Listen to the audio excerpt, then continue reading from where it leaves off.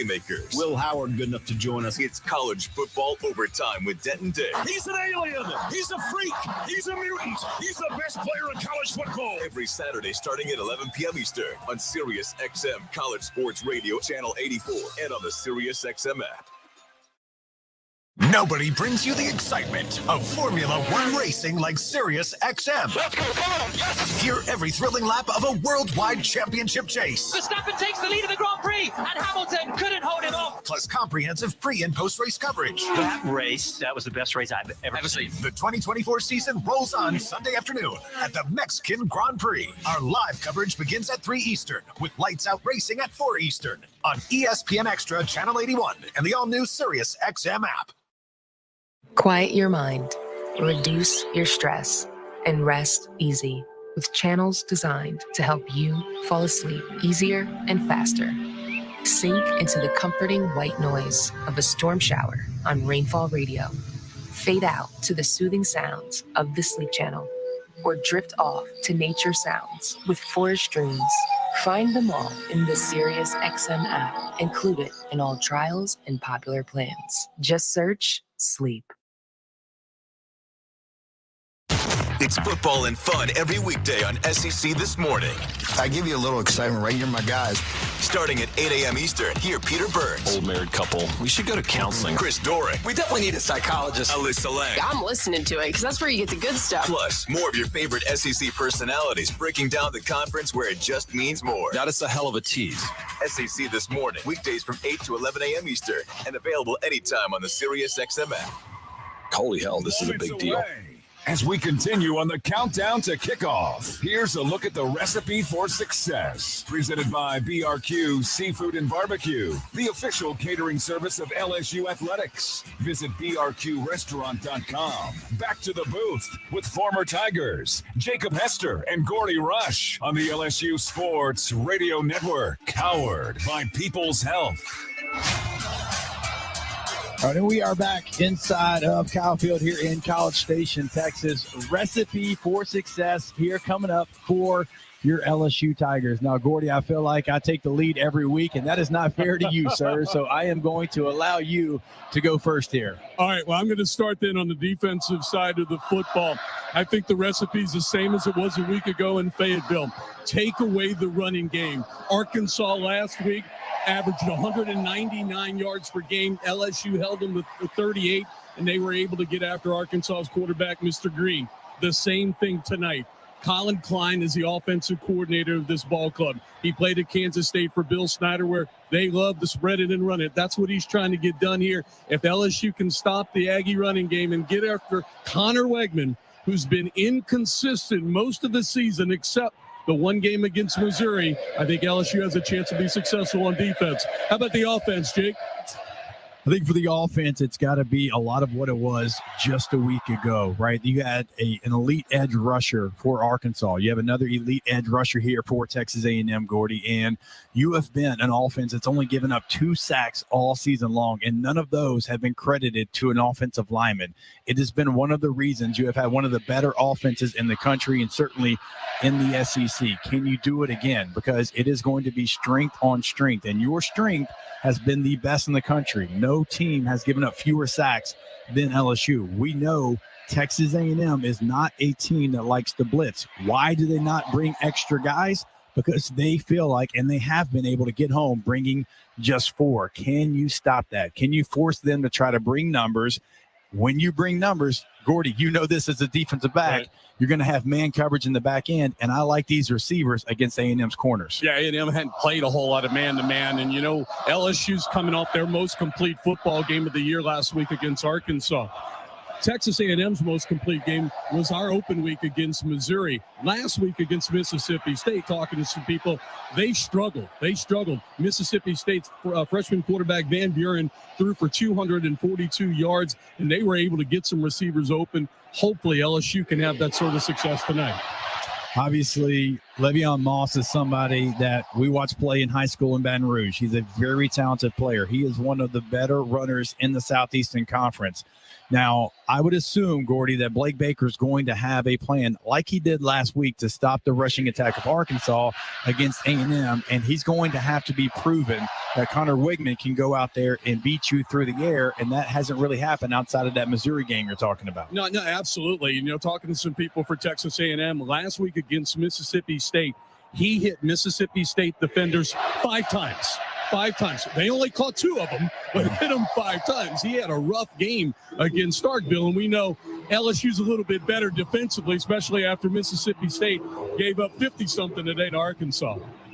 One other thing to pay attention to, as we mentioned in the starting lineups, TJ Shanahan for Texas A&M, a redshirt freshman, going to get the start. Now, he has Zune, who's one of the better left tackles in the country, next to him. But, Gordy, as you know, when you want to run power and counter and that guard's pulling, you have to be on the same page. That's something to pay attention to early. Yeah, I'm going to be interested to see if Blake Baker is going to attack the 2 guards in the center. Keep in mind, they lost their starting center for the year in the Notre Dame game. So they're down 2 starters from their starting 5. Again, I think it's an opportunity for some twists, some stunts, and we'll see how LSU goes after that. All right, that is the recipe for success for your LSU Fighting Tigers here in Kyle Field against the Texas A&M Aggies. We will step away, and when we come back, we will bring you the coin toss. It is the LSU Sports Radio Network, powered by People's Health. At Albertsons, curbside pickup is easy, but delivery is even easier. Try our new Fresh Pass program and enjoy unlimited free delivery on all your grocery needs. We're offering even more perks like 5% off some of our best brands like O Organic and Open Nature. Plus, even more rewards that never expire to use on gas or free groceries. Start your free 30-day trial today when you sign up for Albertsons Fresh Pass and get free delivery anytime and exclusive perks. Visit albertsons.com/Fresh Pass for program detail. Albertsons, fresh foods, local flavors. At Greenpoint Ag, we know what it takes to help you win on the farm. Whether you're focused on offense or defense, we evaluate the specific needs of your operation through every stage of your growing season to bring you the best in farming. Your success is our passion, so don't settle for a field goal when you can score a touchdown. Greenpoint Ag is game day ready to serve as your trusted agronomic advisor. Learn more about our full array of agronomic and ag technology services at greenpointag.com. Farmer owned, locally focused. We are Greenpoint Ag. Join the school with a winning track record in education. LSU Online and Continuing Education offers over 150 degrees, certificates, and courses, meaning there's a program to match your specific goals. Earn the same on-campus degree from wherever you are. From application to graduation, student support coaches provide one-on-one support to ensure you finish a champion. Start your journey at online.lsu.edu.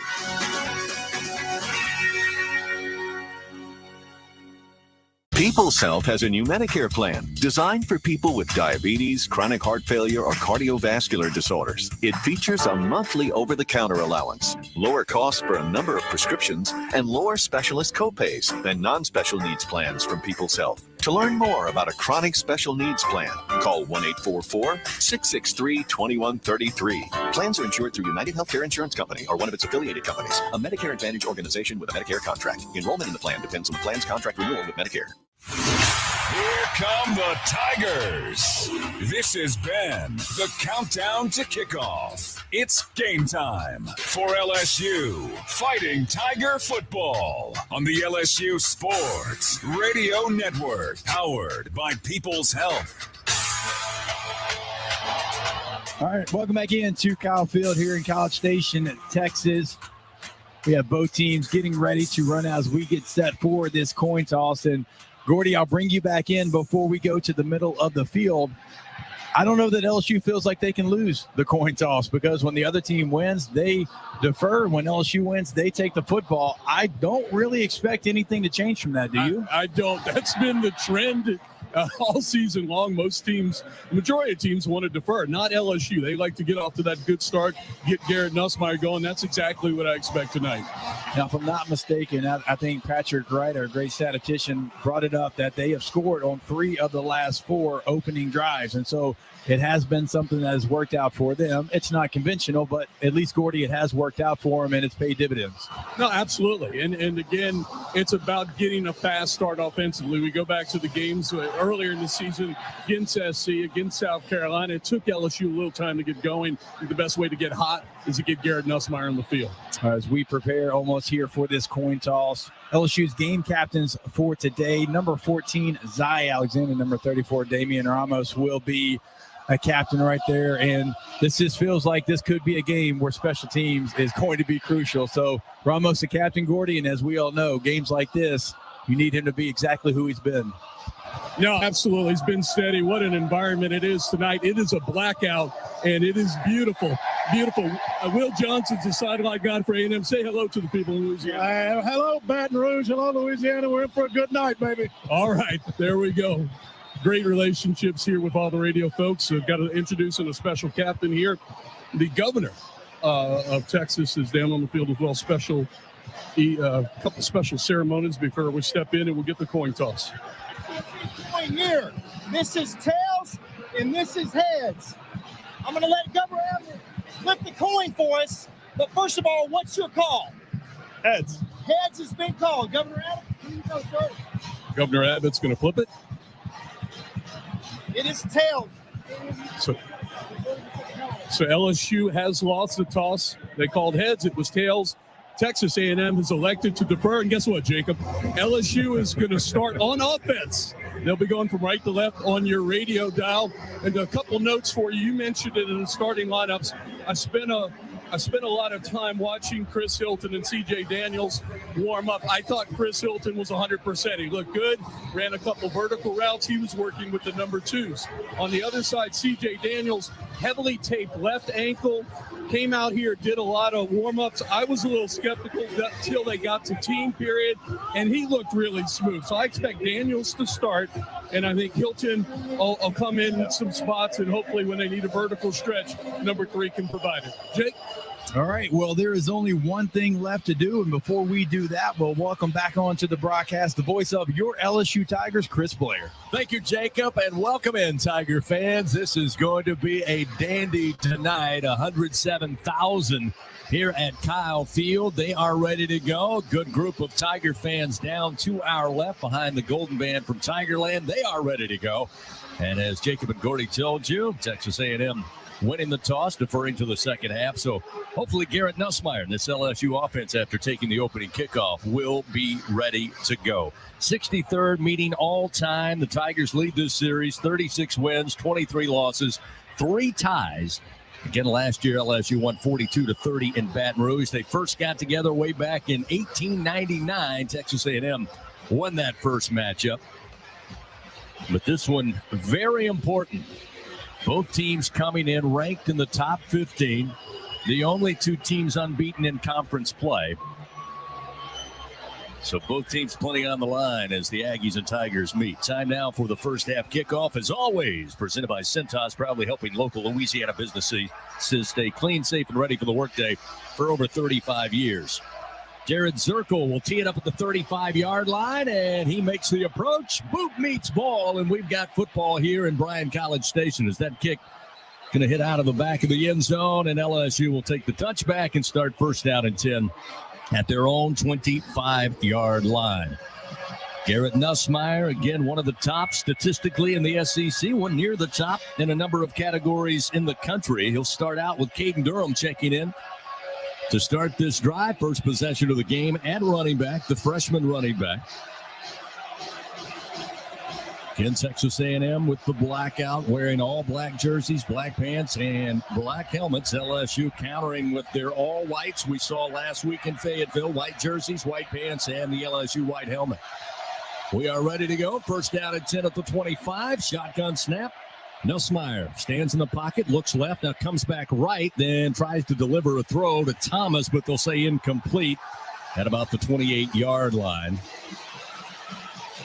Nuss initially, Jacob, looking left and stayed that way for a while and knew he had a release point, but pretty good coverage by Will Lee. Stayed with Thomas, didn't make it easy, so it's incomplete. Second down and 10 at the 25. 2 wide to the right.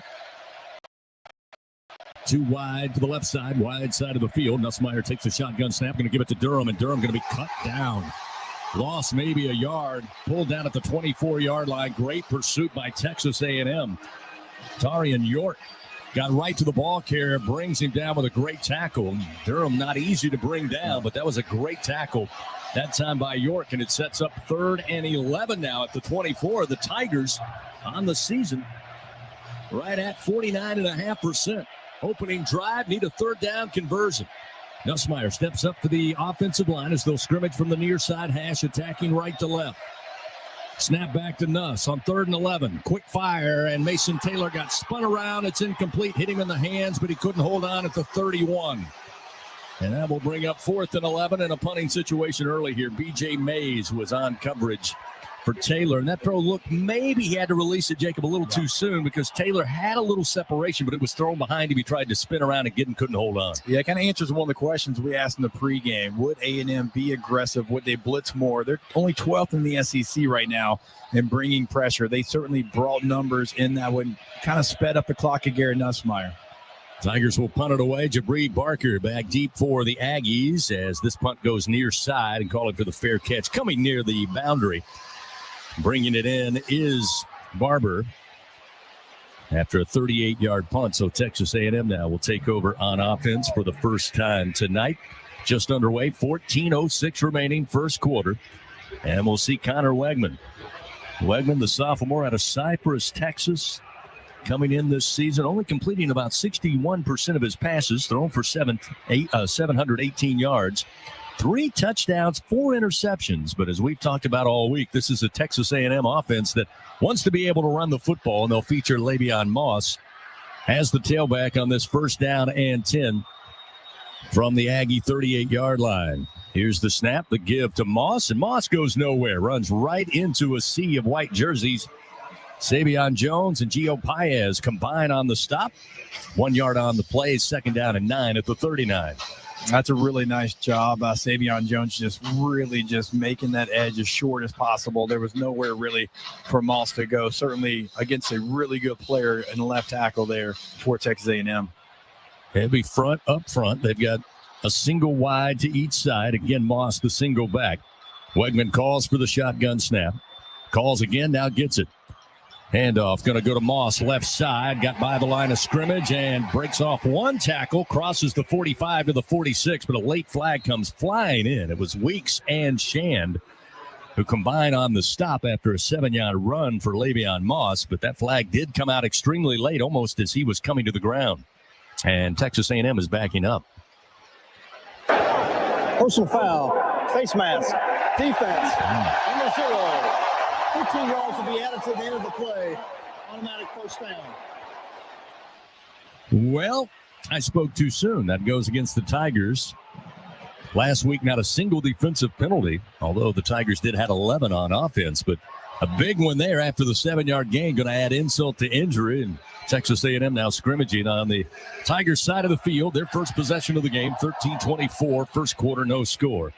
It'll be 1st and 10. They move it now to the LSU 39-yard line. They'll place it down on the far side hash. They'll send 2 wide to the left. 1 receiver just off the formation to the right side. That's the tight end. Now they'll motion a receiver left to right. Wegman gets the snap a little low, but handled. Looking down the middle of the field. Pressure comes. Going to be dropped. Back at the 45-yard line. LSU able to get to the pocket, blow it up. Greg Penn eventually able to knock Wegman down, and a huge play on defense. Loss of 6. That sack brought to you by Train. It's hard to stop the Tigers, and it's hard to stop a Train. That's a really nice design by Blake Baker. You had both inside linebackers coming, being aggressive here early in the passing game. So that backs up the Aggies. 2nd and 16. Move it to the LSU 45-yard line. Wegman again with Moss on a wing to his right side. 2 receivers left, 1 to the right side. 3 at the line of scrimmage for the Tigers. Handoff Moss. Moss going to be stood up and drove back. Check that. It was Amari Daniels who checked in, his first carry of the night. And he got introduced real quickly to the LSU linebackers. Got stood up after they give him forward progress of 3 yards. But that was a heck of a hit for LSU. Yeah, these middle linebackers are being really aggressive right now, be it in their pass rush or their run fits. And Greg Penn right now is playing like that veteran player that you need next to Whit Weeks. So Whit Weeks can be a little bit more free. 3rd down and 13. LSU showing pressure coming. Wegman stops back, throws across the middle and in the hands, but incomplete at the 40-yard line to Noah Thomas. Thomas, the junior out of Pearland, Texas. left wide open, Jacob. You saw that play develop. You saw nobody in the middle of the field in a white helmet, but he couldn't hold on. Hit off his left hand, incomplete. Sets up 4th and 13, and after a promising drive for the Aggies, we'll see Tyler White, the freshman out of Southlake, Texas, come on to punt for Texas A&M. Yeah, I think when LSU showed that pressure look, Wigman didn't think he had enough time. He actually had time. They dropped into coverage. He still rushed his throw. Here's the punt.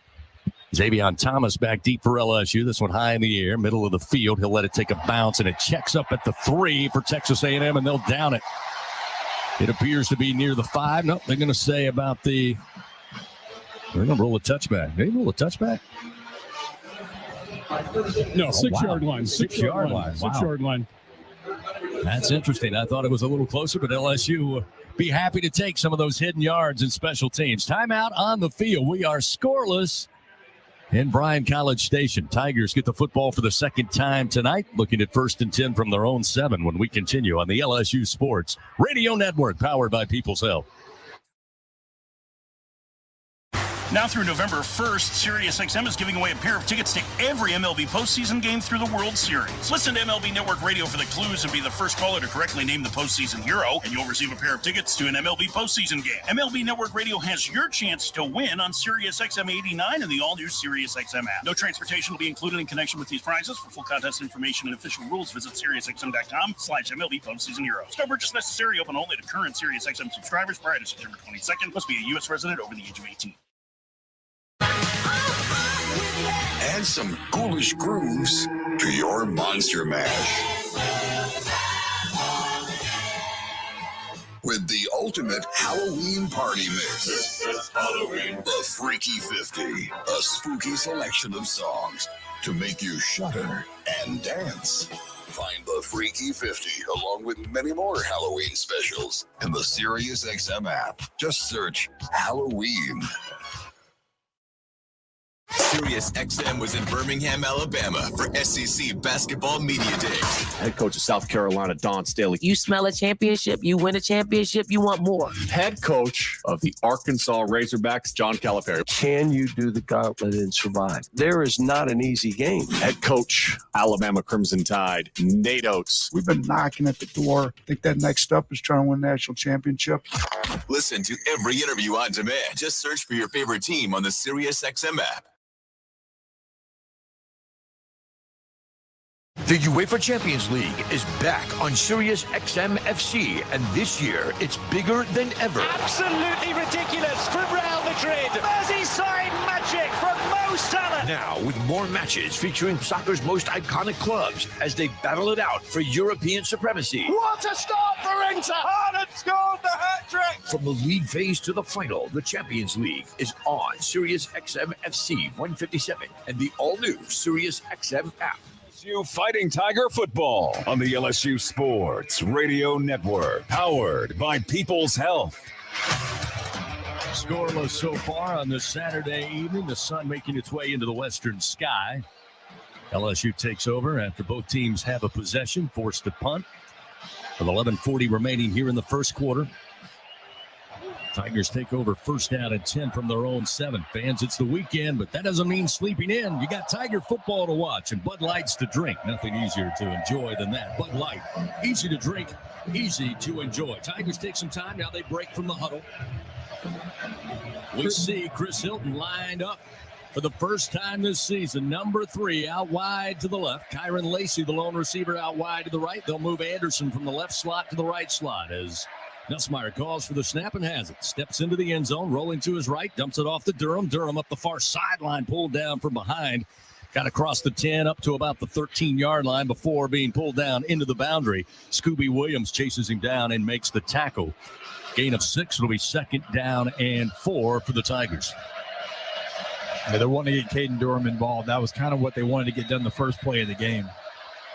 Working from the far side has Durham. Nussmeier gives to Durham, big hole up the middle, and Durham trying to cut to the right side. Nice little cut, but as he tried to plant and go right, he was tripped up, but a gain of 10 picks up a Louisiana Blue 1st down. Scooby Williams again able to just get a hand in there, trip him up. Otherwise, Durham probably still running.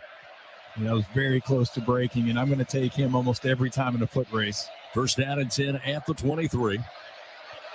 Again, Hilton out wide to the left. Anderson in the slot to the left side. Nussmeier looking left. Late pressure comes, dumps it off to Durham. Durham tries to stiff arm a man and does. Stays up right across the 30, near side 40, 45 across midfield, and finally tripped up at the Aggie 38-yard line. Marcus Ratcliffe saves a touchdown for the Aggies after a 40-yard scamper.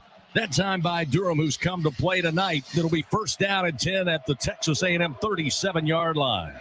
That's a great job by Garrett Nussmeier. There was open receivers deep. He realized he did not have the time to get there. He hit his check down, and that's what a check down can do for you. Louisiana Blue first down. Tigers now scrimmage from the side of the Aggies. This time Josh Williams, the veteran running back, checks in, and he'll get the carry, go up the middle, trying to cut left, but Texas A&M able to get to him quickly and bring him down.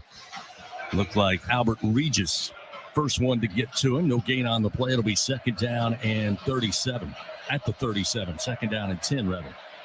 Two receivers right, two to the left. Four at the line of scrimmage for the Aggies. Nussmeier again stepping up to the line. Plenty of time on the play clock. Down to 12. He'll get back in the shotgun, working with Williams. Williams leaks out at the snap. Now the throw over the middle. Catch made by Daniels, and Daniels inside the 30, eventually wrapped up at about the 28-yard line. Looks to be about a yard shy of the first down. A gain of 9. Will Lee able to spin him down quickly. It'll be third and a yard, again at the 28-yard line of Texas A&M. I love his plan. As soon as he catches the football, he's got a plan, and he goes upfield. The first guy never gets him, and now he gives you an opportunity, right? It was supposed to be stopped 4 yards short. Now you got a 1 yard situation to go. I know, talking to you before kickoff, you said the reason I want C.J. Daniels out there is he's an aggressive receiver. He's aggressive to the ball, and he's aggressive after he makes the catch. 3rd and 1 at the 28. Williams again is the featured back. Play clock down to 1. Snap is off. Nussmeier sprint out to the right. Throw far side. Catch made. Daniels has it inside the 25. Picks up the Louisiana Blue first down. Bounced out of bounds to the 20 of Texas A&M. Will Lee again having to just force him wide, as Nussmeier having a lot of success now and really doing a good job, Jacob, of picking up some of the pressure, even delayed pressure from Texas A&M. I mean, that's a great play call. That's, hey, I'm going to go for it even on 4th and 1 if we don't get it here. That's a two-play kind of play call. Really aggressive by LSU. 1st and 10 inside the Capital One red zone. They mark the ball at the Texas A&M 20-yard line. Here's Mason Taylor motioning at the snap. Handoff Williams, a little bit of room. Nice block, and gets him inside the 15, inside the 10, and pulled down eventually at the A&M 7-yard line. Gain of 13 for Josh Williams. B.J. Mays in on the stop for the Aggies, but it's a Louisiana Blue first down, 1st and goal at the Texas A&M 7. That's a really nice play design, but it's even better patience by the running back, Josh Williams. You're going sideways. We talked about it last week. You go sideways until you find the crease you like, and then you go north-south. Nussmeier working along with Williams now on a sidecar to his right. Two receivers right. Lacey, the lone receiver, to the left. 1st and goal from the 7. Nussmeier gives to Williams, and Williams grabbed around the ankles. They wouldn't let go, and eventually help came and bring him down. No gain on the play. It'll be 2nd down goal to go from the 7. It was Kennedy and Turner defensively for Texas A&M.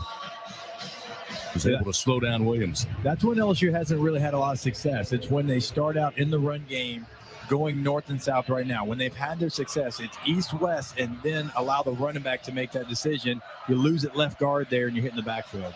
9th play of the drive. 2nd down goal to go from the 7. LSU trying to get on the scoreboard first. Throw out to the flat. Williams has it. He's tackled immediately at the 6-yard line. Only a yard gain. Good closing speed that time for Dalton Brooks, the sophomore, showing his speed. He knew the play was going that way and able to recover and bring down Williams quickly. It'll be 3rd down goal to go from the 6. They'll scrimmage this from the far side hash as LSU again continuing to attack right to left on your dial. Lacey out wide to the right. Anderson sticks in the slot to the left, or rather right side. Taylor in the slot to the left side. Trey'Dez Green checks in as a wide out to the left. Nussmeier throws across the middle looking for Green, but it's overthrown out of his reach in the back of the end zone underneath the crossbar. Incomplete. Sets up 4th down and goal to go from the 6, and we'll see Damian Ramos come on. Ramos last week, SEC Special Teams Player of the Week, had 4 field goals made. Tied a career-long 48, hit another from 47, and a couple from 33 yards out. Not bad for the kicker to get 14 of your 34 points. You probably should be Special Teams Player of the Week. You're absolutely right. He'll try to get LSU on the scoreboard here in the first quarter. Slade Roy will snap it back. Peyton Todd will hold. Here it comes. The kick on its way, and the kick is good. LSU takes an early 3-0 lead over the homestanding Aggies of Texas A&M with 6:15 remaining here in the first quarter. With that kick, that good kick, the good hands at Allstate will contribute to the Tigers General Scholarship Fund. Thank you, Allstate. Tigers lead 3-0. We'll take a timeout and return right after this on the LSU Sports Radio Network, powered by People's Health. Tiger fans, this is Bob McLaren with 44 Farms. We're so honored that you're enjoying our 44 Farms Tiger Dogs in Tiger Stadium. Did you know we've been turning meals into celebrations since 1909? You can do the same by visiting 44steaks.com. Go Tigers! 44 Farms, proud partners of LSU Athletics. It's not about how you start the job. It's whether or not you finish that counts. The Ford F-150 truck can help. With the freedom to choose between available gas, Power Boost Hybrid, or all-electric powertrains, you'll have the power, capability, and efficiency you need to get the job done right. No wonder Ford F-Series is America's best-selling truck 47 straight years. Ford F-150 and your Southern Quality Ford dealer. Proud sponsor of LSU Athletics. It's coming to a retailer near you. Prepare yourself, Louisiana, for the multiplier games from the Louisiana Lottery.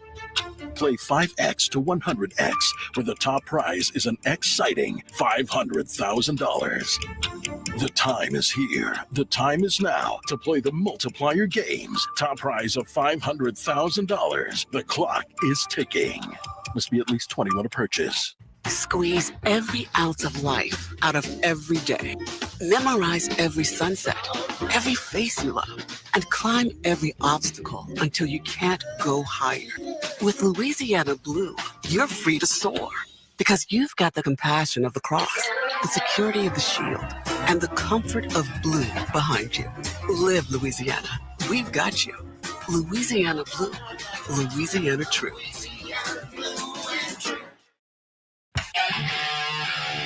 This is LSU Fighting Tiger Football on the LSU Sports Radio Network, powered by People's Health. 6:15 remains, first quarter action. LSU on the board. They lead 3-0 over homestanding Texas A&M. Take a look at that scoring drive for your Tigers, presented by LSU Online. Score big in your career with LSU Online and continuing education. Tigers go 10 plays, 87 yards. 5 minutes, 26 seconds off the first quarter clock. They had to settle for a 23-yard field goal, but it was good by Damian Ramos, certainly well within his range, and the Tigers get on the board first. Texas A&M set to get this ensuing kickoff. A reminder, LSU Athletics would like to thank its Team LSU corporate partners, Cox, McDonald's, Our Lady of the Lake, Albertsons, Louisiana Blue, Coca-Cola, and Hancock Whitney. Tigers, 85 yards total offense. 63 of that through the airs. Garrett Nussmeier again. 5 of 8 to start the game for 64 yards. Aaron Burrell will kick it off. He's the kickoff specialist, freshman from Bossier City with a very strong leg. Terry Bussey back deep for the Aggies. Here's the approach by Burrell. Puts a foot into it and headed towards the goalpost, and he's going to get one soon, Jacob. That one is the back of the end zone for a touchback, but he's going to put one through very, very soon. Yep. This is such a weapon for LSU. I mean, that's a dynamic playmaker back there for A&M. And when you got a guy that you know can put it in the back of the end zone, not just the end zone, huge weapon. So on come the Aggies offense for the second time tonight. Again, Connor Wegman has a nice 1-2 punch in that backfield with Amari Daniels and, of course, Le'Veon Moss, the heralded junior from Walker, Louisiana. First down and 10 at the 25 for the Aggies. Motion a receiver prior to the snap. Wegman throwing, put a lot on it, but threw it behind his intended receiver. Missed by maybe 3 or 4 yards on that route. Cyrus Allen was looking for it, had a step on the defender, but that one certainly a radio ball. You could maybe hear it. He didn't see it. Yeah, that's twice that he's kind of hurried his mechanics when he really didn't have to. Yeah. And, both passes have actually gone to the left and kind of sailed on him. Second down at 10 at the 25. Short side of the field, a single receiver. 2 to the right side with a single back. Tigers now with 4 at the line of scrimmage, 3 with a hand in the dirt. Handoff, and LSU closes quickly. Not much doing on the ground. Again, stopped at the line of scrimmage. Looks like we'll have third down at 10. Great job again by Gio Paez. Transfer from Wisconsin has been really a stalwart up front. We talked about this aggressive nature that LSU has started to find defensively. And, of course, the names Braden Swinson, Savion Jones, and that linebacking core of Weeks and Penn. But the job, the interior of this defensive line maybe goes unnoticed, but not by the coaching staff and not by the results. Third down and 10 at the 25. Big bingo pest product third down for this Tiger defense. LSU up 3-0 here in the first quarter. And another shaky snap, but handled by Wegman. He'll drop it off into the flat to his running back, who lost the football. Fumble. Scrum for it at about the 37-yard line. They say LSU football. Late flag comes out. Looks like Jordan Gilbert, the safety, was able to get to it as they dropped that off in the flat to Le'Veon Moss. He broke a tackle at about the 30, Jacob, and then almost looked like he was overextending trying to get to his stride, and LSU popped him and the ball came out. Yeah, he was definitely trying to open it up, and he got reckless with the football. It started to swing on him. As a running back, you just can't do that because there's always somebody coming, and that's what got him in trouble. But that means a lot to Gilbert getting that play in this stadium. No doubt.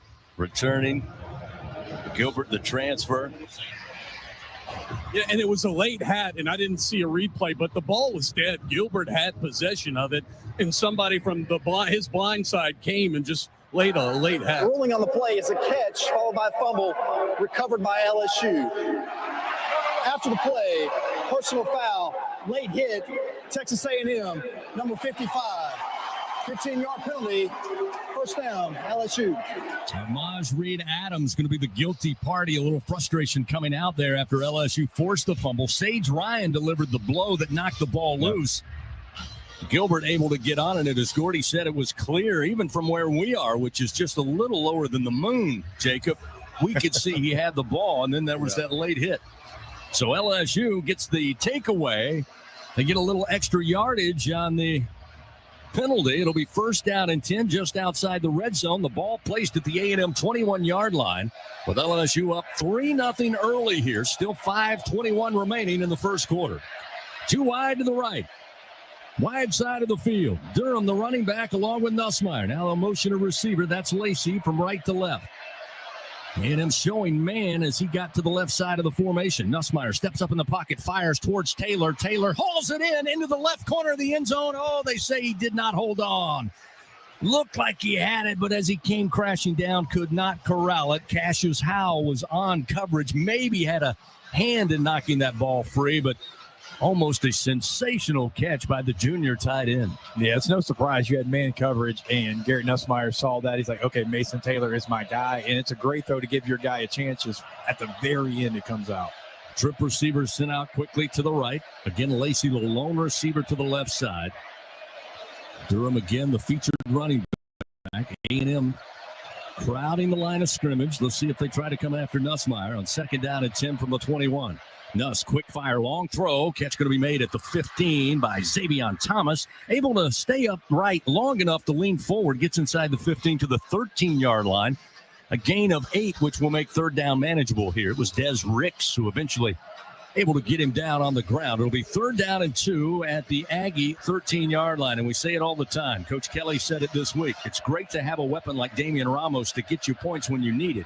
But when you're on the road, this type of environment, you've got to find the end zone. And LSU with a great opportunity here, but they've got to convert on 3rd and 2. Nussmeier again stays in the gun. Trip receivers to his left, looking left. Throws, catch on the slant made by Trey'Dez Green inside the 10, inside the 5, and put down at about the 3-yard line. A gain of 11, a Louisiana Blue first down for the Fighting Tigers. Bryce Anderson saves a score for Texas A&M. As Trey'Dez Green gets his first catch of the night, the freshman tight end, going to be a star for this Tiger football team and expecting to be a star for Matt McMahon and the basketball Tigers. Yeah, it's just such a big body. It's a mismatch across the board, and just allow him to go make a basketball move and box him out. First down, goal to go from the Aggie 2. Nussmeier under center.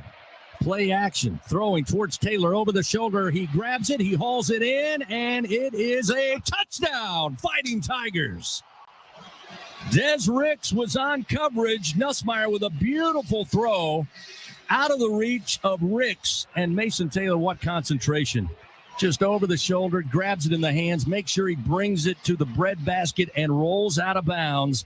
And LSU takes a 9-0 lead with a point after upcoming. That touchdown brought to you by Louisiana Blue, official health insurance of LSU athletics. I mean, his athletic ability gets lost sometimes. Oh, yes. Honestly, I was like, is he going to be able to get there? He got there, the concentration to be able to bring that one in. He is such a weapon for LSU. The line judge didn't give the signal. It was the back judge who came over and made sure he still had the football. Ramos splits the uprights.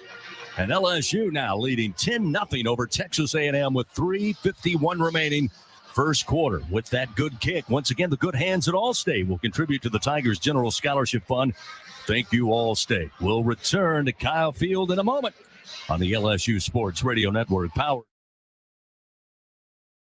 SiriusXM Triumph. Get real answers with Dr. Laura. No nonsense advice about relationships, marriage, kids. Tough love. It happened is not a phrase anybody uses when they take responsibility. Inspiration. Every time you go to bed with a negative thought, you have to match it up with a positive one. That's your new rule. Dr. Laura. Plus, Megan Kelly, Glenn Beck, Nancy Grace, and Dave Ramsey. All on Triumph. SiriusXM 111 and on the SiriusXM app.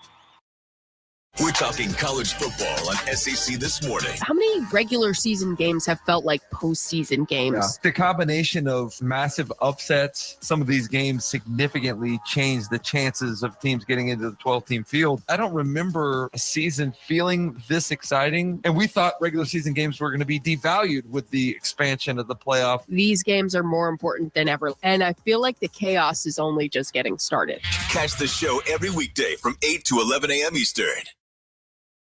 The NASCAR Cup Series is on SiriusXM. We're back on the track Sunday. 1:30 p.m. Eastern. It's the Straight Talk Wireless 400 from Homestead Miami Speedway on SiriusXM NASCAR Radio Channel 90 in the car and on the all-new SiriusXM app. Get closer to everything that moves you wherever you are with the SiriusXM app. Let's make some smoke and drink some beer. Yes! Quiet your mind, reduce your stress, and rest easy with channels designed to help you fall asleep easier and faster. Sink into the comforting white noise of a storm shower on Rainfall Radio. Fade out to the soothing sounds of the Sleep Channel, or drift off to nature sounds with Forest Dreams. Find them all in the SiriusXM app, included in all trials and popular plans. Just search Sleep. LSU Sports Radio Network, powered by People's Health. Your Tigers of LSU leading Texas A&M 10-0, 3:51 remaining here in the first quarter. Fans, Blue Cross Blue Shield of Louisiana, proud to be the official health insurance of LSU athletics. Louisiana Blue, live Louisiana. We've got you. Let's go down on the field. A Sunshine Sideline report. Gordy Rush, it was interesting. First down, goal to go at the 2. LSU goes with 2 running backs, Williams and Jackson. And then they brought a blocking back or a tight end. They had 3 running backs, and you could tell Texas A&M really thought they were going to try to pound it in the end zone. Great play call. They pull it away and throw to Mason Taylor. He makes a spectacular grab. No, absolutely. And I go back to Jacob's comments during Recipe for Success. Look, Texas A&M's 12th in the SEC in blitzing. That means they don't play a ton of man-to-man. And that means LSU sees a lot of man-to-man and are good. And they got a lot of great matchups. And I think they've done a great job here in the first quarter of exploiting those matchups. Mason Taylor the last couple of times. You can see, Jacob, they like either the safety or the linebackers covering Taylor, and that's a win for LSU. It's almost automatic, CB, when he sees Mason Taylor with a linebacker safety, he's almost going to go to him in that one-on-one matchup. Aaron Burrell once again set to kick it back to the Aggies. Again, Terry Bussey will be back deep for Texas A&M. He'll just take a look at this one, and it bounces out of the back of the end zone, and Texas A&M will have their third possession of the night, starting first down and 10 from the 25. Checking that scoring drive again, all started. Sage Ryan forced the fumble. Jordan Gilbert falls on it. LSU starts at the 21-yard line after a unsportsmanlike penalty. And then the Tigers go 4 plays, 21 yards, a minute 30 off the clock, a 2-yard touchdown on the pass to Mason Taylor. And that is your LSU Online scoring drive. Score big in your career with LSU Online and continuing education. Twin backs here for Texas A&M, but at the snap, they will hand it off to Moss. Moss breaks a tackle, now off and running up across the 40, the 45, makes his way near midfield before eventually LSU's Ashton Stamps able to bring him down. And Moss showing the damage he can do there. Looked like LSU was going to be able to stop him there, Jacob, after maybe a 3-4 yard gain, but he just spins away from that tackle that didn't wrap up and then showed that speed to get to midfield and a 25-yard gain and a first down for the Aggies. Yeah, it was just single high safety cover one by LSU, and it was one-on-one with Gilbert. He was able to break the tackle. Again, twin backs. Now they'll motion Bussey, the wide receiver. They'll put him in the slot to the left. Wegman looking left, now spins back to his right, throws it to Moss and hit him in the stone hands, right in the hands, and goes straight down into the turf, incomplete. It'll be second down and 10 at midfield. Yeah, he didn't have as much room, I think, as he thought he did. Greg Penn actually did a nice job on it, but still, I mean, that's a 4 or 5 yard gain, sets you up in much better on schedule 2nd and 5 than 2nd and 10. Those keeping score at home. That's the third drop across the middle for Texas A&M early in this game. Second down and 10 at midfield. 2 wide to the left, 1 to the right side. Again, Moss the single back. Long snap count. Wegman waits, a third clap, and he gets the football. Handoff Moss, left side. Tried to spin off this hit, but he goes down. Couldn't spin off of Greg Penn, who bounced him into the turf after a gain of maybe just 2. They'll say third down and 8 at the LSU 48-yard line. Tigers leading 10-0. 2:51 clock moving here in the first quarter. Now we'll see Amari Daniels check back in at running back. Daniels, the junior out of Miami, Florida. Aggies 0 for 2 so far early on. In third down conversions, came into the game at about 45.5%. Trip receivers combo to the right side. There's that I formation defense for LSU, and here's the snap. They give them Daniels, and Daniels running downhill to his right. It's a punishing blow and knocked down, but he makes his way inside the 40 to about the 37-yard line. Jordan Gilbert gave the big hit, but it's a gain of 11 yards and a first down for Texas A&M. Yeah, I'm curious if that was a check based off of that kind of Maryland eye, as we joke, defense, because it is going to be favorable for you to be able to go and run against it. So we have a whistle, and maybe they want to check the spot. They move the football back. They had it originally placed at the 36, but now they move it between the 37 and 38-yard line. So for all practical purposes, it's first and 10 at the 37 for Texas A&M. Down 10-0 to LSU here in the first quarter. Wegman, quick fire across the middle. This time catch is made, breaking one tackle, but not a second, but inside the 25 to the 24-yard line as Jabri Barber picks up another first down. Gilbert was there to make the tackle. The safety for LSU, but now starting to get some rhythm after a 14-yard gain. It's first down and 10 at the LSU 23-yard line. 3 wide to the right. That's the short side of the field. Wegman looks right. Here comes late pressure, and he will just throw this one away into the Tigers' sideline. Incomplete. Lives to snap another day. It's second down and 10 at the 23. That's a nice job by a couple of veteran DBs by LSU. They tried to do, basically the screen and go, and LSU was all over it. That's going to be a hard group to get that play against, as veteran as they are. Le'Veon Moss checks back in at running back. Second down at 10 at the 23-yard line. They scrimmage from the near side hash as Wegman takes the snap. Hand off Moss, cut back left, and up the middle of the field, makes his way to the 20 after a gain of 3. It'll be third down and 7. Savion Jones On the tackle for LSU, the senior out of Vacherie, Louisiana, who's really come on strong. He and Swinson both have taken to Coach Kevin Peoples, that edge rushing coach for LSU, and turned them into quite a force. 3rd and 7 at the 20. Big bingo pest product 3rd down here. Randy Bond, the place kicker, pretty good leg for the Aggies, but that's not what they're interested in right now. 3 receivers to the left side. Wegman steps up in the pocket, delivers into the flat. Running far side inside the 10, eventually forced out of bounds is Barber with his second catch on this possession. Sage Ryan forces him into the boundary, but a gain of 14 yards. And Texas A&M now looking at first down goal to go from the LSU 7-yard line, trying to keep Texas A&M out of the end zone here, leading 10-0 on the Tigers. CB, you mentioned it earlier in the broadcast about kind of how long A&M's taking. It's 3 claps. They're doing that because LSU brings so much pressure. They're trying to see where it's coming from, and so they are taking their time at the line trying to figure it out. Down to 15 seconds remaining here in the first quarter. First down goal to go from the 7 of LSU. Handoff to Moss, who almost dropped the football, but gets under control and straight up the middle into the end zone, and Texas A&M's on the board. Moss with the scoring touchdown makes it 10-6 with a point after upcoming. That's his 9th rushing touchdown of the season. That one looked a little too easy. Again, credit that offensive line for Texas A&M. A huge hole got him through there. He nearly lost the handoff. But once he got set, he had nothing but green grass in front of him. And we'll see Randy Bond come on, try to cut this to a 3-point LSU lead. Waiting for some of the smoke to clear from the cannon. Now the snap, placement down. Bond puts a foot into it, and the kick is good. 10-7 our score now with 7 seconds remaining here in the first quarter. Texas A&M's offense gets on track. 9 plays, 75 yards, 3 minutes, 44 seconds. 7-yard touchdown run for Le'Veon Moss. Again, his 9th rushing touchdown of the season. Something to kind of pay attention to if LSU does kind of that I formation on the defense again. They thought it was a passing situation. I think it was 3rd and 7, 3rd and 8, and they were trying to get after the quarterback. It did look like A&M checked run, even though it was 3rd and 8, and so they were able to pick it up. I wonder if LSU kind of goes back to that because that was a crucial down, obviously, on that drive to get into the end zone. Jared Zirkle will have the honors to kick it back to LSU. Xavion Thomas, along with Josh Williams, set back deep for the Tigers.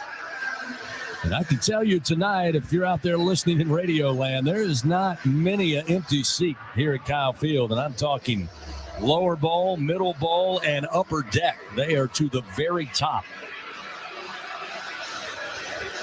And they finally had something to cheer about here after A&M goes down and gets on the scoreboard. Here's the approach by Zirkle. He'll put a strong foot into this. And will be fielded at the goal line. Coming out of the goal line across the 10, the 15, far side to the 20. Going to be Thomas. And that'll be the final play of the first quarter. So the Tigers will start 1st and 10 from their own 20 as the second quarter comes our way. After 1 here in Bryan College Station, LSU 10, Texas A&M 7. Back after this on the LSU Sports Radio Network, powered by People's Health. It's snack time in Death Valley. Hey, Tiger fans. Bruce Buffer here, voice of the UFC, to talk about my friends at Kudo Protein Popcorn. Kudo Protein Popcorn is now the official popcorn of LSU Athletics and is fueling the LSU football players to victory. Kudo is packed with 5 grams of protein per serving and comes in 3 delicious flavors of white cheddar, garlic parmesan, and salty sweet kettle corn. Head to kudosnack.com and use promo code LSU for 15% off your order. Go Tigers! Hi, I'm Kevin Falk, LSU Hall of Famer. My years at LSU were amazing. I've always loved celebrating with my teammates, especially when someone was serving up some delicious Manda salsa. For a lot of Tiger fans, it's just not game day without Manda in the mix. Serving top quality sausages in original season is Manda's strong side, but it's Manda's flavor that's always got me running back for more. You get it? Running back for more. After 75 years, the flavor still says it all. Manda Fine Meats, the official smoked sausage of LSU Athletics. How powerful is Cox Fiber? Powerful enough to stream all my live sports actually live? Yep. Powerful enough to share my screen more smoothly? You got it. Powerful enough to keep my games online and my squad on top? Oh, yeah. That's pretty powerful. powerful. Introducing Cox Company with the fastest download speeds 9 years in a row. It's internet built for tomorrow, today. Cox, always building better. Limited availability in select areas. Speeds vary and are not guaranteed. Cox terms and other restrictions may apply. Analysis by Ookla Speed Test Intelligence in Las Vegas, Omaha, Phoenix. Fixed median download speed Q2 2016 to Q1 2024. Some days you hit snooze, but not today. Today you have to go on a run to get burgers for the tailgate. You've got to haul something heavy, a cooler stocked with Bud Light. And you've got beer and football, nothing is hard. Until the other team scores. Bud Light, easy to drink, easy to enjoy. Enjoy responsibly. 21 plus, copyright 2024 Anheuser-Busch, Bud Light Beer, St. Louis, Missouri. Second quarter action of LSU Fighting Tiger football, presented by Dudley DeBosier, continues from the LSU Sports Radio Network. We start the second quarter of action here at Kyle Field. LSU, after one quarter, leading Texas A&M 10-7. Fans, it's hard to stop a train, but it's easy to afford one at TrainSouth.com. Find an AC and heating dealer and special offers. TrainSouth.com, proud partner of LSU Athletics. Taking a look at those first quarter stats, as always, brought to you by Hancock Whitney. Both teams with 5 first downs there in the first quarter. Tigers with 22 yards on the ground, 85 through the air. Nussmeier 8 of 12 for those 85 yards. Does have a passing touchdown. Total of 107 for the Tigers in that first quarter. On the ground for the Aggies, 53 yards rushing, 38 through the air. 91 total yards of offense. Le'Veon Moss, 7 carries, 45 yards so far. He did have that touchdown in the waning moments of the first quarter. Let's go down on the field. Sunshine Sideline Report. Gordy, we know Mike Elko, great defensive mind. He'll make some adjustments during this game, but if you're LSU, you got to like what you've done so far, offensively averaging 6.3 yards per play. Yeah, I think LSU's dictated pace, and again, Texas A&M has got to bring some pressure up and try to get after Garrett Nussmeier. If they just sit back, he's going to pick them apart. And like Jacob said, that's not what they do. On the flip side, last series for LSU's defense, 2 things. One, you got to stop running. They have 53 yards rushing. That's what they want to do. They had 2 big runs there and too many missed tackles. Too many missed tackles on the drive. That'll get you beat any day. First down and 10 at the 20 as LSU takes over and starts this second quarter of action. Nussmeier working with Caden Durham in the backfield. Will take the snap. 5 steps. He drops back, airs this one down the field and overthrown. Maybe not on the same page with Hilton. Luckily, it was overthrown by everybody. The closest player in the vicinity, I believe, was Des Ricks, but it was thrown over his hand, incomplete. It'll be second down at 10 at the 20. Yeah, it's like Hilton kind of got spun around, and then he didn't continue on with his route. And LSU is fortunate that one ended up on the grass and not in the hands of a Texas A&M defender. Second down and 10 at the 20. 3 wide to the left. Now Mason Taylor will get a little closer to the line of scrimmage here. As the snap comes back to Nussmeier. Handoff to Caden Durham. And Texas A&M blows that play up quickly. No gain as he's dropped right at the 20. Bryce Anderson, the safety, coming in, makes a great stop against the run. And just like that, it's third down and 10 at the 20. Tigers 2 for 4 so far this evening. A bit of a safety ball run at the 20-yard line. You're looking to certainly keep this drive going. A&M taking a little of the momentum after that scoring drive. Tigers had it all in the first 12 minutes. We got somebody jumping up front. Flags come in. LSU says they got in the neutral zone. A&M says they were drawn off sides. Let's see. Again, our SEC crew, our crew chief Kyle Olson, the referee, will meet with his colleagues. Looked like Shamar Turner jumped. Whether or not he was brought off sides, we'll have to wait and see. False start. Offense, number 13 for throwing his hands forward. It's a 5-yard penalty. Go down. Gordy, I don't know if you had a better vantage point. I was looking through my binoculars, and the first person I saw move was Shamar Turner. Yeah, they called it on Garrett Nussmeier. He made some movement with his hands that drew the team off Texas A&M offside. Jacob, that's a new one for me. Brian Kelly's giving him an earful. So it backs up the Tigers 3rd and 15. A ton of procedural penalties last week. Back at the Tigers' own 15-yard line. Here's Kyle Field starting to get loud. The building's swaying. 3 at the line of scrimmage for the Aggies as Nussmeier drops back. Obvious passing situation. Steps up, throws on the run. Coming back for it, trying to haul it in. And making the catch, Kyron Lacey. Up across the 45. They say he hauled it in at the 48-yard line. A Louisiana Blue first down for the Tigers, a gain of 33 yards. Will Lee was on coverage. But again, the Tigers wide receivers coming back to the football make the play. That is a great job by Nussmeier, knowing he couldn't throw it over the top. Just make it where your guy can go make a play. First down and 10 now at their own 48-yard line. Handoff Williams running through traffic. Makes his way to midfield just into Aggie territory. A gain of 2. It'll be 2nd down and 8. Nick Scorton was there eventually making the stop for Texas A&M. 13-28, clock moving, second quarter, 10-7 LSU leading over the Aggies.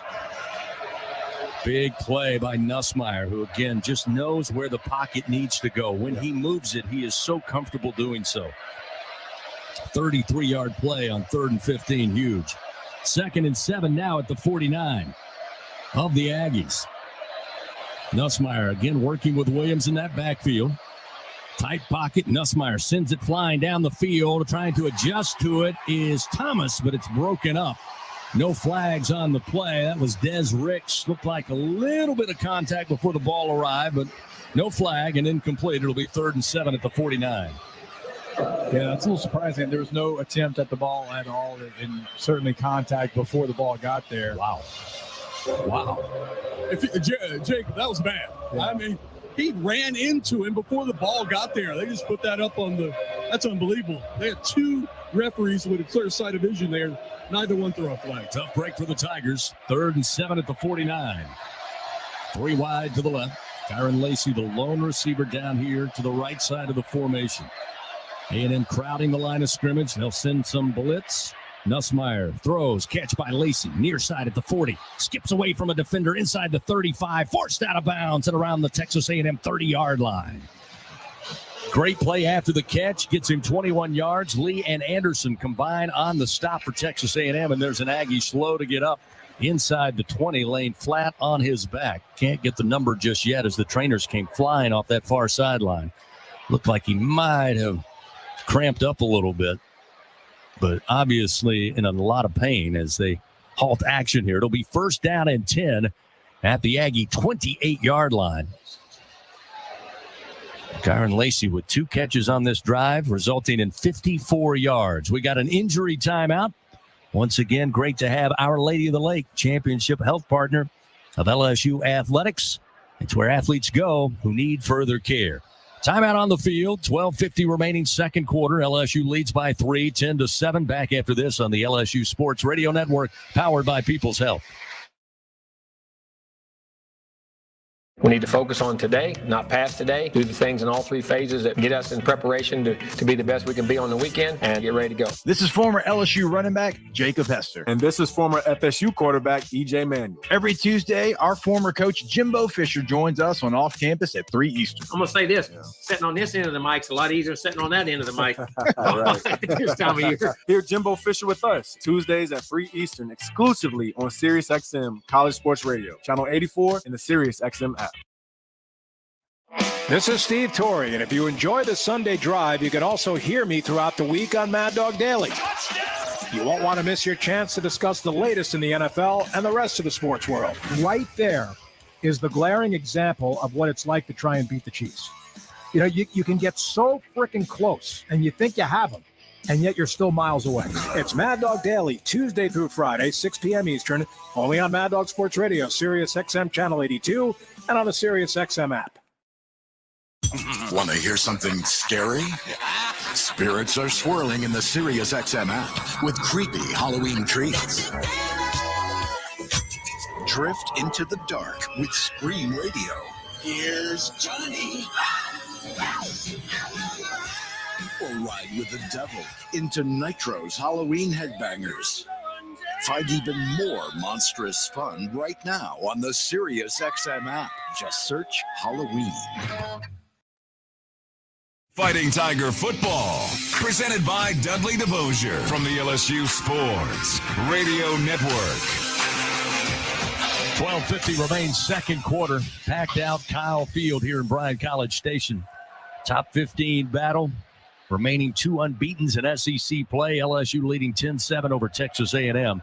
Fans EFCU Financial celebrating its 90th anniversary. They're proud to be the centennial sponsor for 100 years in Tiger Stadium. EFCU Financial is the Louisiana way to bank. LSU, after backpedaling a little bit after getting this football, a couple of big plays to Kyron Lacey. Who else? 2 catches, 54 yards on this drive alone. Now they look at 1st and 10 at the 28. And Jacob, I was asking you and Gordy during the timeout. We see so many times these LSU receivers come back to the football to make these plays. Sometimes you think maybe a quarterback can't get the ball to them, but I think this is by design. No, I think it is as well. I mean, you have the entire room does a great job of attacking the football, strong hands. The DB can't make a play on it. And also, they have a plan for after they catch it. They get positive yards. The entire room does it. Thomas sent out wide to the left. Anderson in the slot. It'll be Taylor and Lacey wide to the right. Caden Durham, the featured running back. He's going to get the carry off the right side. Looked like he had a little bit of room, but nice closing speed again by Texas A&M. Howell and I believe Sanford combine on the stop. Damian Sanford, the middle linebacker, and Cassius Howell able to get in there and make the stop. 2nd down and 8 after a gain of 2. Ball at the 26-yard line. LSU taking some time, changing personnel. Thomas comes off the field. Chris Hilton checks in as wideout. Again, first game as a Tiger here in 2024 after battling a tough and lingering bone bruise. Anderson motions. And now it looks like there's movement.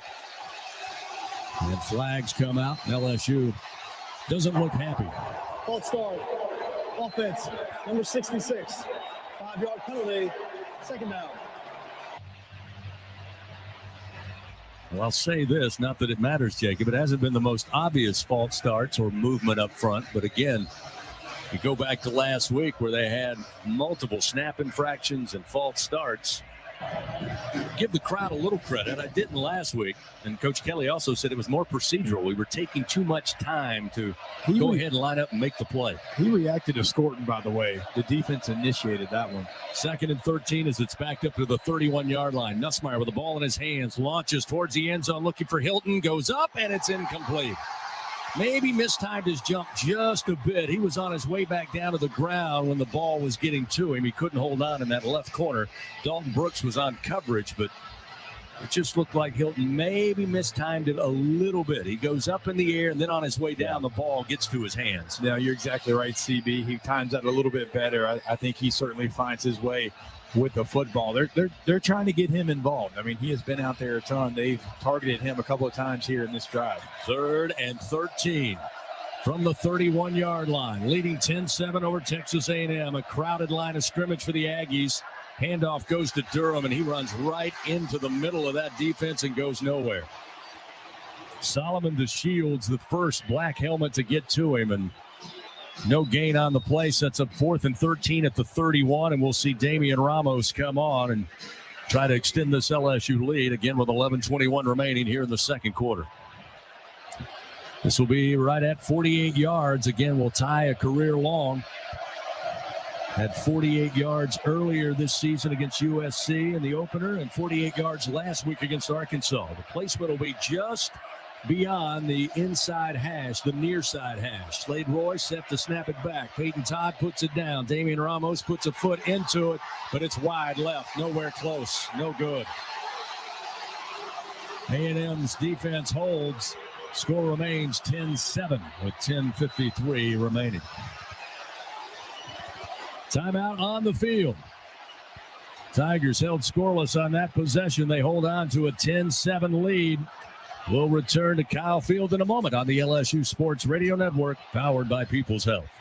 Southern Air Heating, Cooling, and Plumbing, your trusted experts for all your home service needs. With over 35 years of dedicated service, we prioritize your comfort and satisfaction. As an official partner of LSU Athletics, we bring our expertise to every game, from installations to repairs. Our team delivers honest pricing with no surprises. Call us today at 225-777-8888 and experience the difference with Southern Air Heating, Cooling, and Plumbing. Go Tigers! This is Coke Zero Sugar. Could I be the best Coke ever? Try and taste with your ears. Hear those bubbles? Imagine them tingling on your tongue. Fizzy deliciousness. Listen to that cascading liquid. A mouth-watering waterfall. Irresistibly tasty. Zero sugar. Crisp, refreshing, and ice cold. Is Coke Zero Sugar the best Coke ever? Try and decide. Today, we are shaping tomorrow. We are researching how extreme stress impacts the immune system, from trauma victims to athletes and even astronauts. Our work is leading the way in sepsis treatment, saving countless lives. We're unlocking the mind with music in exciting new ways. Our Lady of the Lake Health and LSU are improving the health of our state and beyond. That's the impact of champions. Imagine the impact we'll have on the future. Together, we roar. Second quarter action continues. Presented by Dudley DeBosier from the LSU Sports Radio Network. Fans, don't miss the Brian Kelly Show live from TJ Ribs on South Acadian in Baton Rouge every Thursday evening at 7 o'clock for the latest updates and game insights. It's the Brian Kelly Show presented by Our Lady of the Lake, championship health partner of LSU Athletics. We're off this week. Of course, the Tigers head into their second bye week of the 2024 season. They'll be back in action November 9th against Alabama back there at legendary Tiger Stadium. Texas A&M, by the way, their next game will be on the road to Columbia, South Carolina, take on the Gamecocks on November 2nd. Kickoff time to be announced. 10-7 our score here. Tigers with a great start. Had to settle for a field goal early, then found the end zone from 2 yards out. Nussmeier to Mason Taylor. A&M would answer late in that first quarter. Le'Veon Moss with a 7-yard touchdown run. That's where we are, 10-7. The Tigers missed on a 48-yard field goal from Ramos, which again would have tied for a third time in his career long, but shanked it left, no good. So Texas A&M takes over 1st and 10 at their own 31-yard line. A little bit of momentum now on the home team. We'll see how LSU's defense responds here. Again, so far on the night, Texas A&M 91 yards total offense. Bulk of that has been on the ground, 53 yards to just 38 yards passing. Wegman 3 for 7 for those 38. A couple of drops as well. Sudden change here. LSU's defense done a great job last 2 games of handling it. Amari Daniels will be the running back to the right side of Connor Wegman. 1st and 10 from the 31. Here's the snap. Toss going to go to Daniels, trying to stretch it far side, and tripped up and brought down at the 35. Looked like he was about to part the seas as he was getting through. Had a couple of blockers in front of him, but tripped up, picked up 5 yards. Could have been a lot worse for the Tigers. It'll be 2nd and 5 at the 36. Yeah, that was close to being one-on-one with safety Jordan Gilbert in open space. 10.5, clock moving, second quarter, 10-7 LSU leading. 2nd down 5 from the Aggies' own 36-yard line. Tigers showing some pressure. Crowded at the line of scrimmage. Now Major Burns going to back up slightly. He's just off to the right side of that defensive front. Wegman takes his time. Handoff. Running right side again is going to be Daniels, and this time brought down after maybe 1.5 yards, 2 yards. That's all. Braden Swinson was there to make sure he did not get loose. It'll be 3rd down and 2 from just inside the Aggie 39-yard line. Yeah, a little surprised Moss right now not in the game, certainly in this 3rd and 2 situation. A&M taking their time, not necessarily a huddle, but now they'll start to line up. Again, it will be Amari Daniels to the right side of Connor Wegman. Quick snap this time. They give it to Daniels, and Daniels crosses the 40 and may just have enough. They got a good spot on that far sideline to the 41. And still waiting for the chain crew to move, and now they will. Whit Weeks there for the tackle, but he needed 2. He got about 3. So 1st and 10, now mark it at the 41-yard line. Le'Veon Moss now will return as the running back. He'll work to the left side of Wegman, who sends 2 receivers left, 1 to the right. LSU manning up on the receivers here as Wegman takes the snap. Drops back, pressure comes. Grab from behind, still running. Grabbed again, still on his feet. Now moving far side and leveled at the 45-yard line by Braden Swinson. Oh, my, did he lay the lumber to Connor Wegman from the backside. Gain of 4 on the play. It'll be 2nd down and 6 at the Aggie 45-yard line. Yeah, gosh, that was a really nice rush by Suggs in the interior of that LSU defensive line. It's what he does best there. Not able to get him down for the sag, but still, I mean, Wegman certainly paid for those 4 yards. 2nd down and 6 at the Aggie 45. Handoff Moss going right side. He'll punish a defender. Cross midfield into LSU territory to the 47. He'll pick up the 1st down for Texas A&M, and that was a hard run by Le'Veon Moss. Ahmad Bro eventually on the tackle for LSU as we roll under 8 minutes remaining here in the first half. 10-7 LSU leads by 3. It'll be 1st and 10 at the Tiger 47 for this Texas A&M offense. Gain of 8 that time by Moss. Snap back Wegman.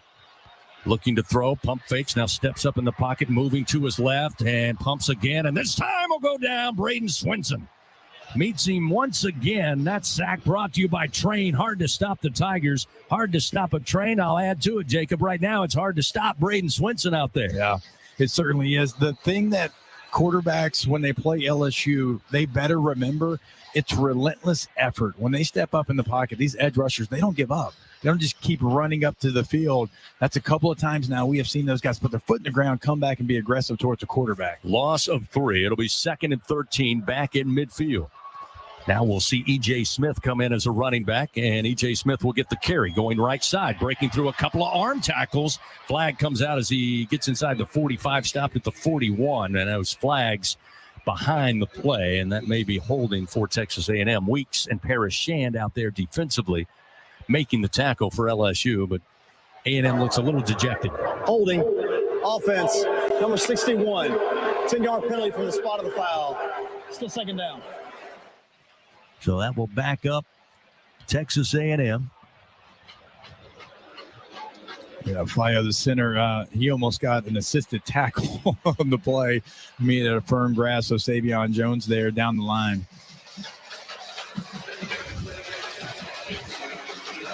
Braden Swinson now with 8 sacks this season has become quite the force on that edge for LSU. It'll be 2nd and 22 after the infraction. Back at the Aggies 41-yard line. Empty backfield for Wegman. He'll get the football. And short arm this one. Was it deflected? It's incomplete. And that one just looked like the last shot out of a Roman candle. He was trying to throw to the far sideline to E.J. Smith. But that just died as it released. He threw that a good 8-10 yards short of the receiver. That might be the best way I've ever heard that described. Because I knew exactly what you meant. So now 3rd and 22 for Texas A&M. Not sure what play they'll draw up here. We'll see how much pressure LSU tries to apply. Leading 10-7.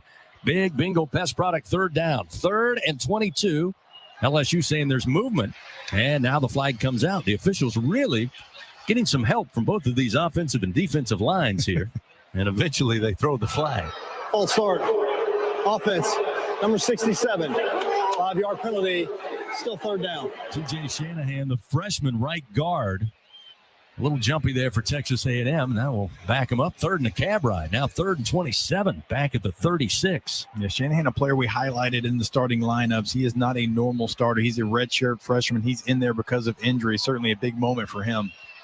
So now on 3rd and 27. Again, out of the shotgun formation, they'll hand it off. And again, breaking 1 tackle, but not 2 as he crosses the 40 to the 43. It's going to be E.J. Smith, a gain of 6. Jordan Gilbert there to make the tackle. And it'll be 4th and 21, and the Tiger defense does their job. They'll force the punt unit out here for Texas A&M and head coach Mike Elko. You start thinking about that drive, and I mentioned it, like just the relentless effort. Even though the one that Connor Wegman got 4 yards, it was still the effort coming back to the play. He's not able to get a 1st down. Then you get a sack because you're coming back to the play. That's a great series of getting to the football by LSU's defense. 2nd punt of the night, Tyler White, freshman out of Southlake, Texas, will let it fly. Right-footed kicker, spiraling kick. Thomas calls for the fair catch and has it at the LSU 10. 48-yard punt, no return, and a timeout on the field. 5:52 remains here in the first half. LSU leads by 3 over Texas A&M, 10-7. Back after this on the LSU Sports Radio Network, powered by People's Health. The passion, the tradition, the rivalries. Sirius XM is your destination for all things college sports, and we've got you covered. On SEC Radio, there is complete coverage of every school in the conference, including live games, plus 24/7 talk and analysis. So cheer along on the Sirius XM app and listen to your favorite team anywhere. And now you can get 3 months of Sirius XM free. Subscribe now. See all for details at SiriusXM.com/SEC Sports. And here's Heather with the weather. Well, it's beautiful out there, sunny and 75, almost a little chilly in the shade. Now, let's get a read on the inside of your car. It is hot. You've only been parked a short time and it's already 99 degrees in there. Let's not leave children in the back seat while running errands. It only takes a few minutes for their body temperatures to rise, and that could be fatal. Cars get hot, fast, and can be deadly. Never leave a child in a car. A message from NHTSA and the Ad Council. The Southeastern Conference. It's the land of legends, the places, the faces, and moments. And he's going for it. It's a touchdown! We've seen the confetti fall again and again. We're not done. It's time for the next generation to make their mark and go from 14 deep to 16 strong. It's a whole new ball game in the SEC, and it just means more.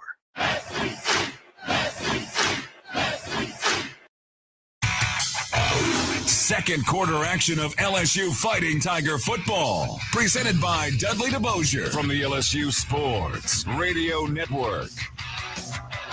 5:52 remains. Second quarter action. Kyle Field still 10-7. LSU leading by 3 over homestanding Texas A&M.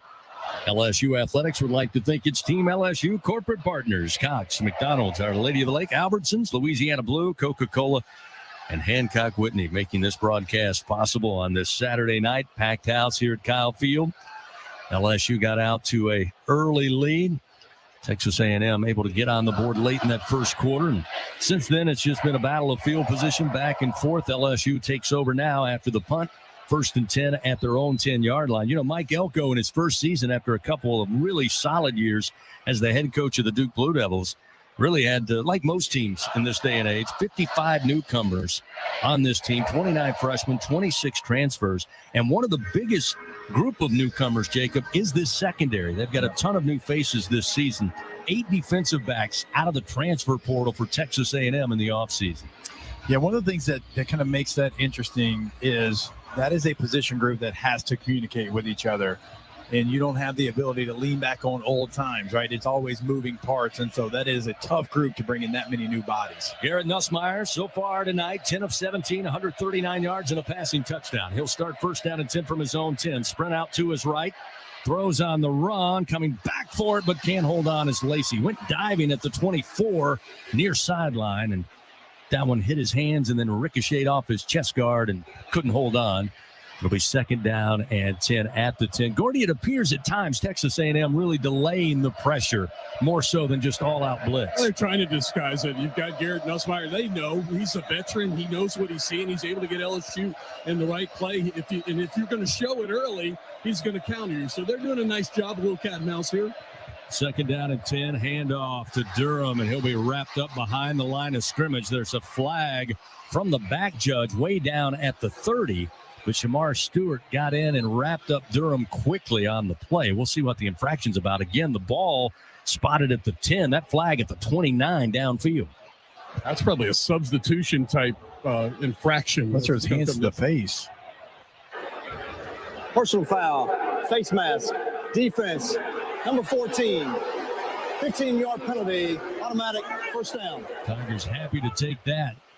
Javon Thomas, sophomore cornerback, with the face mask as there's a Tiger down at the 10-yard line. Looked like Garrett Dellinger slow to get up. He's sitting up, but the trainers take a look at him right at the line of scrimmage, the 10, as, again, that 15-yard penalty costly after A&M got a great defensive play by Shamar Turner, or rather Shamar Stewart. So this was something we talked about a couple of weeks ago, your first 5 on your offensive line, really good.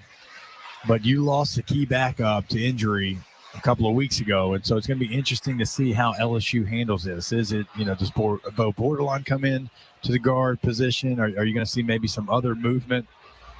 Mubinga maybe comes in. Yeah, right now it looks like Paul Mubinga, a redshirt freshman out of Buford, Georgia, will take the place of Garrett Dellinger, who comes off on his own power to the near sideline. Gordy will get a check on him in just a bit. 5:42 remaining, second quarter. 10-7 LSU leading. 1st and 10 now after that penalty. Moves the football up to the LSU 25-yard line. They'll send Lacey wide to the left.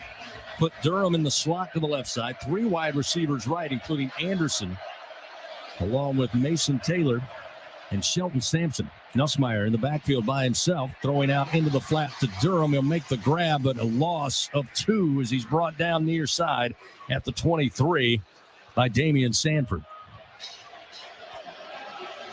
Once that play gets farther and farther away from where it was thrown, it's tough to find that crease. Second down, a little less than 12. Nussmeier firing on the slant. Catch made by Anderson. Stays up right down the middle of the field. Katie bar the door. He's to the 20, 15, 10, 5. Touchdown, Fighting Tigers.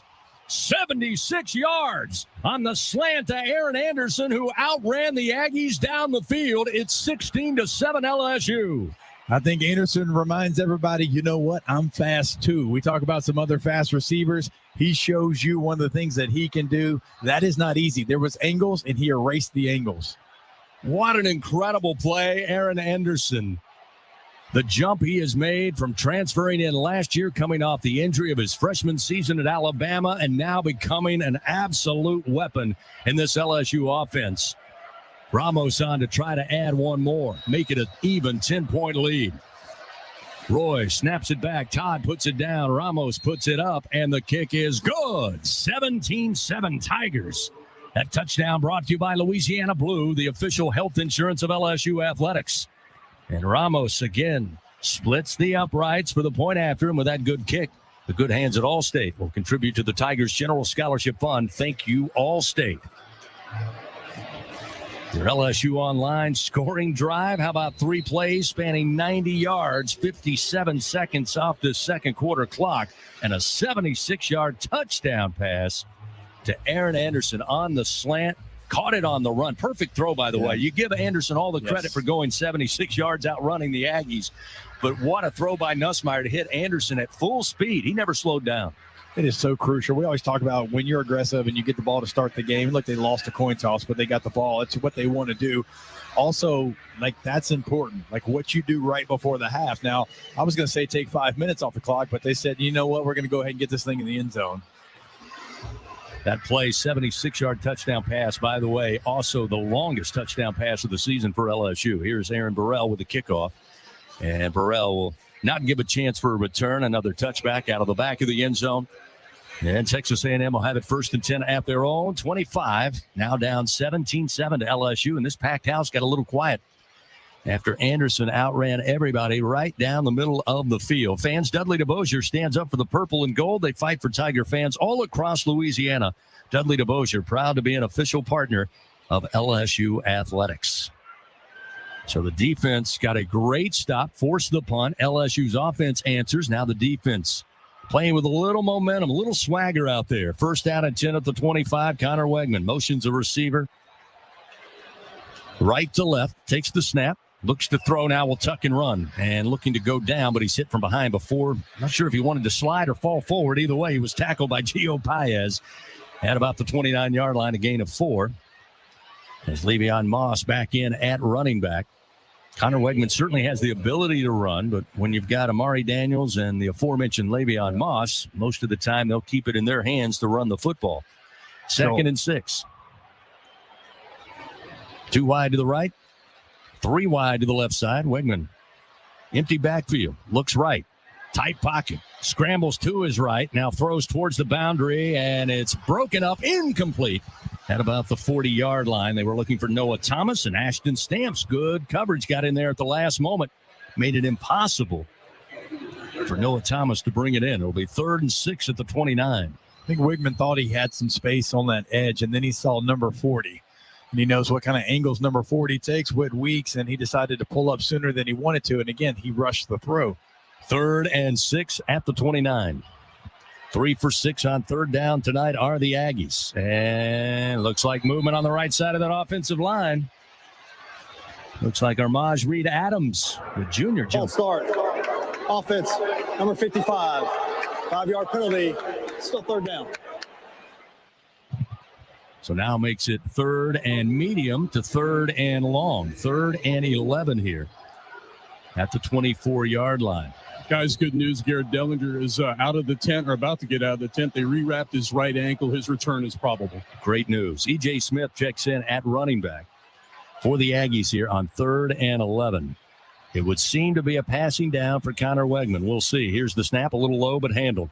Drops back 3 steps, now sprints to his right, stops, pressure comes, throws over the middle, overthrown at the 40-yard line. He was looking for Walker. And just, again, pressure. They didn't get the sack, but it certainly affected that throw. Yeah, and it is just continuing to put your foot in the ground and find the quarterback. So many times you see the defense just run by the quarterback. They're doing a good job of rushing to the right level, so Connor Wegman can't go up, he can't go back, and now he's throwing his throws a little bit off schedule, and you're seeing them sail on him. Gio Paez was there with the pressure to force that quick throw. Tyler White will punt again for the 3rd time tonight. Lets it fly from the 15-yard line of his own. Thomas backpedaling. Fair catch called for inside the 25. He'll have it at the 23-yard line. A 53-yard punt off the foot of Tyler White, freshman punter. And LSU takes over with 4:01. Plenty of time left here in the second quarter. Leading by 10, 17-7 over Texas A&M. Garrett Nussmeier already on the night. 12 of 20, 214 yards here in the first half, and 2 passing touchdowns. So, Garrett back in the saddle. 1st and 10 at the 23 is where the Tigers start, attacking left to right. 2 wide receivers left, 2 to the right side with a single back. Nussmeier, quick fire. Catch going to be made by Hilton at the 30. Hilton back towards the middle of the field. Crosses the 35, brought down at about the 38-yard line. A gain of 15, a Louisiana Blue first down for the Fighting Tigers. Dalton Brooks in on the tackle, and he is slow to get up. He's on his back. Nope, it's not Dalton Brooks. He made the tackle, but another in the vicinity. I believe Jaden Hill is down for Texas A&M. So play halted here with 3:51 remaining on the clock. So certainly when you've got a receiver with the speed of Chris Hilton and you haven't played a lot of man coverage, you're terrified of what? Him running right by you. And so if you see Chris Hilton making plays like that and they're going to give that to you because of that, then you have to take it. And that's what a veteran quarterback like Garrett Nussmeier is going to do. It's one of the things that Coach Sam Pittman said after the game against LSU. He said, hey, look, we were trying to force Garrett to do something, and he did it so well. Yeah. That's how they beat us 34-10. He adjusted on the fly, and again, that goes to the veteran nature of the LSU QB1. Well, he's okay with that. He's okay with the 5-yard hitch route, and we'll see how it turns out. He's not forcing the issue, which young quarterbacks oftentimes do. 1st down and 10 for the Tigers at their own 38. Clock begins to move again. 3 minutes, 45 seconds. Strip receivers to the left side. Single back. Play action. Nussmeier throws far side. Lacey wide open at the 45 of the Aggies. Slides by a defender, then stops inside the 35 and steps out of bounds at the Aggie 32-yard line. A gain of 30. And a Louisiana Blue first down for the Fighting Tigers. He was wide behind open.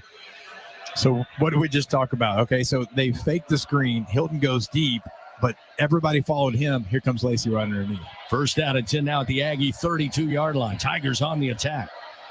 Lacey and Taylor wide to the left side. They'll send Hilton wide to the right with Anderson in the slot. Texas A&M 3 at the line of scrimmage. Now they bring a 4th. Shotgun snap. Nussmeier, quick sling. Looking for Hilton this time. A&M able to come up. It's incomplete at the 30. Des Ricks read that play and came up. Made it impossible for Hilton to get his hands on it. Probably a good thing. That may have been a loss had he brought it in. So it'll be 2nd down and 10 at the Texas A&M 32. And we'll see the return of Caden Durham in that offensive backfield for the Tigers. 259 yards passing so far for Garrett Nussmeier with 3:01 remaining here in the first half. It'll be Lacey wide to the right side. Anderson and Thomas wide to the left, short side of the field. Nussmeier, sidearm throw, got it to Durham, but he's separated from the football after a collision from Dalton Brooks. Again, that would have been maybe a minor gain or maybe right at the line of scrimmage, so it sets up 3rd and 10 at the 32. Tigers 4 for 7 on 3rd down tonight. Want to continue that trend here. Have the momentum, a 10-point lead, 17-7 with under 3 to go in the second quarter. Love to be able to punch it in here, certainly, as Jacob said, knowing that Texas A&M will get the football to start the third quarter. 3rd and 10 at the 32-yard line of Texas A&M. Again, Lacey wide to the short side of the field, the left, and Nussmeier decides to call the timeout. Play clock was down to 5, and he wanted to make a change at the line. Knew he was run out of time, so he burns the timeout. So timeout on the field. We still have the 2-minute timeout 56 seconds away. But while we have a moment, let's pause 10 seconds. Station identification. This is Fighting Tiger Football on the LSU Sports Radio Network, powered by People's Health. Your favorite college football coaches are listening to Full Ride on Sirius XM College Sports Radio. Clemson coach Dabo Swinney. I hear you on the radio all the time. Brent Venables, Oklahoma Sooners. Coach Neuheisel, you've been an 8-foot giant to me in this field. profession. Sorry, that entire LSU Sports Radio Network crew and 107,000 others here in Bryan College Station. So after the timeout, it'll be 3rd and 10 at the 32. Of Texas A&M. LSU with a 10-point lead, trying to add to it here, but they got to keep this drive going. Nussmeier with the football in his hands. Stands in the pocket, launches, but throws downfield. Taylor had pulled up at about the 18. Throw errantly incomplete. Be 4th and 10 at the 32-yard line. And decision time for Coach Brian Kelly and company. Looks like Damian Ramos out there again. Yep. This will be a 49-yarder.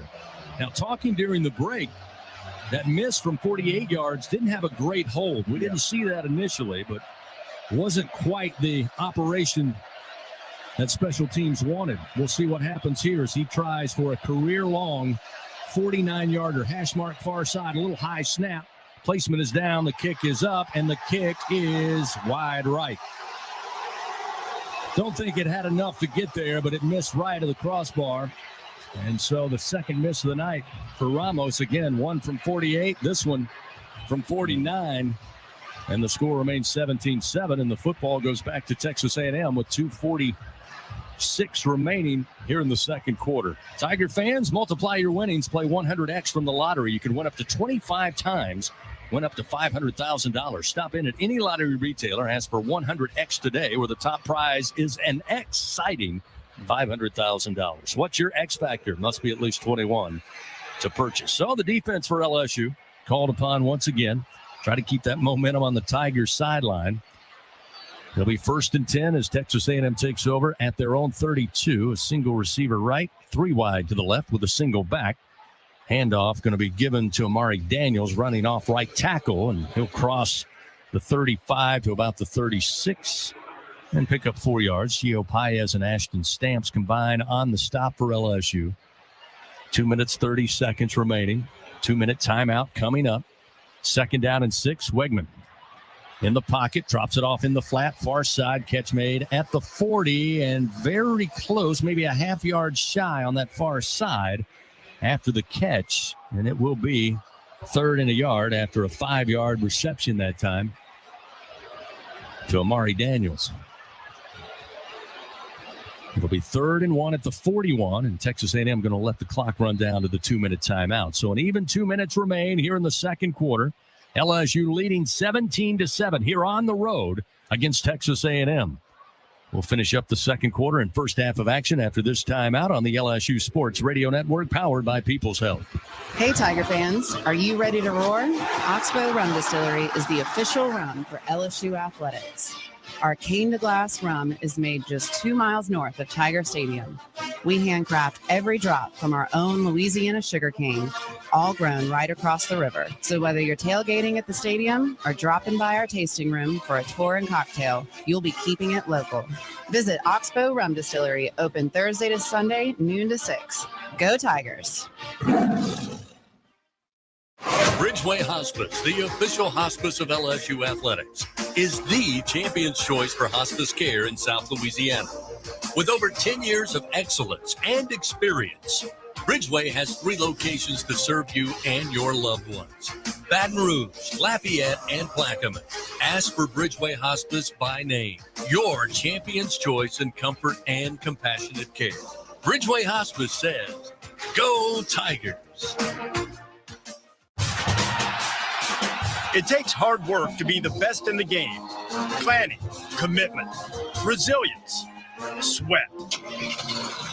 That's why Old Dominion Freight Line, the #1 national LTL carrier for quality, works hard to be the best in the game and is proud to support those striving to be the best in theirs. Old Dominion Freight Line, official freight carrier of LSU Athletics, helping the world keep promises. Second quarter action of LSU Fighting Tiger football, presented by Dudley DeBosier, continues from the LSU Sports Radio Network. 17-7, LSU leads Texas A&M. Once again, an even 2 minutes remaining here in the second quarter as the Aggies with the football, looking at 3rd and 1 from their own 41-yard line. Fans, indeed, Dudley DeBosier stands up for the purple and gold. They fight for Tiger fans all across the great state of Louisiana. Dudley DeBosier, proud to be an official partner of LSU Athletics. To go down on the field for a Sunshine sideline report. Obviously, Gordy, as we mentioned, there's not many an empty seat here at Kyle Field. And how do you think overall? A couple of false starts, but I don't think that had much to do with the fans. But there were a couple maybe. But overall, how do you think the Tigers are handling this atmosphere in Bryan College Station? They've handled it well. Garrett Nussmeier has 260 yards passing in the first half, and we still have a little time on the clock. It's just about missed opportunities in the red zone, just execution. Two times there, you settle for some long field goals. You're unable to convert them. That's kind of the story of the first half. I think it's been Nussmeier throwing the football and missed opportunities for LSU. No doubt. 286 yards total offense for the Tigers, 130 for the homestanding Aggies. Only 27 yards on the ground so far, though, for LSU. They've been able to take what A&M's giving them, and that's the passing game thus far. It'll be 3rd down and a yard for Connor Wegman and the Aggie offense. Amari Daniels back in at running back. A little bit of time here after the 2-minute timeout. Now TV tells us we are ready for play. Wegman lines in the shotgun. Daniels on a wing to his right. Motion a receiver from left to right. That's Calhoun. A low snap. Give to Daniels. Huge hole up the middle. He's got the first down and then some. Makes his way to midfield to the LSU 49. Ryan and Gilbert, the 2 Tiger safeties, having to come up and make that stop. Big hole right in the middle of that offensive line. Made that easy. Yeah, LSU kind of shaded away from the run. Kind of guessed wrong on that run blitz. Wegman on 1st and 10 from the 49. Drops it off underneath. The check down pass held on to by Shane Calhoun, the tight end. The grad student transferred from East Carolina. Gets 6 yards before Ashton Stamps puts him down. They'll call a timeout with 1:44. Do the Aggies. Down 10, 17-7. Tiger fans, of course, Tiger Stadium honored to serve 44 farm Tiger dogs each and every home game. You can enjoy their premium Angus beef at home. Just visit 44steaks.com. Go Tigers. 44 Farms, proud partner of LSU Athletics. Coming up, we'll have the ISC Fighting Tiger halftime report. Brian Haldane in the Capital One studio will take us through the first half stats, highlights, as well as scores from around the SEC on another exciting day in conference play. Before we do that, Gordy Rush will get some thoughts from Tiger head coach Brian Kelly on his way to the locker room. 2nd and 4 at the 43 of the Tigers now. That's where Texas A&M will scrimmage with 1:46 remaining in the first half. Single receiver to the right. send out 2 to the left side. That's the wide side of the field. Another low snap, but Wegman handles it. This time, plenty of time in the pocket. They'll swing the pass. Far side looking for Moss, and he just did not watch it. Went right through his fingertips, incomplete on that far sideline. Definitely known for his running ability. I mean, when you watch the tape, it's, pass protection's kind of been an issue. Catching the ball in the backfield's been an issue there, but you don't want to fall into tendencies if you're A&M, so you certainly have to keep him involved. So now looking at 3rd and 4 after that incompletion, and they'll go on the ground. This time LSU on that right side, able to stop the momentum. Only a yard gain this time. On the carry, Gilbert along with Whit Weeks there to make the stop on Le'Veon Moss, and that will set up 4th and about 3 here for Texas A&M at about the 42-yard line of LSU with 1:17, the clock moving, and A&M in no hurry now as they kind of walk around each other. Now they'll line up. They're going for it on 4th down. A&M this season, 5 of 8, 63% on 4th down conversions. 4th down and 3. Wegman calls for the snap, looking to throw. Time in the pocket, across the middle, but deflected at the line of scrimmage. Incomplete. They were looking for the crossing route. Whit Weeks was on coverage, but Braden Swinson swatted the football down at the line of scrimmage. Turnover on downs, and LSU's defense comes up big. It'll be 1st and 10 for the Tigers with 57 seconds to play. And Jacob, more importantly, they'll start this drive from the 42-yard line. Looks like maybe Gio Paez actually got the tip at the line of scrimmage. Chris, I'm shocked they snapped that football. I'm going to be honest with you. I thought they'd go up there. They try to draw LSU offsides. You give LSU the ball back almost at midfield, 57 seconds and 2 timeouts left. So LSU with a window opening here on the road. 1st and 10 at the 42-yard line. They'll leak Williams out. Empty backfield. Nussmeier throws deep, looking for a man. Lacey can't hold on at the 30-yard line. Again, pretty good coverage, step for step. Will Lee. Lacey made a great job, though, Jacob, of finding the football first and turning his body, trying to get to it. Just couldn't hold on. It's incomplete. 2nd and 10 at the 42. And Garrett Nussmeier took a shot in his right shin. He's limping a little bit. He'll play through it, but he came up a little gimpy. 2nd down and 10. Nussmeier has been phenomenal here, but he's missed 4 passes in a row. 2nd down and 10 at the 42. Delay handoff, and going nowhere is Josh Williams. He'll be dropped behind the line. Texas A&M just kept coming for the football. Nick Scorton not fooled at all on the delay and lose 3 yards. It'll be 3rd and 12 here as the clock down to 33 seconds. Again, LSU with 2 timeouts, but right now they're letting the clock wind under 30 seconds. Plenty of time on the play clock, and they don't seem to be in a hurry. So I think Jacob's got to do with Nussmeier limping. You may be right. Call a draw right there. You've got 2 timeouts, and I'm sure they're worried about their quarterback status out there on the field and be happy to go to the locker room up 10. That's exactly what LSU is going to do. Is Garrett's teammates over there encouraging him. Now they'll burn a timeout with just 5 seconds, or rather 6 seconds on the clock. I mean, that could be, that's got to be it. I think you're exactly right, because otherwise, I mean, LSU's been on, the front foot offensively all season long, been uber aggressive. And so you see your quarterback shaking up there. And, when you're on a draw play like that, A&M's not getting home in the pass rush. And so even that's a tough play call, because you want to do that to try to slow them down, but you've slowed them down. And so if, Nussmeier's not limping out there, I think I agree. I mean, they would certainly have a different set of play calls. A timeout presented by Coshada. Escape to the largest casino resort in Louisiana. Coshada Casino Resort, Louisiana's best bet. So, more than likely, by design, to try to get Nussmeier into the locker room, take a look at that lower leg. They'll line it up, probably take a knee here on 3rd and 12 with just 6 seconds remaining, and take a 10-point lead on the road into halftime. So Nussmeier will line up the Tigers. Again, 3rd and 12. Caden Durham, the single back to the left. He's in the shotgun. Little motion Mason Taylor. Handoff Durham. Coming near side, grabbed at the ankles, but stays upright, but eventually dropped at the 39, and that will be the final play of the first half. Jaden Hill made the stop for Texas A&M, but the Tigers head to the locker room on the road, leading 17-7 over Texas A&M. Again, coming up, the ISC Constructors Fighting Tiger halftime report. Before we get to that, we'll go down on the field. Gordy Rush will have a chance to visit with head coach Brian Kelly. That interview is always brought to you by Capital One. The Tigers in that first half, 283 yards total offense.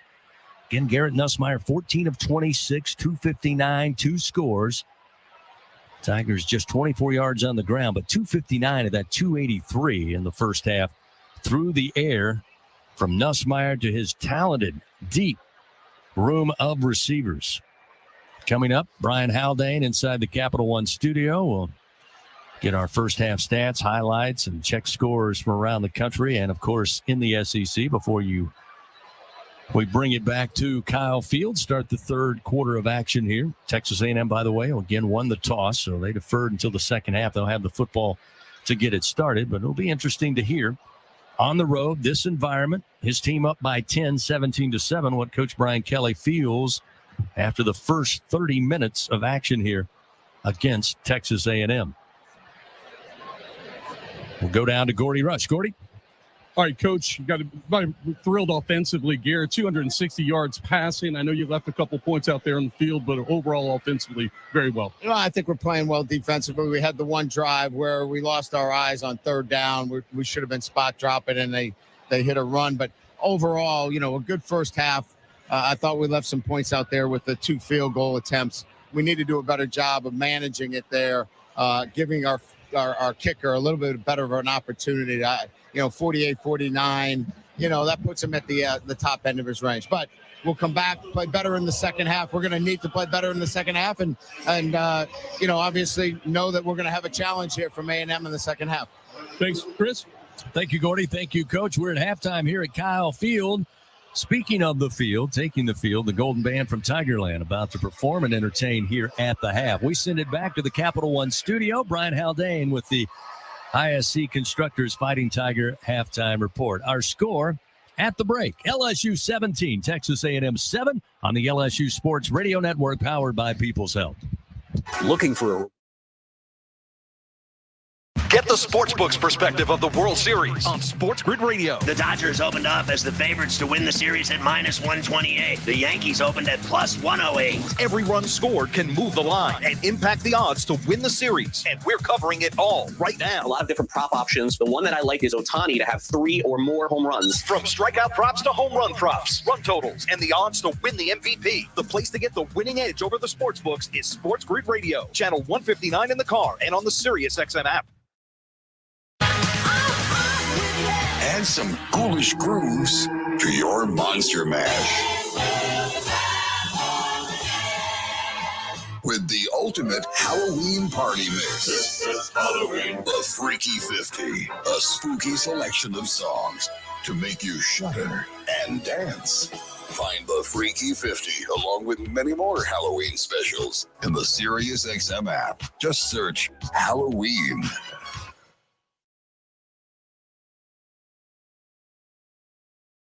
Dusty and Danny in the morning on SiriusXM College Sports Radio, featuring myself, the much smarter and better looking Dusty Dvorak. Hey, don't forget about your sidekick, Danny Cannell. Start your mornings with us as we bring you all the latest news in college sports and have fun along the way. Come be a part of the fastest growing show on radio. Dusty and Danny in the morning on SiriusXM College Sports Radio, Channel 84, weekdays from 6 to 9 Eastern.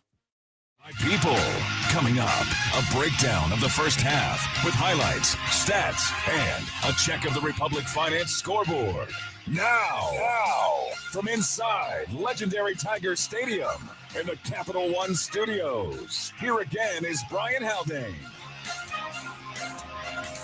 Bringing it back into the Capital One studios for your ISC halftime report. Hey, Tiger fans, starting a job is easy, but you got to be tough to finish it. The Ford F-150 truck offers gas, Power Boost hybrid, or all-electric powertrains, so you have all you need to get the job done right. Ford F-Series, America's best-selling truck, 47 straight years. See your Southern quality Ford dealer. We are starting off our halftime show with a little bit of a scoring recap here, and, well, LSU got off on the right foot, and foot pun intended here.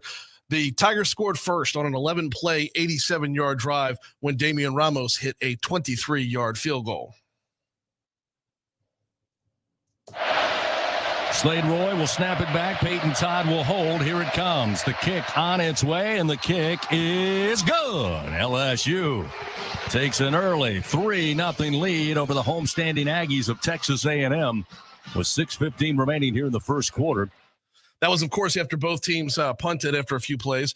On the next drive, Texas A&M would have the ball for 3 plays before fumbling, giving it back to LSU, who put together in great field position a 4-play, 21-yard drive that was capped off with Garrett Nussmeier hitting Mason Taylor from 2 yards out, putting the Tigers up 10-0. Nussmeier under center.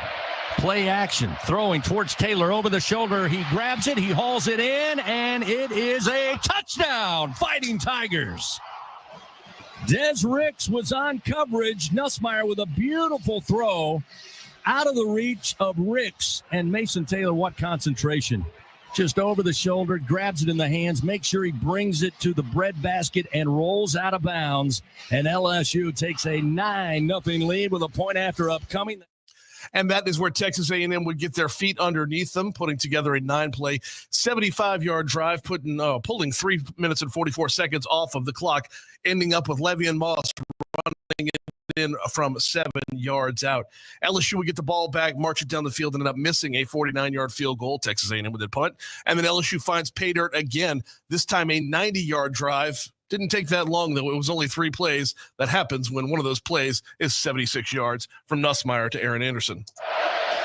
Second down, a little less than 12. Nussmeier firing on the slant. Catch made by Anderson. Stays up right down the middle of the field. Katie bar the door. He's to the 20, 15, 10, 5. Touchdown, Fighting Tigers. 76 yards on the slant to Aaron Anderson, who outran the Aggies down the field. It's 16-7 LSU. And the extra point would be good, making it 17-7 LSU, which is what our halftime score is right now. Quick break. When we come back, we'll break down some of those stats right here on the LSU Sports Radio Network, powered by People's Health. You have competent quarterback play for this Pittsburgh Steelers program. This team is a Super Bowl contender. When it happens in the NFL, we're reacting to it on SiriusXM NFL Radio. Patrick Mahomes does something when you need it the most. That's what's so amazing about this guy. Get closer to the game with interviews with players, coaches, and executives. Coach of the Detroit Lions, Dan Campbell. Golf is in a really good place and playing outstanding football for us. Nobody covers the game like SiriusXM NFL Radio. Channel 88. SiriusXM Triumph. Get real answers with Dr. Laura. No nonsense advice about relationships, marriage, kids. Tough love. It happened is not a phrase anybody uses when they take responsibility. Inspiration. Every time you go to bed with a negative thought, you have to match it up with a positive one. That's your new rule. Dr. Laura, plus Megyn Kelly, Glenn Beck, Nancy Grace, and Dave Ramsey. All on Triumph. SiriusXM 111 and on the SiriusXM app. Touchdown, Alabama! After your college football Saturday wraps up, it continues on College Football Overtime. Here are the top plays. Touchdown! My goodness! And from the top playmakers. Will Howard good enough to join us. It's College Football Overtime with Denton Day. He's an alien! He's a freak! He's a mutant! He's the best player in college football! Every Saturday starting at 11 p.m. Eastern on SiriusXM College Sports Radio, Channel 84, and on the SiriusXM app.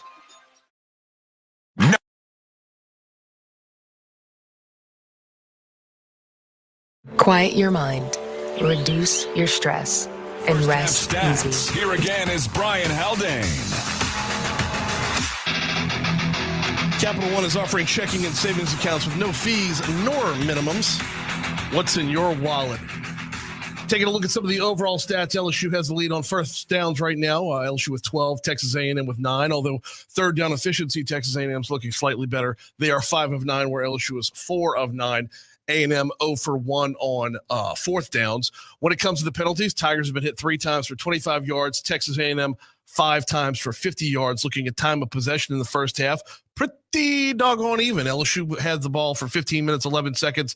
Texas A&M 14 minutes, 49 seconds. Now let's go ahead and break this down here. Time for your rushing report, brought to you by Old Dominion Freight Line. Going to start off on LSU side. 2 guys have carried the football. Not for a whole lot, though. Josh Williams, 5 carries, 14 yards. Caden Durham, 6 carries, 10 yards. That's a total of 24 for the whole team. Texas A&M a lot stronger on the ground in the first half. Le'Veon Moss had 9 carries for 54 yards. Amari Daniels, 7 for 38. E.J. Smith picked up the ball and ran with it twice for 7 yards. Moving from rushing to your passing stats, and that passing report is brought to you by L'Auberge Baton Rouge Hotel and Casino. Garrett Nussmeier is 14 of 26 right now for 259 yards and 2 touchdowns. How'd that break down? Kyron Lacey's got 3 catches for 84 yards. Aaron Anderson, 1 from 76. You heard that one on our last segment. Caden Durham, 3 for 49. CJ Daniels, 2 for 17. Chris Hilton Jr. has his first catch. It went for 15 yards. Trey'Dez Green, Xavion Thomas, Mason Taylor, and Josh Williams each have 1 grab. Taylor's was for a touchdown. Over on the Texas A&M side, Connor Wegman is just 5 of 14 right now for 49 yards. That breaks down like this. Jabri Barber has 2 catches for 27 yards. Le'Veon Moss, 1 for 11. Shane Calhoun, 1 for 6. And Amari Daniels, 1 for 5, which when you add all that up, once again, our halftime score is 17-7 LSU. Don't miss out on the Bud Light Fan Zone. Enjoy live music, delicious food, and ice-cold drinks all before every home game. It's the place to be on game day, all thanks to Bud Light. Easy to drink, easy to enjoy. Got a quick break coming up. We'll come back and run down your Republic Finance scoreboard. But before we take that break, let's dial back the clock about 23 years as we reminisce on 100 years in historic Tiger Stadium. You're listening to the LSU Sports Radio Network, powered by People's Health. Celebrating 100 years of legendary Tiger Stadium. Proudly presented by EFCU Financial. LSU won the first of what would be 9 straight home games in Death Valley against Auburn 27-14 to clinch the Tigers' first berth in the SEC championship game in Atlanta. Auburn and LSU were supposed to meet on September 15th, 2001, which would have been the 3rd game of the regular season for both teams. But every game in the country was canceled that Saturday due to the September 11th, 2001 terrorist attacks on the World Trade Center and Pentagon. Fans are coming on the field to the other end of the stadium. He'll go to one knee, and that'll be the final play of the ball game. A record crowd tonight, 92,141. And they have seen the LSU Tigers complete a dream mission. They have to come back and win 4 games in a row, and they have done it to have knocked off the Auburn Tigers tonight by a final of 27-14. Celebrating 100 years of legendary Tiger Stadium. Proudly presented by EFCU Financial. The passion, the tradition, the rivalries. Sirius XM is your destination for all things college sports, and we've got you covered. On SEC Radio, there is complete coverage of every school in the conference, including live games, plus 24/7 talk and analysis. So cheer along on the Sirius XM app and listen to your favorite team anywhere. And now you can get 3 months of Sirius XM free. Subscribe now. See all for details at SiriusXM.com/SEC Sports. LSU Tiger fans are gearing up with real Tigers apparel and merchandise from the official online store at lsushop.net. Get jerseys, sideline gear, polos, t-shirts, hats, official team merchandise from Nike, accessories, and much more. Over 3,600 products, all shipped right to your door. Head to the place real Tiger fans go for the selection only real Tiger fans get at lsushop.net. The Southeastern Conference. It's the land of legends, the places, the faces, and moments. And he's going for it. It's a touchdown! We've seen the confetti fall again and again. We're not done. It's time for the next generation to make their mark and go from 14 deep to 16 strong. It's a whole new ball game in the SEC, and it just means more.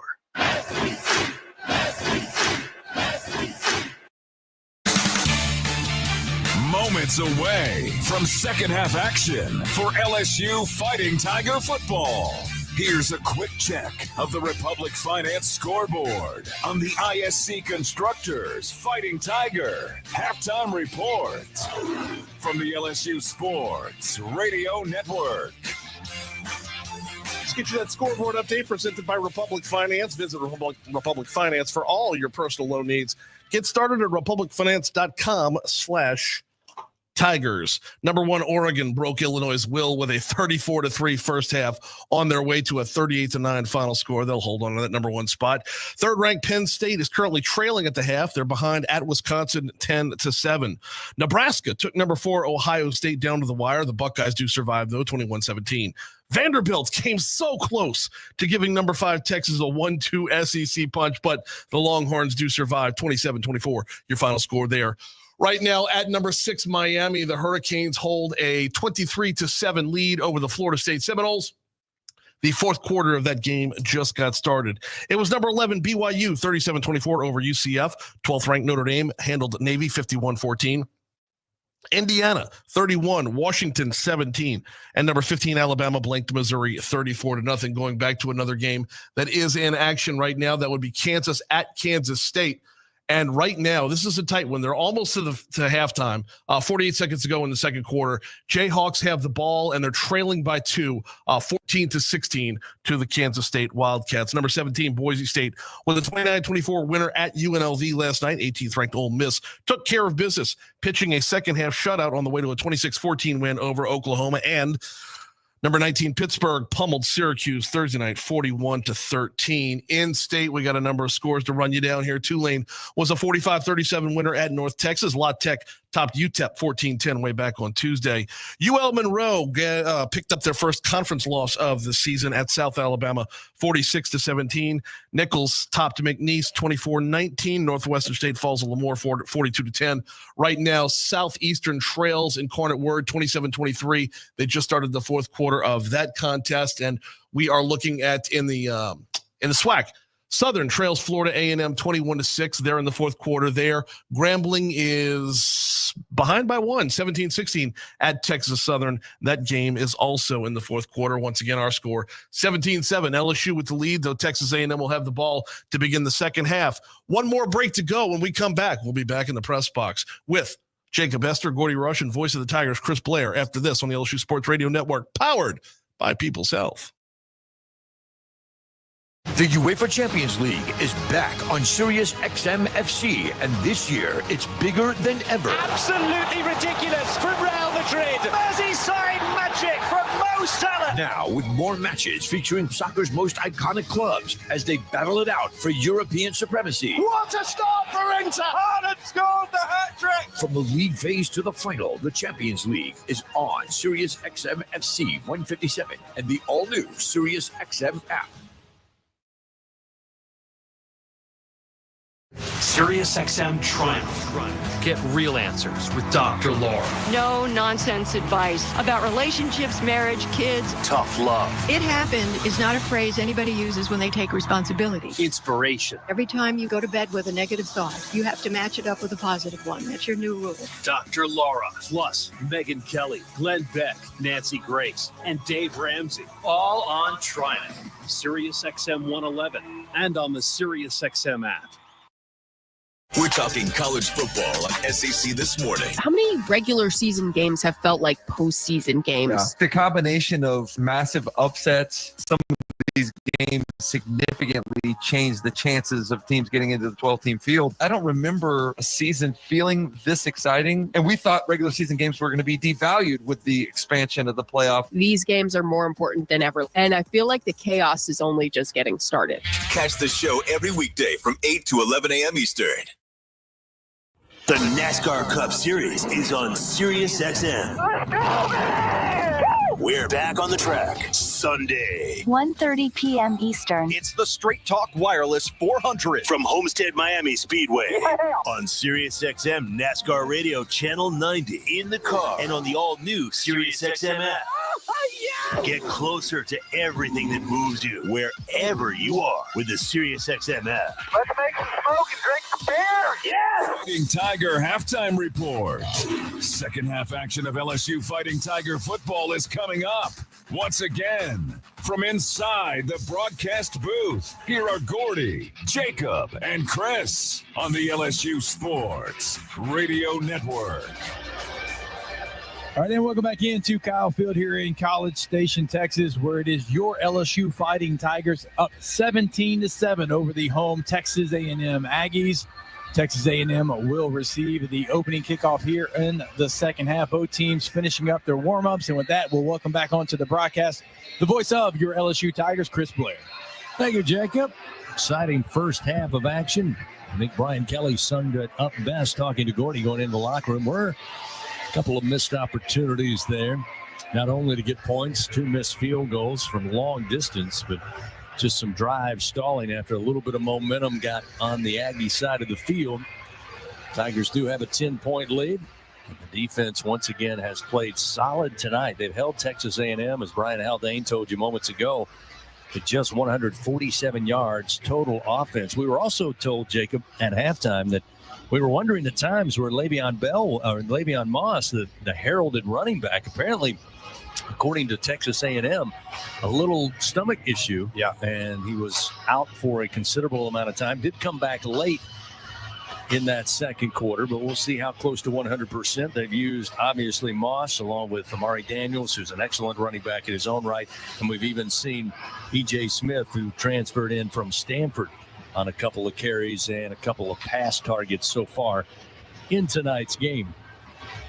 You know, it's not like Daniels doesn't have a ton of carries. I mean, it came into the game with 69. Moss has 105. But in this matchup, and Moss, has a stomach virus. He's missed some plays in this game. In this matchup, the style of runner that you feel like is going to have more success against LSU would be more of a Moss style than the Daniels style. So that is why I think they're missing having Moss in the lineup here in some of these first down plays. Tigers out on the field. Aaron Burrell will tee it up at the 35-yard line. He will be kicking left to right. Terry Bussey again back deep for the Aggies. A 10-point LSU lead as we get set to start the second half here at Kyle Field in Bryan College Station. Burrell will tee it up. Walk off and now begin once he's given the green light. There it comes, and here is the approach. Puts a foot into it. And once again tonight, there'll be no return as Burrell right there in the very back of the end zone on that kick. It'll be 1st and 10 at the 25-yard line. Also, we're talking at halftime, Jacob, a little surprise. Gordy, you can chime in as well, that in that first half, a lot of first down throws by Texas A&M, a team that obviously, again, whether or not Moss is 100%, they've got Daniels, but they normally are a team that loves to run the football, but they've gotten themselves off schedule with first down throws that just have not been completed.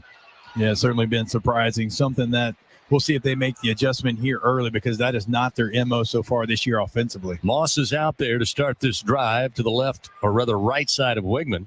Looking to throw, late pressure comes. He unloads down the field and incomplete at the 45-yard line. Almost a miraculous catch down the center of the field at the Texas A&M logo by Ja'Day Walker, who went way up high. Gilbert was on coverage, but he couldn't hold on. It's incomplete. And boy, Wegman stayed in the pocket a long time and just about got sacked, but he's able to lift or release the football in time, but he took a shot. 2nd down and 10 from the 25. Wegman again working with Moss, takes the snap, again looking to throw, gets it to Moss across the middle at the 30, straight up the field he goes to the 35, to the 40-yard line. Whit Weeks eventually there to make the stop for LSU, but a 15-yard pickup by Moss on the pass play will set up a 1st down and 10 for Texas A&M now at their own 40-yard line. Yeah, you got Whit Weeks a little bit out of position. He went towards the flat there. It's a little Waco route, a little cross.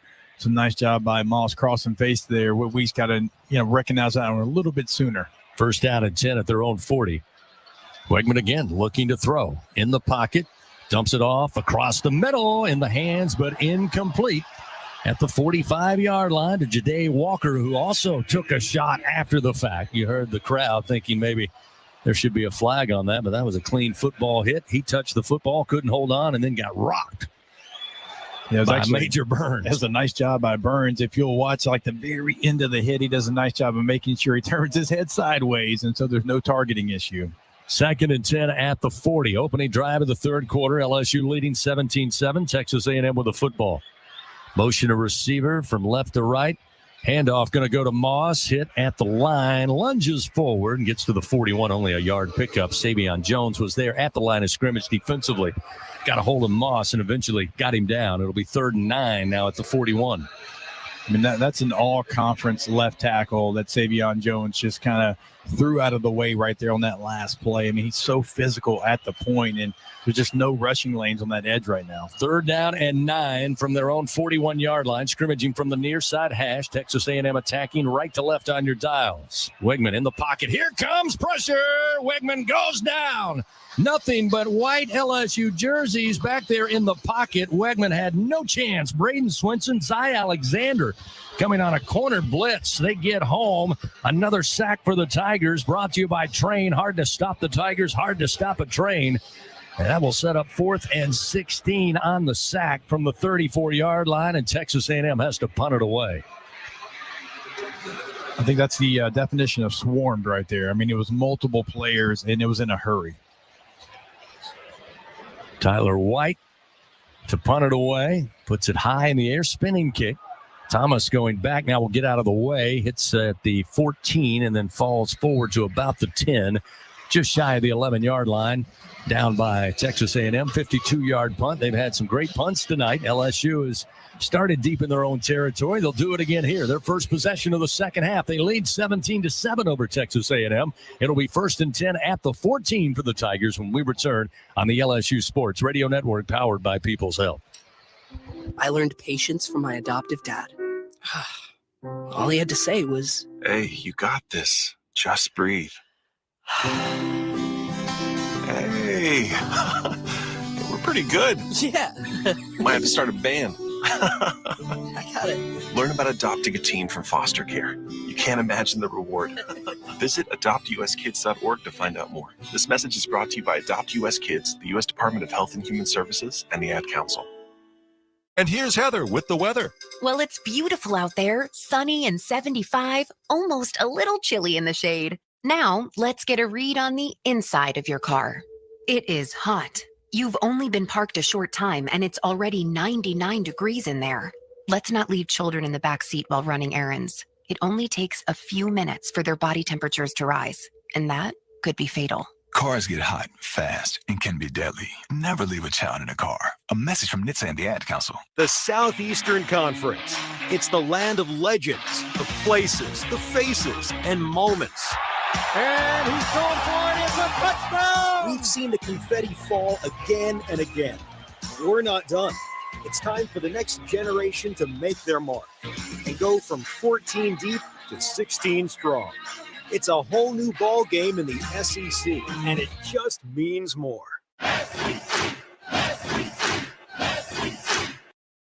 There's danger out there. It lurks on highways and quiet neighborhood streets. It's more likely to kill you than a shark, and more terrifying than the biggest snake. Distracted driving claims lives every day. Every notification, swipe, social post, video, or selfie while driving risks your life. So while you might think public speaking or the zombie apocalypse is scary, what's really terrifying and even deadly is distracted driving. Eyes forward. Don't drive distracted. Brought to you by NHTSA and the Ad Council. Live coverage of LSU Fighting Tiger football on the LSU Sports Radio Network, powered by People's Health. 17-7 our score. LSU leading Texas A&M. Just started the third quarter of action. 12:54 remaining, in fact. Tigers force the punt. They take over 1st and 10 from their own 14-yard line. Real quickly, Gordy Rush go down for a Sunshine sideline report. We saw that Garrett Dellinger had to check out. A little hobbled there late in the second quarter. Any status update? They rewrapped him in the locker room. I saw that. He came back out with the trainer, and they just went through some basic drills, and he wasn't able to put 100% weight back on that foot. So it's going to be Paul Mumbenka to continue on at the left guard position. Thank you, Gordy. 1st and 10 at the 14. LSU gets their first possession here in the second half. This LSU defense, Jacob, by the way, A&M, their last 4 drives, 24 plays, 45 yards, 3 punts, and 1 turnover on downs. See if the offense can answer the bell. 1st and 10 at the 14. 3 receivers left, 1 to the right. Nussmeier throws. Here's Anderson again on the slant, makes the catch at the 20, the 25, spinning off defenders up across the 30, just shy of the 32-yard line. Albert Regis and Scooby Williams eventually slow Anderson down, but a gain of 15 and a first down, or rather 18 yards on a Louisiana Blue first down for the Tigers. It's such a nice job of being aggressive. That's a tough window to be that aggressive if you're Anderson coming up in the middle of the football field, but trust this quarterback's going to put him in the right position not to take the big hit. 2 wide to the right, 2 to the left side. Nussmeier working with Durham. He gets the football on 1st and 10. Pump fake. Now goes deep down the near sideline looking for Hilton. Tried to make a one-handed grab down around the 35, but out of his reach and incomplete. Really good coverage, though, by Des Ricks there, step for step with the speedy Chris Hilton. And it's 2nd and 10 for the Tigers at their own 31-yard line. Fans Toyota, proud sponsor of LSU Athletics. Go big or go home. And a new 2025 Tundra. Visit your local Toyota dealer today. Just a hair off so far for Hilton, just jumping a little too early, trying to knock some of that rust off. 2 receivers right, 1 wide to the left. Now Trades Green, along with Mason Taylor, to each side of the formation. Handoff Durham, a little patient, finally found a little crease and jumps forward on a gain of 4 yards to the 34-yard line. Nick Scorton on the stop for Texas A&M. We'll make it 3rd and 7 here for the Tigers. Tigers 4 for 9 tonight on 3rd down. Crowd here in Bryan College Station trying to get back into this. They regrouped at halftime. LSU can go a long way in quieting down the crowd if they can convert on this 3rd and 7. Trip receivers left, 1 to the right. Ball middle of the field. 5 at the line of scrimmage for the Aggies, and here they come. Nussmeier throws off his back foot, and it's short-armed and incomplete up at the 42-yard line. That time Lacey tried to get back to it but could not. And that will set up 4th and 7 in a punting situation. Tigers have to give the ball back. Be the 2nd punt of the night for the Tigers. Yeah, that one right there, that pressure's on Caden Durham, young running back. The interior had the guy that was coming in the middle of the defense right there. They had him picked up. His guy was a secondary guy coming off the edge, just didn't see him. Peyton Todd lets it fly from his own 25-yard line. Barber calling for the fair catch as the punt drops quickly, and he fields it at the 28-yard line after a 38-yard punt. So we open the 3rd quarter. Both teams exchange punts. Texas A&M has it back, still down by 10, 17-7 here to LSU. Fans, Our Lady of the Lake, proud to be LSU's championship health partner. Together, LSU and Our Lady of the Lake, champions for Louisiana. Together we roar. Learn more at ololrmc.com/LSU.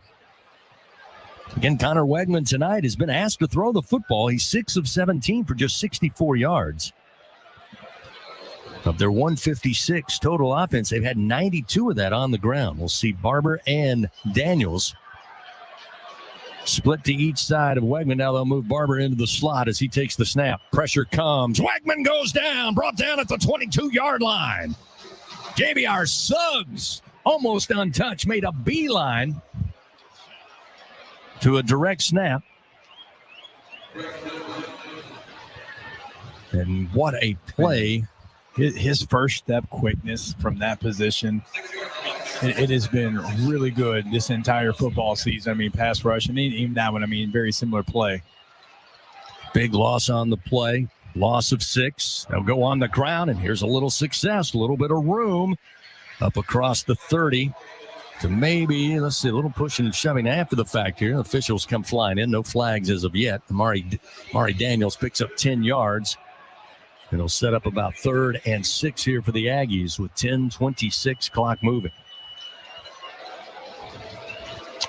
It's really when they've had their successful runs, it's been on when you think they're going to try to get back on schedule with a pass. It's really been the only time that there's been open lanes to run for A&M. Stack 2 receivers, wide side of the field to the right. Now they'll bring the tight end to the left of the formation. Single back with Wegman. Snap is back on 3rd and 6. Pump fake. Now sprinting to the right. Off his back foot. Throws. Overthrown up at midfield. Incomplete. That will set up 4th and 5. Looking for Cyrus Allen. Allen, the junior out of New Orleans, was skipping up that far sideline, but again, the pressure and the quarterback hurry and throwing off the back foot. Wegman overthrows it, and quickly Texas A&M, Tyler White out to punt it back to LSU. I know there's some disgruntled Aggie fans here right below us, but there is not a lot of time for, Wigman right now. I mean, he's on the run, and certainly not his specialty, throwing off his back foot on the run. White lets it go again. This one high end over end. Thomas backpedaling, fields it after a fair catch inside the 15. 54-yard punt. The Tigers take over 1st and 10 from their own 14-yard line. Timeout on the field. Still a 10-point lead. That's where we were at the half. That's where we are with 9:47 remaining third quarter. Back after this on the LSU Sports Radio Network, powered by People's Health. It takes hard work to be the best.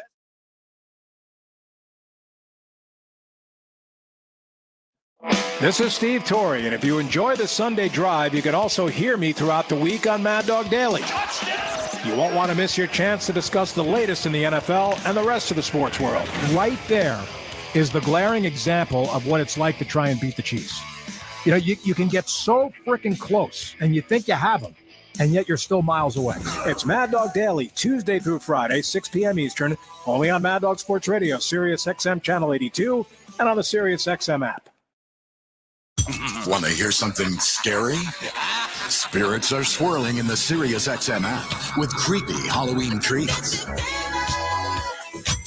Drift into the dark with Scream Radio. Here's Johnny. Or ride with the devil into Nitro's Halloween Headbangers. Find even more monstrous fun right now on the Sirius XM app. Just search Halloween. Your favorite college football coaches are listening to Full Ride on Sirius XM College Sports Radio. Clemson coach Dabo Swinney. I hear you on the radio all the time. Brent Venables, Oklahoma Sooners. Coach Neuheisel, you've been an 8-foot giant to me in this profession. I'm sorry that I'm not 8 feet tall. Coaches, they're just like you. Okay, yeah. Full Ride with Chris Childers and Rick Neuheisel. Weekdays from 9 a.m. to noon Eastern on Sirius XM College Sports Radio. Channel 84 and on the Sirius XM app. Get the Sportsbook's perspective of the World Series on Sports Grid Radio. The Dodgers opened up as the favorites to win the series at -128. The Yankees opened at +108. Every run scored can move the line and impact the odds to win the series. And we're covering it all right now. A lot of different prop options. The one that I like is Ohtani to have 3 or more home runs. From strikeout props to home run props, run totals, and the odds to win the MVP. The place to get the winning edge over the sportsbooks is Sports Grid Radio. Channel 159 in the car and on the Sirius XM app. 17-7, LSU leading Texas A&M, 9:47 remaining in the third stanza. Tigers take over again, second possession here in the third quarter for LSU. They'll start 1st and 10 from their own 13. Time now to take a look at the performance report presented by BASF. We create chemistry. It's really the defense that has played so solid so far tonight. They've held Texas A&M on their home field to just 161 yards total offense thus far. Still a lot of football left to be played, but again, a lot of Tigers flying around the football. No surprise, Whit Weeks, the SEC tackle leader, so far leading the Tigers with 6 tackles, 2 solos. Greg Penn right behind him with 5. And a great job, really, by Gilbert at that safety position. He's got 4 tackles, 2 solos as well. The Tigers so far have 4 sacks against Connor Wegman, and he certainly has affected his throws even when they don't get home. He's feeling that pressure. First down and 10 at the 13. Nussmeier empties the backfield. 5 wide, 3 to the left, 2 to the right. Now there's some instructions. Will Campbell and Garrett Nussmeier seem to be having a little bit of a debate there, and that's going to back LSU up. Number 50, 5-yard penalty. Still first down. Hey, guys, a quick injury note coming out of the locker room. C.J. Daniels, number 4, is in street clothes. He's in a boot, so he is done for the night. Re-aggravated that injury from a week ago. Third false start of the night against the Tigers. Backs him up 1st and 15 at the 8. Now, at the shadow of his own end zone, they'll bring Josh Williams in. As again, Nussmeier having a little trouble here close to that end zone section. Steps up to the offensive line. Now steps back into the gun with 10 on the play clock. Here's the snap. Quick fire. Lacey has it at the 11. up the near side hash to the 15 before he's crashed down there. Tackle made by Scooby Williams. Picks up 7 yards. That'll make it 2nd and 8 at the 15. Lacey with 4 catches, 91 yards on the night. Under 9.5 to play, third quarter. Nussmeier again, 3 wide to the left. Now Taylor gets closer to the line of scrimmage. Here's the snap. Handoff Williams, left tackle. Williams fighting his way across the 20, just shy of the 21-yard line. Picks up 6 yards, though, and will make it certainly 3rd and manageable. Actually, 3rd and short. It'll be 3rd and 2 as York and Williams had to really battle to get Josh on the ground. He has a nice jump cut by him. There wasn't anything there initially. He did find a gap with a nice patient jump cut. Gets up there, and you're right. I mean, now it's 3rd and short. 3rd down and 2. 2 wide to each side. It will be Williams on the left hip of Garrett Nussmeier, who now using hand instructions as Texas A&M rushes forward. Nussmeier, they give chase, spins out of it, still going to his left, tosses middle of the field, and it is intercepted at the 35-yard line. Far side, inside the 20, still on his feet at the 10, and eventually out of bounds at the LSU 8-yard line. B.J. Mays saw the football first. Nussmeier trying to make a play, stretching the play, but tossed it up. Seemed to last forever in the air, and Mays takes it out of the air, picks it off, and Texas A&M in business.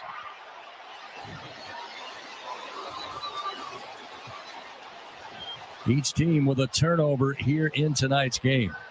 And we got Texas A&M. First down. Sideline warning for the Aggies. Yeah, that's a rare mistake by a veteran quarterback.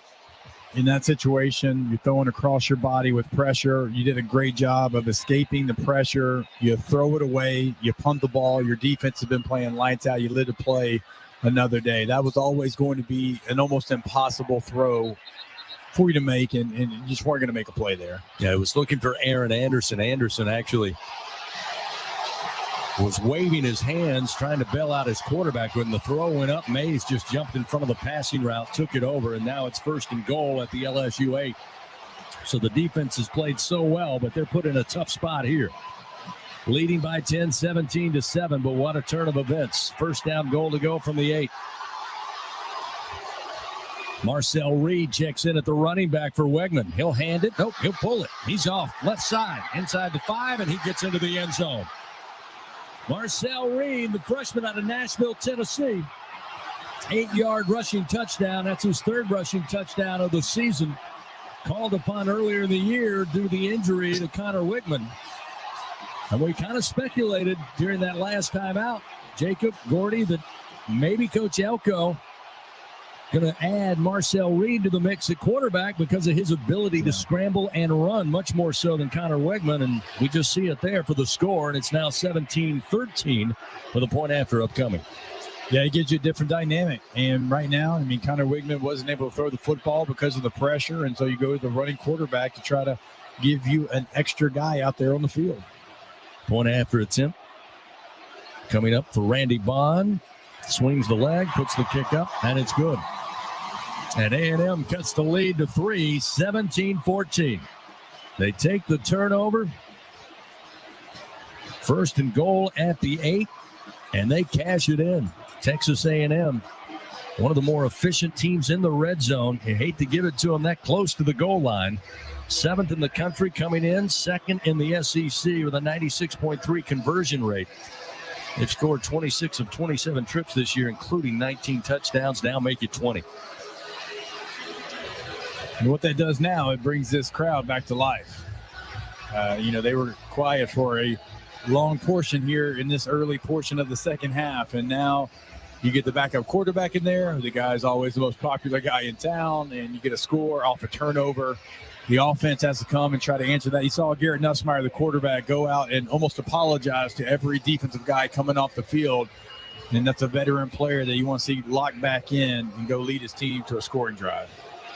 Jared Zirkle tees it up at the 35. Back deep will be Thomas and Williams. Still a lifetime left in this game. 8 minutes and 10 seconds before the end of the third quarter. A lot to happen before this matchup is decided. Circle high, end over end kick. Takes a bounce and out of the end zone it goes. Tigers will try to regroup on offense after giving up the interception, eventually leading to the score to cut the lead to 3. It'll be first down and 10 at the 25 for Nuss and company. Fan Cintas proudly helps local Louisiana businesses stay clean, safe, and ready for the workday for over 35 years. And this is where you rely on the veteran players. And this is where you rely on your veteran quarterback.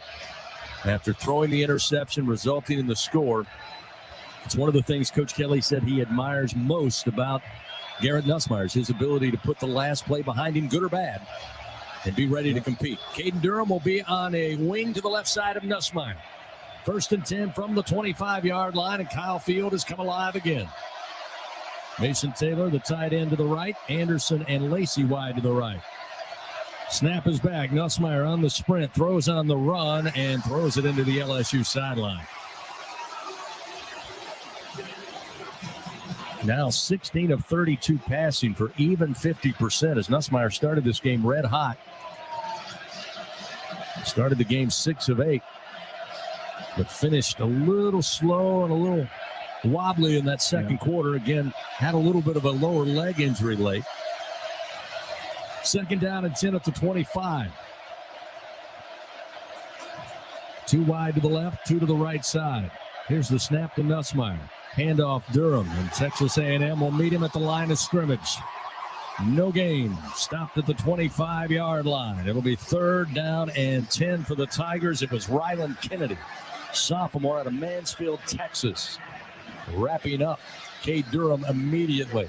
And now a third and 10. Important third down for the Tigers, who so far are 4 of 11. You're trying to run behind backup coming in. Mubinga right there just never got any kind of momentum going the opposite way for the defense. 6 at the line of scrimmage. Here they come. The snap. Nussmeier backpedaling, throws, and nearly intercepted again at the 35. But there's a flag down. Lacey, the intended receiver, looked like he was grabbed by Will Lee, who tried to jump the route. Although there are a couple of flags down. There's one down at the 4 behind the line of scrimmage, and there's one at the 37 downfield. Well, we know that one back here is going to be unnecessary roughness on Texas A&M. Stewart hit Nussmeier way after the play was over, so that's 15 for LSU. And now they have a conference at the 25-yard line with our crew chief Kyle Olson here. And again, 2 flags, looks like 2 separate penalties. And you can see by Texas A&M, a couple of their players listening into the conference, and suddenly hands on the side of the head. Usually not a good reaction. And they're still talking it over. We'll get the final decision from Olson here in moments. There are 2 fouls on the play, both by the defense. Pass interference, defense, number 26. The ball will be placed in the spot of the foul. After the play, personal foul, unnecessary roughness, defense, number 5. 15 yards will be added to the play. First down. Wow. Shamar Turner, as Gordy said, had clearly, well after the throw was delivered, just a little extra to get a little shot on the LSU quarterback. Not a lot of contact, but it almost looked like his teammate shielded the official from realizing there wasn't a lot of contact. He almost anticipated there would be. Actually, Chris, I saw it. This was beyond what we just saw. It doesn't show here. Let's see if we see. Here it is right here. It was afterwards. Yeah. Afterwards, he threw. Wow. Nussmeier might have, that might have been Premier League flop right there. Right. I want a bad little acting job to get you 15. Yeah. Nussmeier must be a Tottenham fan. Total of 27 yards after the infraction puts LSU now at the 48-yard line of the Aggies.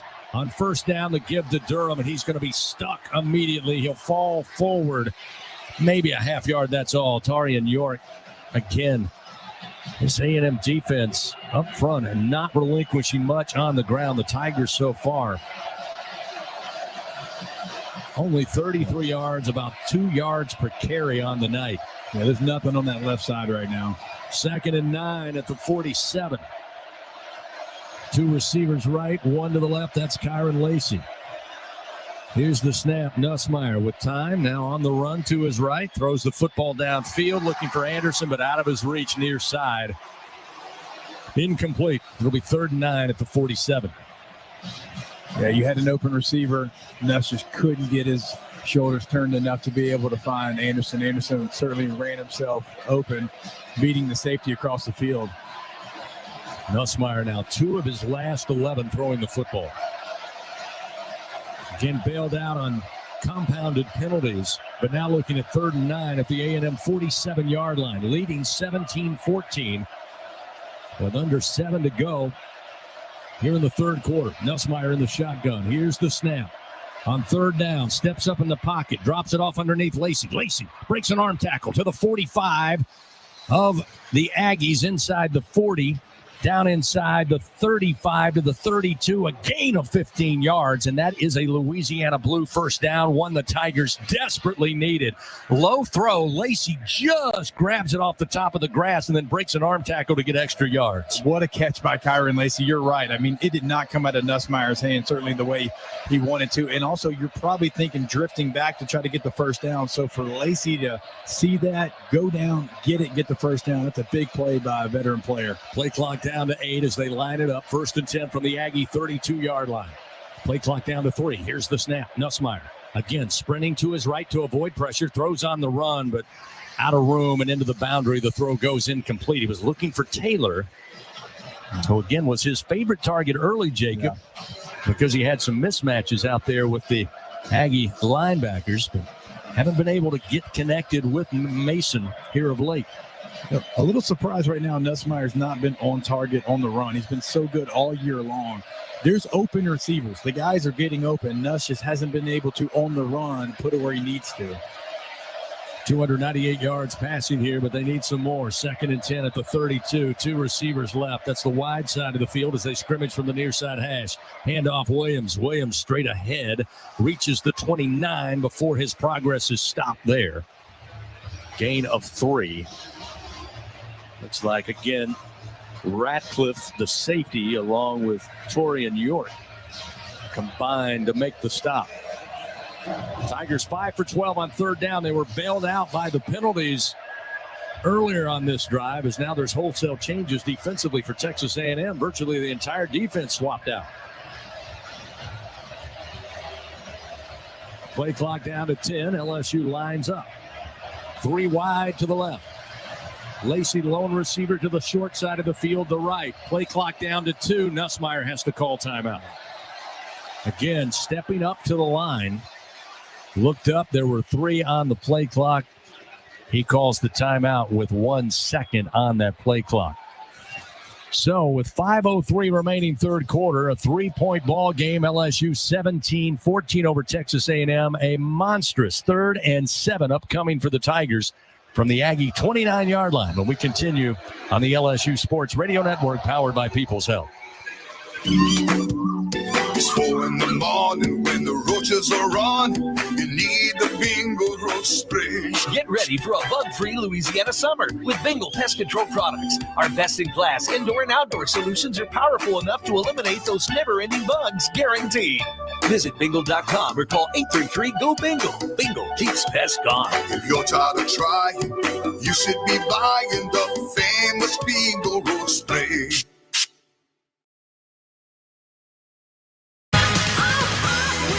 Add some ghoulish grooves to your Monster Mash. With the ultimate Halloween party mix. This is Halloween. The Freaky 50. A spooky selection of songs to make you shudder and dance. Find the Freaky 50 along with many more Halloween specials in the SiriusXM app. Just search Halloween. Dusty and Danny in the morning on SiriusXM College Sports Radio, featuring myself, the much smarter and better looking Dusty Dvorak. Hey, don't forget about your sidekick, Danny Cannell. Start your mornings with us as we bring you all the latest news in college sports and have fun along the way. Come be a part of the fastest growing show on radio. Dusty and Danny in the morning on SiriusXM College Sports Radio. Channel 84, weekdays from 6 to 9 Eastern.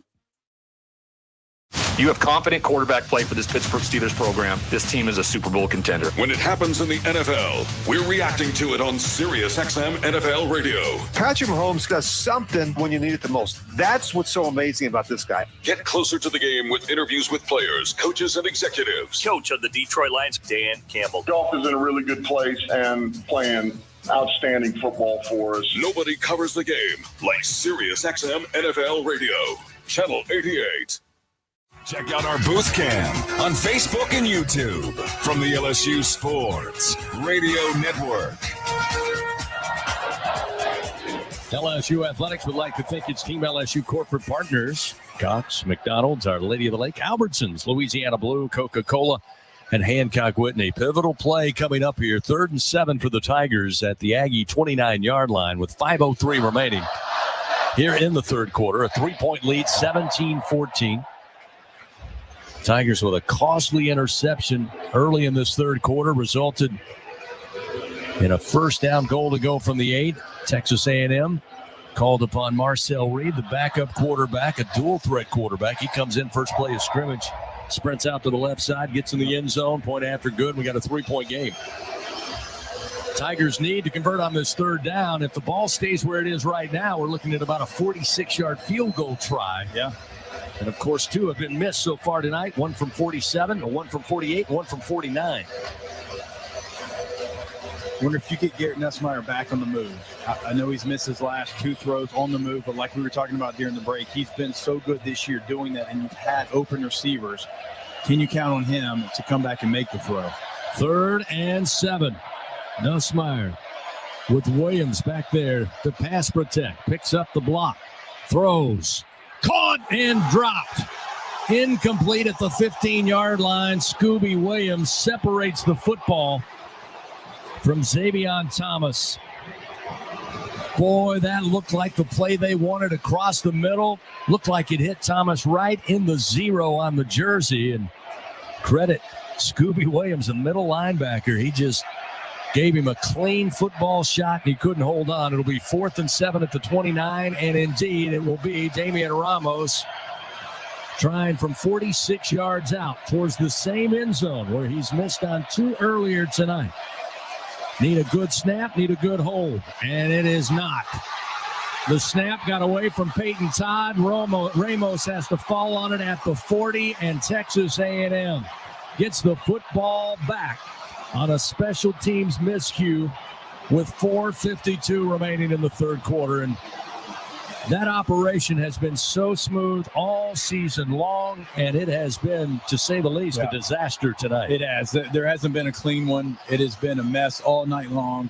It's holds, it snaps. I mean, here, just another. I mean, Todd wasn't ready for the snap. He's looking at the kicker. The ball snapped. That this is not a good time on the road, College Station, to have those type of issues pop up. So Texas A&M not only takes over, they get relatively good field position. 1st and 10 at their own 40. And Marcel Reed will stay out there as the quarterback. They'll line up in a pistol formation. He along with Amari Daniels, or check that, Le'Veon Moss. Reed going to try to go right, cuts back left, and then just Superman leaps up to the 44-yard line. Ahmad Bro credited with the tackle. LSU doing a good job on that far side, Jacob. They set the edge. He had to cut back and then just leap for some yards. It'll be 2nd and 6 at the 44. Yeah, we'll see how much this changes the LSU defensive game plan. I mean, completely different quarterback, really different offense. 3 receivers left. Single back with Reed. Shotgun snap. Handoff up the middle. Huge hole. Into LSU territory, down to the 40-yard line. Gilbert and Ryan again have to come up and make the stop on Le'Veon Moss. 17-yard gain and a first down for Texas A&M, and Old Mo has swung to the home team. Yeah, this is kind of what we thought we would see. We thought we'd see this kind of offense from Texas A&M. I mean, running on first down, setting up manageable second downs, and now with Reed at quarterback, it's exactly what they're doing. So 1st and 10 from the 39 of LSU. Snap to Reed. Handed off. Barber going far side. Lunges in the air and grabbed and pulled down. But About a 6-yard gain before Sage Ryan makes the stop. And now A&M really starting to show their prowess on the ground, which, again, you go back to that first half. It wasn't as if they didn't have some good runs. They just consistently were trying to get Wegman in a passing situation. But right now, as Jacob said, with Marcel Reed, dual threat quarterback, he can hurt you on the ground, and certainly we know Moss and Daniels can. 2nd and 4 at the 33 of the Tigers. Snap to Reed. Reed pulls, wants to run, gets daylight right side to the 20 and pulled down from behind at about the 14. They'll say the 13-yard line of LSU. 20-yard run, Gilbert with the tackle, but Reed running free. 1st and 10 at the Tiger 13-yard line. And this is a different-looking A&M offense now. Yeah, and as I mentioned, you prepare for something all week, and you prepare for Connor Wigman, and you do some of this because you know it's a possibility, but certainly not made an adjustment yet. 1st down and 10 now at the LSU 13. Tiger defense playing on their heels now. Here's Reed, high snap but handled, gives to Moss, and this time Moss goes nowhere. Maybe got forward progress to the 12. That's all. 2nd and 9 upcoming. Good job by Suggs and Jones plugging up the running lanes that time on Moss. We roll down to 2 minutes and 15 seconds. LSU still leading by 3, 17-14, but Texas A&M threatening to get their first lead of the night. As Amari Daniels will check back in at running back for the Aggies. It'll be Daniels and Reed in the backfield with 2 wide to the right, single receiver to the left side.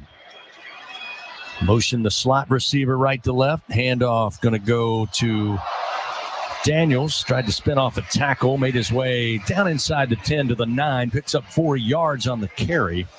Ahmad Bro again in on the stop defensively, and now a 3rd and 5. Yeah, they're trying to create eye violations, motions, trying to get you to maybe take a look at all the things they've got going on in the backfield, but it's going to end up the same play, right? It's going to be a run option. It's going to be, hey, we're going to read this defensive end, see what he does, because Reed, obviously, we know, like at some point he is going to pull it and go around the corner. Daniels again back there on the right side of Reed. 3rd and 5 from the LSU 8-yard line. Reed drops back 3 steps, and it's a quarterback draw. He's running up the middle, gets inside the 5, met at the 2, and gets a little help and a push into the end zone. And Texas A&M will take their first lead of the night from the backup quarterback Marcel Reed, just knifing through the LSU defense. 8-yard touchdown run, his 2nd touchdown of the night, giving 10 on the year. And it's now 20-17 Texas A&M with a point after upcoming.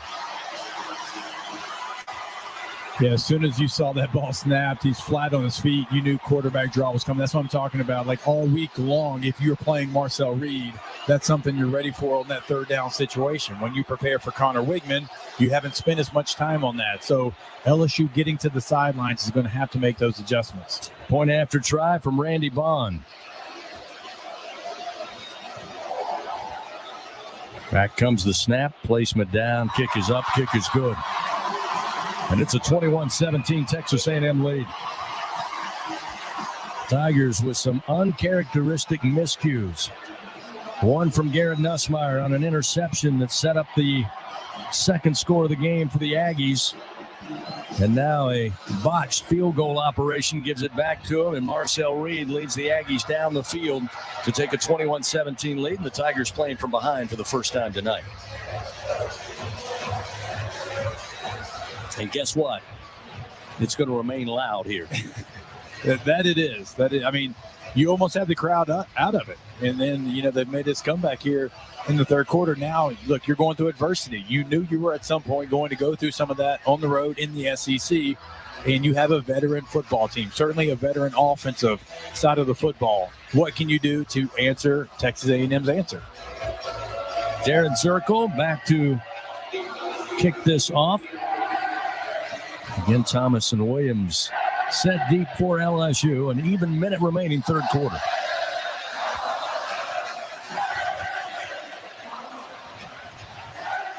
Press box begins to sway once again. Here's the approach. Zirkle. End over end kick, dropping quickly, but had enough distance for a touchback. It'll be 1st and 10 at the 25. LSU takes over and looking to regroup offensively. Again, 324 yards so far tonight, 298 through the air, but a lot of that coming in that first half. Nussmeier tonight just 17 of 36, 298 yards and 2 touchdowns.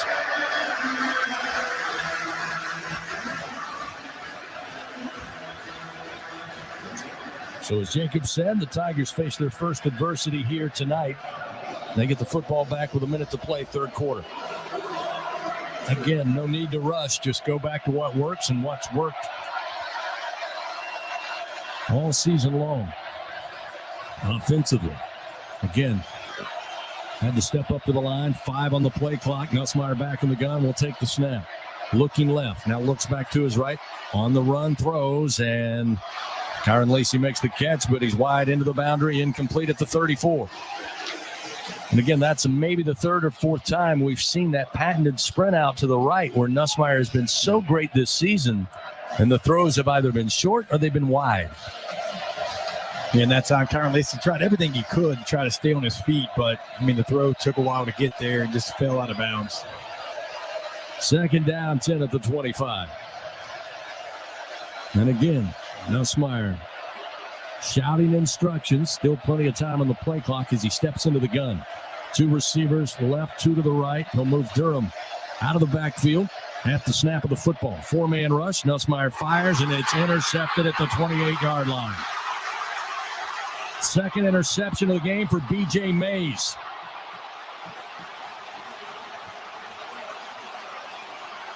And again, he knew where that ball was going. He jumped the route.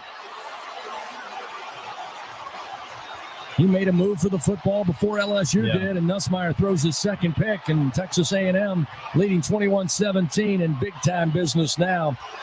Ball going to be placed inside the 25 of LSU, and now the defense, again, left out to dry. They're going to have to dig deep. Yeah, I think that's the third time that they've run that play, and, they've hit the little hitch route. I think the first time was pretty easy. The second time, a little bit more difficult, and the third time A&M said, you're not getting that one again, and you just don't see Nussmeier telegraph throws like that very often. That's 2 interceptions that are certainly going to fall on the quarterback. So Texas A&M leading by 4 and looking for more. 1st and 10 at the Tiger. They mark it at the 26. It'll be Moss starting this drive at running back. Again, Marcel Reed, the backup quarterback, will run the offense. Little zone read. They'll dump it off on the pass, get it to Moss, near sideline, inside the 20 to 15, eventually brought down by Swinson inside the 10 at the 7-yard line of LSU, a gain of 19 yards. And this one going sideways quick. Yeah, it is. You had all the momentum. You had chances. And right now, they're playing with the ultimate confidence. Going to go into the fourth quarter here. They're not going to run a play. This crowd's about to get turned up to an 11. LSU facing major adversity right now. Texas A&M, as Jacob said, ready to call the third quarter and switch sides of the field. They lead 21-17 after 3 here in Bryan College Station in a battle of number 14 and number 7. 2 remaining unbeatens in SEC play, but one of these teams will lose that distinction tonight. Your fourth and final quarter coming up. Texas A&M 21, LSU 17 on the LSU Sports Radio Network, powered by People's Health. SiriusXM Triumph. Get real answers with Dr. Laura. No nonsense advice about relationships, marriage, kids. Tough love. It happened is not a phrase anybody uses when they take responsibility. Inspiration. Every time you go to bed with a negative thought, you have to match it up with a positive one. That's your new rule. Dr. Laura, plus Megyn Kelly, Glenn Beck, Nancy Grace, and Dave Ramsey, all on Triumph. SiriusXM 111 and on the SiriusXM app. Touchdown, Alabama! After your college football Saturday wraps up, it continues on College Football Overtime. Here are the top plays. Touchdown! My goodness! And from the top playmakers. Will Howard good enough to join us? It's College Football Overtime with Denton Day. He's an alien. He's a freak. He's a mutant. He's the best player in college football. Every Saturday starting at 11 p.m. Eastern on SiriusXM College Sports Radio, Channel 84, and on the SiriusXM app.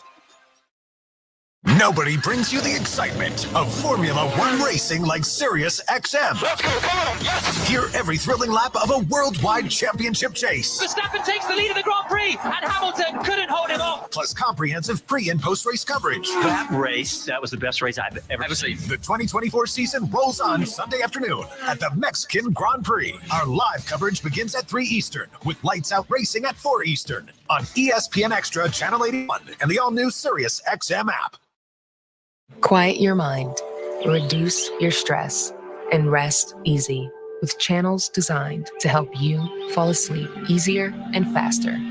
Sink into the comforting white noise of a storm shower on Rainfall Radio. Fade out to the soothing sounds of the Sleep Channel, or drift off to nature sounds with Forest Dreams. Find them all in the Sirius XM app, included in all trials and popular plans. Just search Sleep. Terminating continues from the LSU Sports Radio Network. 15 minutes to decide who will remain unbeaten in SEC plays. We welcome you back to Kyle Field, start of the fourth quarter. Texas A&M down early, down by as many as 10 on 2 occasions at halftime, trailing LSU 17-7. But there's no two ways about it, gentlemen. LSU got their backsides whipped in that third quarter. Taking a look at the third quarter stats brought to you by Hancock Whitney, official bank of LSU Athletics. Tigers 3 first downs, 2 yards rushing, 39 yards through the air for a total of 41 yards of offense in the third quarter. Texas A&M, aided by the boost from Marcel Reed, the backup quarterback, 5 first downs, 67 yards rushing, 34 yards passing, 101 yards total offense to 41 for the Tigers. Garrett Nussmeier in that third quarter went 3 of 12 passing with 2 interceptions. Yeah, that is obviously that's not the Garrett Nussmeier we've seen all season long. It wasn't the Garrett Nussmeier we saw here already in Kyle Field, College Station. I mean, first half and highly efficient, and the first one just trying to do too much, and then you telegraph the second one there, and I mean, you had a chance to really steal, every emotion out of this stadium, and then when you don't do that, you give them life, you give them hope, and certainly A&M has taken that hope. And now they've been the aggressor, and they're sitting here in great scoring position again. Again, after the second turnover, LSU's defense put in a very tough spot. Now it's first down, goal to go with the ball marked at the LSU 10. Texas A&M with a chance to build on what already is a 4-point lead. 15 minutes up on the board. Now the Aggies attacking left to right. Reed along with Daniels and Moss. On the field at the same time, Reed in the shotgun, rises for a moment, now gets back in his stance, motions the tight end, going to hand it off, running downhill is Moss, and Moss gets bounced and then untouched into the end zone. Way beyond Moss, there is a flag down, hold the phone. It's down inside the end zone. We'll see what it's all about. But again, just right up the middle against LSU. And they're talking it over. Yeah. Conference about the 7-yard line. We'll get the call from Kyle Olson, our crew chief, here in just seconds. Personal foul, illegal blindside block, offense, number 9. 15-yard penalty, still first down. Ja'Day Walker with the blindside block. I'd have to watch that replay again, Jacob, to see if that had any impact on the play. Again, Walker out wide for the Aggies. So no score, and Texas A&M will get backed up.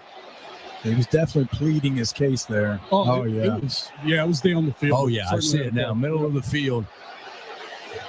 Came across, laid it on Major Burns. Major was starting to shift and go to his left for the ball carrier, and now they'll probably check it for targeting, I would assume. Yeah. Now we're going to go down for a replay. I didn't hear that initially from Kyle Olson, but Mike Elko has a look of concern on the sideline here, but we'll see.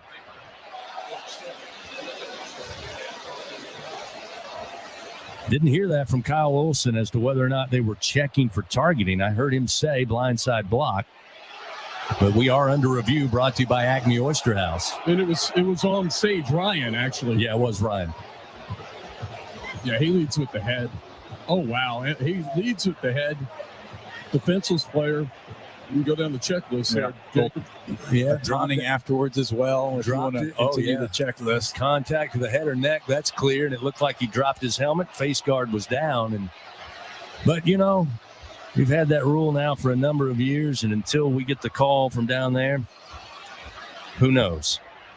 But it would be big. They got into the end zone. That obviously is negated by the blindside block. Now, whether or not Ja'Day Walker will be able to continue to play tonight, and the targeting added to that. So they're still talking it over, looking into the video. It does turn into the roulette wheel, as it's often been, of what it's going to be. Again, Kyle Olsen, our crew chief replay official tonight, is Kevin Holmes, working along with Collaborative Replay in Birmingham. We get a little sneak peek on the video board of what they're looking at here. And again, best we can guess, it's a pretty clear example of targeting. And again, that's on an offensive wide receiver who's probably not used to. Right. I mean, he's used to blocking, but he's probably not used to. Yeah, I mean, putting himself in that position. Yeah, and as an offensive player, that's not something you think about very often. And, there might have been a carry or two in my career that targeting could have been called against me. So offensive players certainly don't even think about the crown of the helmet as much. All right, they're out from under the hood of the video and talking it over and writing some notes. And now it appears in moments Kyle Olsen will tell us what they have determined. After video review, replay has confirmed targeting. Number 9, offense. Number 9 is disqualified from the game.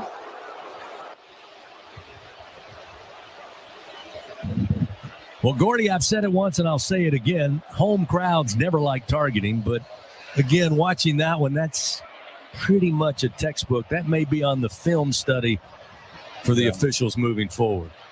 No question. And Jacob, just sitting down here in the field, LSU's defense is built on speed, hustle, and all the above. They need to slow it down a notch. They're overrunning so much of this. Yeah. It's and like you said, the thing about what makes it this tough, you haven't prepared for this. Yes, you played South Carolina, you played South Alabama. We can go through a couple teams that ran this offense, but it's been a while. You came here and prepared for Connor Wegman, and now you're dealing with Marcel Reed. So, no score. They wave that off, and they move them back to the 18-yard line after the penalty. So first and goal from the 18 now for Texas A&M, again leading 21-17. Tigers get a chance here. Let's see if they can respond. Reed looking to throw. Now he's going to just tuck and run and pull down from behind inside the 20, out of bounds, far side around the 15-yard line. A gain of 3. Braden Swinson showing his speed, chased him down and brought him down. I mean, Swinson making that play is huge because, he had a lot of space, and Reed doesn't get caught from that angle very often. And we got a player down for LSU in the end zone. Yeah, that's Gilbert, and I'm not sure. He was holding his left arm, his shoulder, and just took a knee right there. And I tell you, so this is a big situation for him to go out of the game. It's been Ryan and Gilbert, the veterans at safety, that really secured the run support. And this is a tough spot to put. I assume we'll get one of the young freshmen in here. Yeah, Gilbert on a knee in the end zone there. He was engaged in covering the receiver in the end zone. They didn't finish the play long enough for us to see where the injury might have occurred. But again, he was favoring the arm as he now will jog off on his own power, come to the near side. Second and 14 second and goal at the 14, I should say, for Texas A&M. Deshaun Spears goes in, and you saw Blake Baker giving him heavy instruction as he went onto the field there. These safeties have been so good on all the double moves, fake screens tonight. Let's see if A&M maybe tries to go to that play, try to steal one here on a young safety. 2 wide receivers sent out to the right, 1 lone receiver to the left. Amari Daniels, the single back, along with Marcel Reed. Second goal from the LSU 14. A&M leading 21-17, 14:35 remaining fourth quarter. Handoff going to go to Daniels, right side. Got free for a moment. Pulled down from behind around the 5, maybe lunge forward to the 4. Greg Penn made the tackle, but it will set up third down, goal to goal. They do mark it at the LSU 4-yard line. And that was a little too easy. Just too much room right there. Got the edge immediately right now. Here's the snap to Reed. And going down and trying to get to the goal line. And it will be a touchdown for Texas A&M for Marcel Reed. Again, LSU collapsing. They knew the ball was going to the right, but Marcel Reed slips his way into the end zone, and a huge score for Texas A&M. Gives them a 10-point lead with a chance to make it 11 with a point after try. Yeah, the entire defense thought the running back had the ball. I mean, you got three of them tackle the running back. He pulls it, and doesn't get much easier than that for Reed. Strike zone. It was an 0-2 type pitch. Yeah. Here's the pitch to Glaber Torres, and that's in for a strike. Blake Trinan starting to get loose.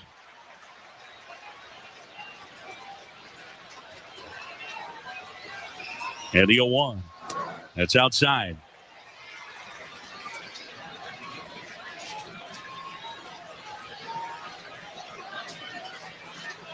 Ball to strike on Glaber, who's 0 for 2, the pitch.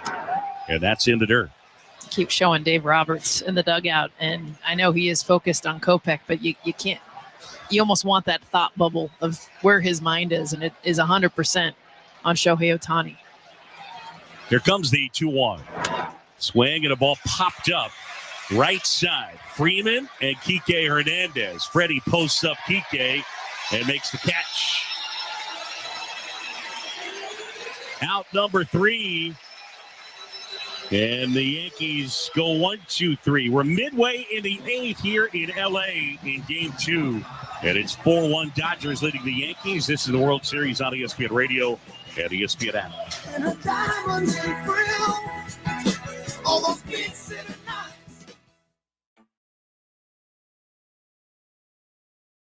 It's football and fun every weekday on SEC This Morning. I give you a little excitement, right? You're my guys. Starting at 8 a.m. Eastern, hear Peter Burns. Old married couple. We should go to counseling. Chris Doering. We definitely need a psychologist. Alyssa Lang. I'm listening to it because that's where you get the good stuff. Plus, more of your favorite SEC personalities breaking down the conference where it just means more. That is a hell of a tease. SEC This Morning, weekdays from 8 to 11 a.m. Eastern, and available anytime on the SiriusXM app. Holy hell, this is a big deal. Now through November 1st, SiriusXM is giving away a pair of tickets to every MLB postseason game through the World Series. Listen to MLB Network Radio for the clues and be the first caller to correctly name the postseason hero, and you'll receive a pair of tickets to an MLB postseason game. MLB Network Radio has your chance to win on SiriusXM 89 and the all-new SiriusXM app. No transportation will be included in connection with these prizes. For full contest information and official rules, visit SiriusXM.com/MLB postseason hero. No purchase necessary. Open only to current SiriusXM subscribers prior to September 22nd. Must be a U.S. resident over the age of 18. Add some ghoulish grooves to your Monster Mash. With the ultimate Halloween party mix. This is Halloween. The Freaky 50. A spooky selection of songs to make you shudder and dance. Find the Freaky 50 along with many more Halloween specials in the SiriusXM app. Just search Halloween. SiriusXM was in Birmingham, Alabama for SEC Basketball Media Days. Head coach of South Carolina, Don Staley. You smell a championship, you win a championship, you want more. Head coach of the Arkansas Razorbacks, John Calipari. Can you do the gauntlet and survive? There is not an easy game. Head coach, Alabama Crimson Tide, Nate Oates. We've been knocking at the door. I think that next step is trying to win national championship. Listen to every interview on demand. Just search for your favorite team on the SiriusXM app. ESPN app.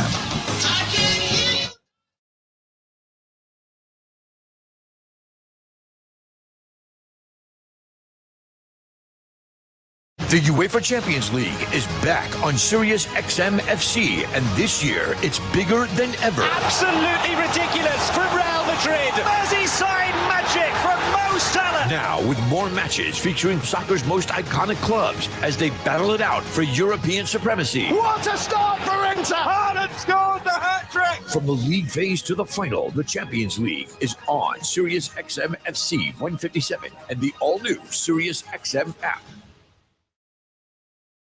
SiriusXM Triumph. Get real answers with Dr. Laura. No nonsense advice about relationships, marriage, kids. Tough love. It happened is not a phrase anybody uses when they take responsibility. Inspiration. Every time you go to bed with a negative thought, you have to match it up with a positive one. That's your new rule. Dr. Laura, plus Megyn Kelly, Glenn Beck, Nancy Grace, and Dave Ramsey, all on Triumph, SiriusXM 111, and on the SiriusXM app. We're talking college football on SEC This Morning. How many regular season games have felt like postseason games? Yeah. The combination of massive upsets, some of these games significantly changed the chances of teams getting into the 12-team field. I don't remember a season feeling this exciting, and we thought regular season games were going to be devalued with the expansion of the playoff. These games are more important than ever, and I feel like the chaos is only just getting started. Catch the show every weekday from 8 to 11 a.m. Eastern. You got to say, hey, offensive line, we need you to keep the quarterback clean because we got to throw it. Trip receivers to the right. Wide side of the field as they scrimmage from the near side hash. Looking at 2nd and 9 from their own 43-yard line. Play clock down to 7. Nussmeier steps back into the gun. 12:07 on the game clock. Back to Nuss. Forced out of the pocket, running to his right. Throws. Catch made at the 40-yard line of the Aggies. And down to about the 35. Ball came out, but falling back on top of it is going to be Chris Hilton, who hauled in his second catch of the night, a gain of 21 yards, and a Louisiana Blue first down. Stop was made by Anderson and Brooks. That's more of the Garrett Nussmeier stepping up, finding a way, rolling to his right, still delivering a good strike. First down and 10 at the 36. Nussmeier looking to air it out middle. Anderson caught at the 5. Falls down at about the 3-yard line. Maybe reached the 1. Threw into double coverage, and Anderson goes high on the ladder to pull it down. Huge first down. First and goal for the Tigers on a gain of 34 yards. It's Brooks and Anderson again that were in the vicinity, but Anderson made the play for LSU. First down, goal to goal. They mark it at the 3. Receiver, 1 to the right, 2 to the left. Snap Nussmeier. Going to give it to Durham, and again, runs right into the Aggies' front line and goes nowhere. Maybe stopped at the 4. Maybe lost a yard. DJ Hicks, the sophomore out of Katy, Texas, just stepping up and nowhere for Durham to go, and it's now Josh Williams will check in. Absolute must find the end zone here. 10:38, clock moving, fourth quarter, down 28-17. Get a couple of big pass plays, and they're knocking on the door. Second down, goal to go from the Aggie 3. Lacey, the wide out, single receiver to the right.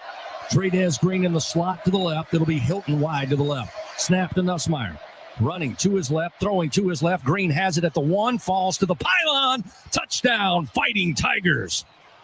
Trades Green. The freshman brings it in, his 3rd touchdown of the season. And the Tigers desperately needed that score, able to move quickly, and now it looks like they'll line up and go for 2. 28-23, A&M with the lead as they go to the freshman Trades Green, who, after the play, we have an Aggie slow to get up. He's on a knee at about the 9-yard line. That's actually, I mean, you know, it's very beneficial for LSU, the fact that they get to huddle up right now. Big play in the game, 2-point conversion. Try to make it a 3-point game. But as we said, look, I know you want to run the football. I know you want to establish that. That's great. It's not here tonight. You have been able to throw for 380 yards.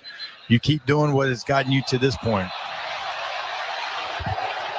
Well, I just saw a replay. We're probably going to get a look at this. It looked like Green's knee might have been down just before he got in the end zone. They showed it here on the replay. Yep. We're going to have a 4th and 1 on the – they'll stop it in Birmingham. Mike Elko. Be a 3rd, right? 3rd and 1? 3rd and 1. I'm sorry. You're right. 3rd and 1. It'll be on the 1. But he was definitely down. Yeah, all scoring plays are always reviewed. And, again, after the injury to Texas A&M, it certainly gave them time to look at it. They radioed down to our officials, and it was clear after watching the replay up here that Trades was – that left knee came down at the 1-yard line as he was lunging. Yeah, it's close, though. Where's the ball, though? Yeah, that's right. Yeah, now they're looking at it again. Look, the ball right now, it's not as far away as I thought it initially was from the goal line.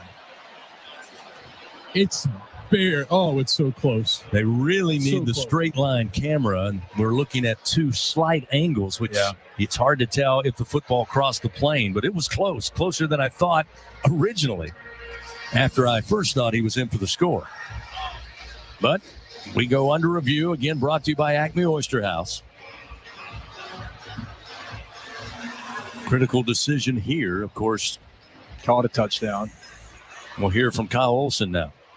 Video review, the runner's left knee was down and the ball was just outside the goal line. It'll be third down with the ball placed just outside the goal line.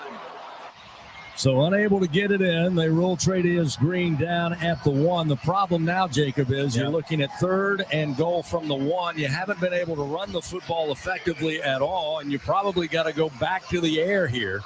We'll see what the Tigers dial up. Thought they were in, they were not. Back to a 28-17 Texas A&M lead. Remember, you got a backup left guard in as well. It's always something to pay attention to. Going to be a new situation for him. Going to be interesting to see how LSU handles this. 10-14 remaining in the game. Certainly two-down territory. I don't know if field goal helps. Certainly it gets you a little closer, but This quarterback sneak all the way right here. Nussmeier under center. Heavy set, everybody at the line of scrimmage and trying the tush push, and flag is out far side, right at the snap. I don't know that Garrett even crossed the plane, but immediately a flag came out from that far sideline right on the goal. So let's hold the phone. We'll see what this is all about. They tried the quarterback sneak. Not a lot of surge. Texas A&M able to really stiffen up at the goal line, but we'll hear what the call is all about. Offside, defense, number 0 in the neutral zone at the snap. Half the distance of the goal. So they'll move the football half the distance of the goal line, which will be a very little smidge closer for LSU. Try it again, Jacob. It looks like they're lining up and doing it. LSU can't get in shotgun right now and run the football. They just can't do it. Formation. A battle at the goal line. Again, extra push, trying to get Nussmeier in. Looks like he's across the goal. Still waiting for a sign. Give me a sign. Touchdown. Fighting Tigers. Took a while, but eventually they ruled Nussmeier across the plane. So the Tigers do end up finding pay dirt. Took a little longer than they wanted, but it is now 28-23 as they unpile a mass of humanity down there in the end zone. There's actually a good initial surge there by Garrett Nussmeier, that offensive line. Obviously, though, I mean, your quarterback who is not used to doing that, now he's got to go right back in there. He was going to the sideline. No, we got to go for 2. And so, obviously, going to be maybe late in this play clock trying to get him back on the field. Coach Kelly out there near the numbers at the 15-yard line. Yeah, he wants the ball on the left side. He gets a chance to place it not on the hash, but halfway between the extra point mark in the middle on the 2.5 and the hash. Well, they'll try to go for 2 here, trying to get it back to a 3-point game with just under 10 to play, 9:57 to be exact. We've seen this to Trey'Dez Green a couple of times this season, including last week at Arkansas. The 2-point conversion try. Nussmeier out of the shotgun. Looking left, forced to go right. Throws back in the end zone. Nobody's there. Incomplete. 2-point try goes awry. So the score remains 28-23. Going to take a touchdown. Going to need a stop and a touchdown for LSU to get back on top. Timeout on the field. Tigers score, but still trail Texas A&M here in the fourth quarter. We'll return after this on the LSU Sports Radio Network, powered by People's Health. The NASCAR Cup Series is on SiriusXM. Let's go! We're back on the track Sunday. 1:30 p.m. Eastern. It's the Straight Talk Wireless 400 from Homestead Miami Speedway on SiriusXM NASCAR Radio Channel 90 in the car and on the all-new SiriusXM app. Get closer to everything that moves you wherever you are with the SiriusXM app. Let's make some smoke and drink some beer. Yes! Quiet your mind, reduce your stress, and rest easy. with channels designed to help you fall asleep easier and faster. Sink into the comforting white noise of a storm shower on Rainfall Radio. Fade out to the soothing sounds of the Sleep Channel, or drift off to nature sounds with Forest Dreams. Find them all in the SiriusXM app, included in all trials and popular plans. Just search Sleep. We need to focus on today, not past today. Do the things in all three phases that get us in preparation to be the best we can be on the weekend and get ready to go. This is former LSU running back Jacob Hester. And this is former FSU quarterback E.J. Manuel. Every Tuesday, our former coach Jimbo Fisher joins us on Off Campus at 3 Eastern. I'm going to say this. Sitting on this end of the mic's a lot easier than sitting on that end of the mic. This time of year. Here, Jimbo Fisher with us, Tuesdays at 3 Eastern, exclusively on SiriusXM College Sports Radio, Channel 84 in the SiriusXM app. Presented by J&J Exterminating from the LSU Sports Radio Network. TJ Ribs, official barbecue restaurant of LSU Athletics, of course, home to the LSU head coaches shows. You can visit them at 2324 South Acadian Thruway or order online at tjribs.com. It's a 28-23 Texas A&M lead. Tigers find the end zone on a quarterback keeper. A little help from the offensive line, a couple of big overloaded tight ends, and they get Garrett Nussmeier into the end zone. They go for 2. That one doesn't work, so they're still down by 5. But this is all going to come down to defense, and we've been talking about it throughout this half. The switch by Texas A&M early in the third quarter to go to Marcel Reed, who is the dual threat quarterback, and he has certainly brought this A&M offense to life, as you pointed out immediately when he took behind center. Jacob, he said this is a different offense now. This is a different approach defensively that you'll have to take. Obviously, they prepared all week, as we said, for Connor Wigman. Now they've got to figure out some of the work they did on Marcel Reed, and they got to figure it out quick as they get ready to get the ball back. They need to stop, and LSU needs a score.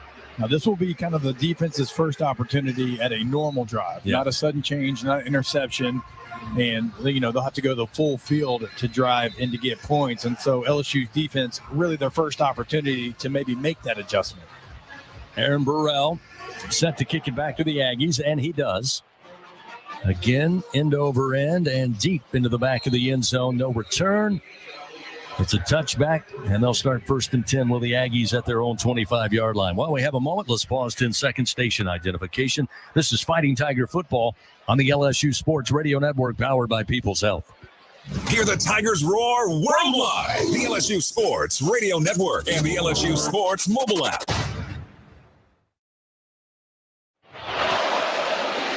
Another battle here in Bryan College Station, along with Jacob Hester, Gordy Rush. I'm Chris Blair. Your Tigers of LSU trailing Texas A&M 28-23. The Aggies start 1st and 10 at their own 25. Again, with 9:57 remaining in this game. Marcel Reed takes the shotgun snap. He's going to unload down the field and into double coverage. Catch made. Big time catch inside the 30 down to the LSU 20 is Noah Thomas. One of the top receivers for this Aggie squad. They haven't had a lot of home run plays, but they get one there, a 55-yard strike. And once again, Jordan Gilbert a little slow to get up. He's on a knee down at the 12-yard line, and just like that, Texas A&M in business. Go from their 25 to the Tiger 20.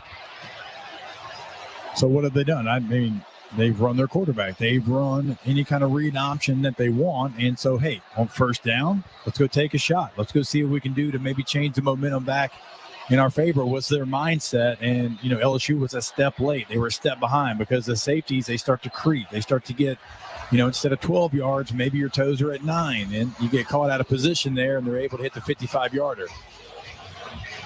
Yeah, that was smart. They went right at Gilbert. So Gilbert has a shoulder harness on. So during that, after that last series, they went and put one on his left arm. And like you said, they knew that he went out injured. He got caught cheating and just couldn't get an open turn and get to that football. They were playing 3 deep, and he just couldn't get there in time. Each team coughing up the football. Tigers have given up 2 interceptions. There was an early fumble by Texas A&M. The Tiger defense would love to get a takeaway here. It's 1st and 10, just outside the red zone. And again, it's going to be Reed running downhill to his right, steps out of bounds inside the 10 at the LSU 9-yard line, a pickup of 12. And it will be 1st and goal from the 9, just like that. Yeah, just no contained player. They brought a run pressure. You've got a young player. It looked like Spears was supposed to be the contained player. He comes in for Gilbert. He goes too far inside. Reed pulls it. There's no edge. And obviously, he's an athletic guy. He's going to find that every time. 1st down goal to go from the Tiger 9. Reed out of the shotgun. He's got Moss on a wing to his left. Snap. Reed keeps up the middle. Cuts to the right. And Quiet your mind. Reduce your stress and rest easy with channels designed to help you fall asleep easier and faster. Sink into the comforting white noise of a storm shower on Rainfall Radio. Fade out to the soothing sounds of the Sleep Channel, or drift off to nature sounds with Forest Dreams. Find them all in the Sirius XM app, included in all trials and popular plans. Just search Sleep. Mad Dog Sports Radio. It's comprehensive coverage and sports talk live from the Paramount Plus studios. Visit ParamountPlus.com/NFL to get started today. Yeah! This is the SiriusXM Sports Update. Yoshinobu Yamamoto was money on the mound for the Dodgers. They're trying to take a 2-0 lead of the Yankees in the World Series. Here's the 2-2 pitch. Got him swinging. Yoshinobu Yamamoto is on a roll in Game 2. He has retired the last 10 Yankees he has faced since allowing the home run to Juan Soto, and he just got Aaron Judge to strike out for the 2nd time tonight. Dodgers radio on Sirius XM. Yamamoto tossed 6 1/3 solid, retiring the final 11 Yankees he faced. LA leads New York 4-2, top of the 9th, but the Yankees have 2 men on with 1 out. Anthony Rizzo at the plate. Shohei Ohtani injured his left shoulder, attempted to steal second in the 7th. The Dodgers call can be found on Sirius 210, XM 177, the Yankees feed on Sirius 208, XM 175, national broadcast on MLB Network Radio 89. College football, 14th ranked Texas A&M on top of number 8 LSU, 28-23 with 8:41 remaining. Tigers call on Mad Dog Sports Radio 82. The Aggies feed on Sirius XM College Sports Radio 84. Also in the 4th, Kansas is up on K-State 27-26. Top rank Oregon hammered Illinois. Penn State beat Wisconsin. Ohio State got by Nebraska. Texas held off Vanderbilt 27-24. Miami cruised past Florida State 36-14. NBA, the Lakers lead the Kings 28-20 in the first. To call on NBA radio, Sirius XM 86.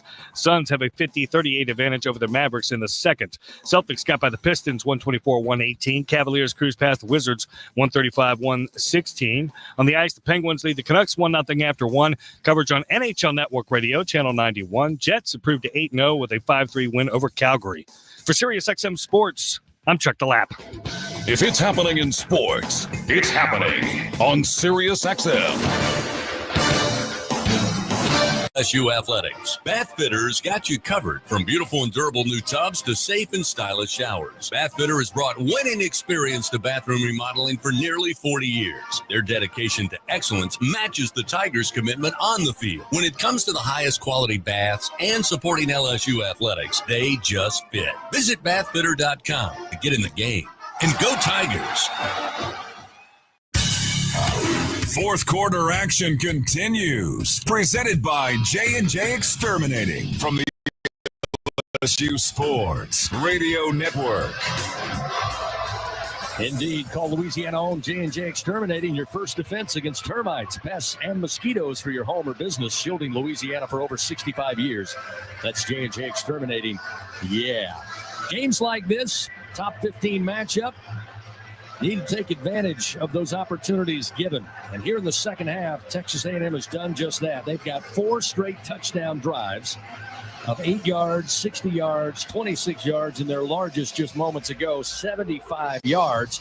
And those 3 straight touchdowns, 3 of those 4 touchdowns coming off of the interceptions tonight and the missed field goal, or botched field goal, I should say, by LSU. So they have been opportunistic. They trailed 17-7 at the half, but it's been all Texas A&M here in this second half so far. Tigers find themselves down by their largest deficit. It's 12, and they've got 8:09 to work with.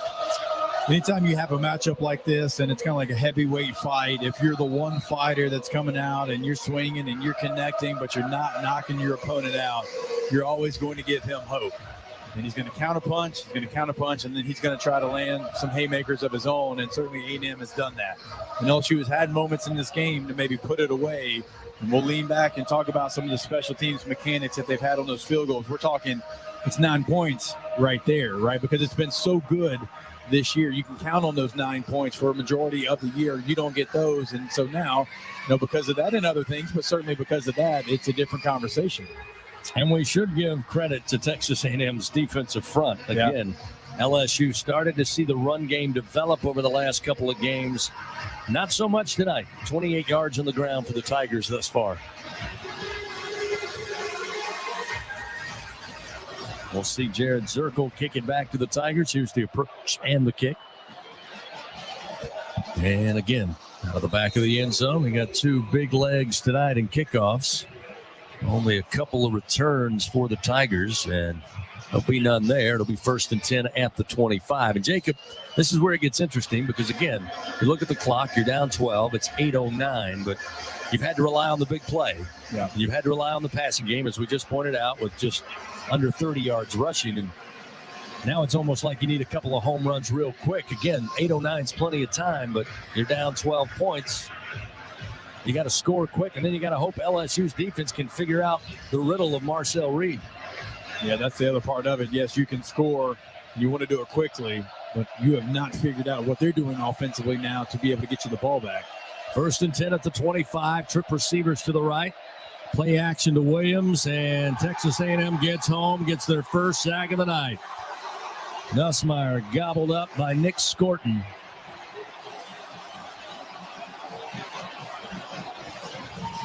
Be his 5th sack of the year, just the 3rd time the Tigers have given up a sack this season. Gave up 2 to South Carolina. Texas A&M finally gets home tonight. A loss of 7. It'll be 2nd and 17 now at the 18-yard line. Nussmeier, shotgun snap, quick fire into the flat near side to Williams. Dances up the near sideline, steps out of bounds at the 25, so it gets back to the original line of scrimmage. Still sets up 3rd and long. Damian Sanford chasing Williams, forces him out of bounds. But again, you hate to see 3rd and long, but LSU's going to have to throw the ball, and they got to get down the field. So Tigers just 7 of 15 on 3rd down tonight. And this one a big one. 3rd and 10 from their own 25. Trip receivers right, 1 to the left. Nussmeier with time in the pocket now rushes out of it, moving to his right. He's going to tuck and run with room to the 35-36, and he picks up the Louisiana Blue first down on an 11-yard scamper by Garrett Nussmeier. Torian York came up, gave him a pretty good shot. Yeah.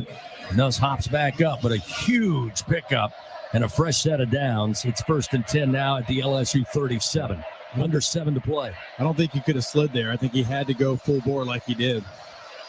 Nussmeier throws an interception. Looking to set up a screen. I don't know how he did not see number 21, Torian York, who picks it off. 3rd interception of the game, and with 6:31 remaining, and a 12-point lead for the Aggies. That one going to make a comeback awfully tough. Just can't be careless with the football. And Garrett Nussmeier's never careless with it. But the 3 turnovers in this one have been. Those are ones you got to throw it into the ground. It's the play you wanted, it's not there. You throw it into the ground, you're 2nd down, and you live to play another down. So Texas A&M, again, +5 in the turnover margin coming in tonight. Here in this game, now +2 against LSU with 3 interceptions. Aggies would fumble, which resulted in a touchdown for LSU early in the first half. But not only do they take it away, but with Marcel Reed virtually unstoppable, it's 1st and 10 at the LSU 38 with, again, just 6:31 remaining. Timeout taken on the field. Is I'm not sure. I didn't hear timeout. Both teams now went to their respective sidelines, but Then you got a Texas A&M injury from celebration of the interception. Yeah, way down in the corner of the end zone, there was a player injured. Now he hops up and starts jumping around. So it appears he's all right.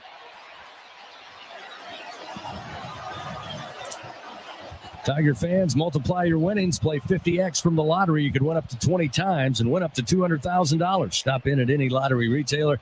Ask for 50X today, where the top prize is an exciting $200,000. What's your X factor? Must be at least 21 to purchase.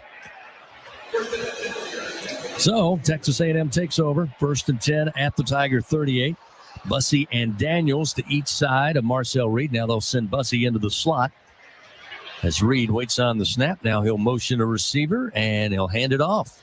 Coming near side and turning it downfield inside the 30 before being stopped at the 29-yard line. A gain of 9. Whit Weeks on the tackle. It was Terry Bussey who got the little handoff. 2nd and 1 at the 29. It's just sheer domination by this Aggie offense here in the second half. There's no other way around it.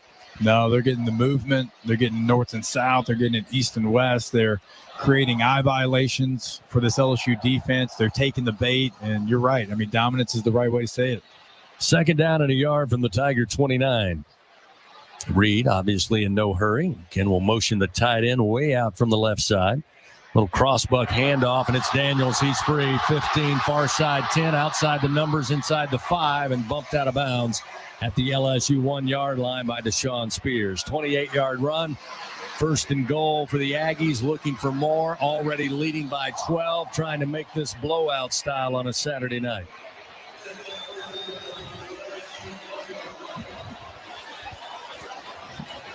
Yep, it has been, different ways. But ever since Marcel Reed has come into this football game, they've been able to take whatever they want. It can be stretch lead. It can be read option. It can be quarterback draw. They have had so many gaping holes to be able to run through. So 1st down, goal to go from the Tiger 1. Reed, shotgun snap, gives it to Daniels, and he'll be cut down quickly. May have lost a yard. He went down around the 2-yard line. Like Spears and Burns able to get in there quickly.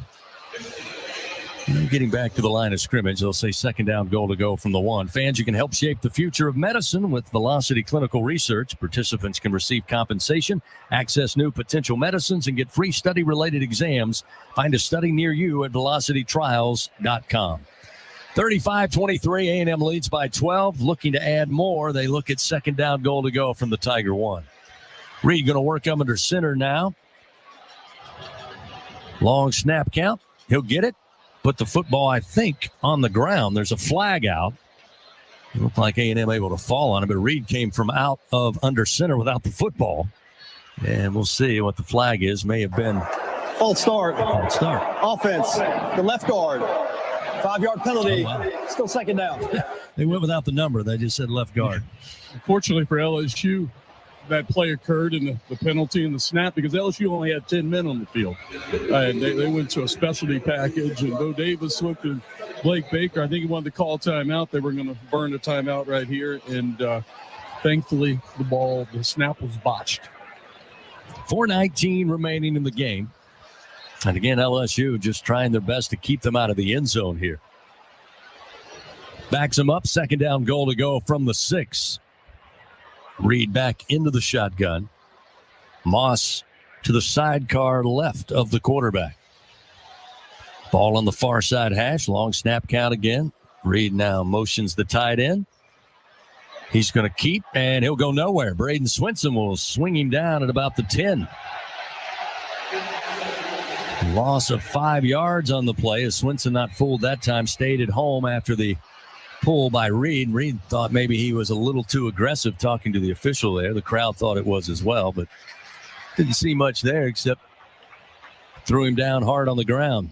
LSU going to burn a timeout. They'll stop the clock with 3 minutes and 42 seconds.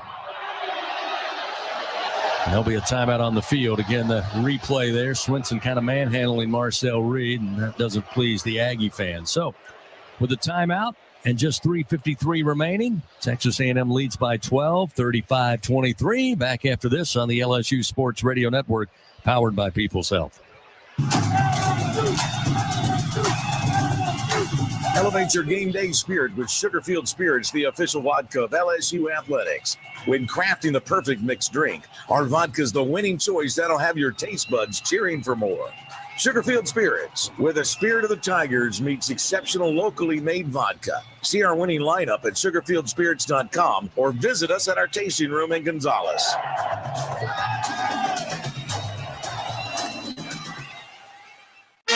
Everyone has their own favorite way to experience Louisiana.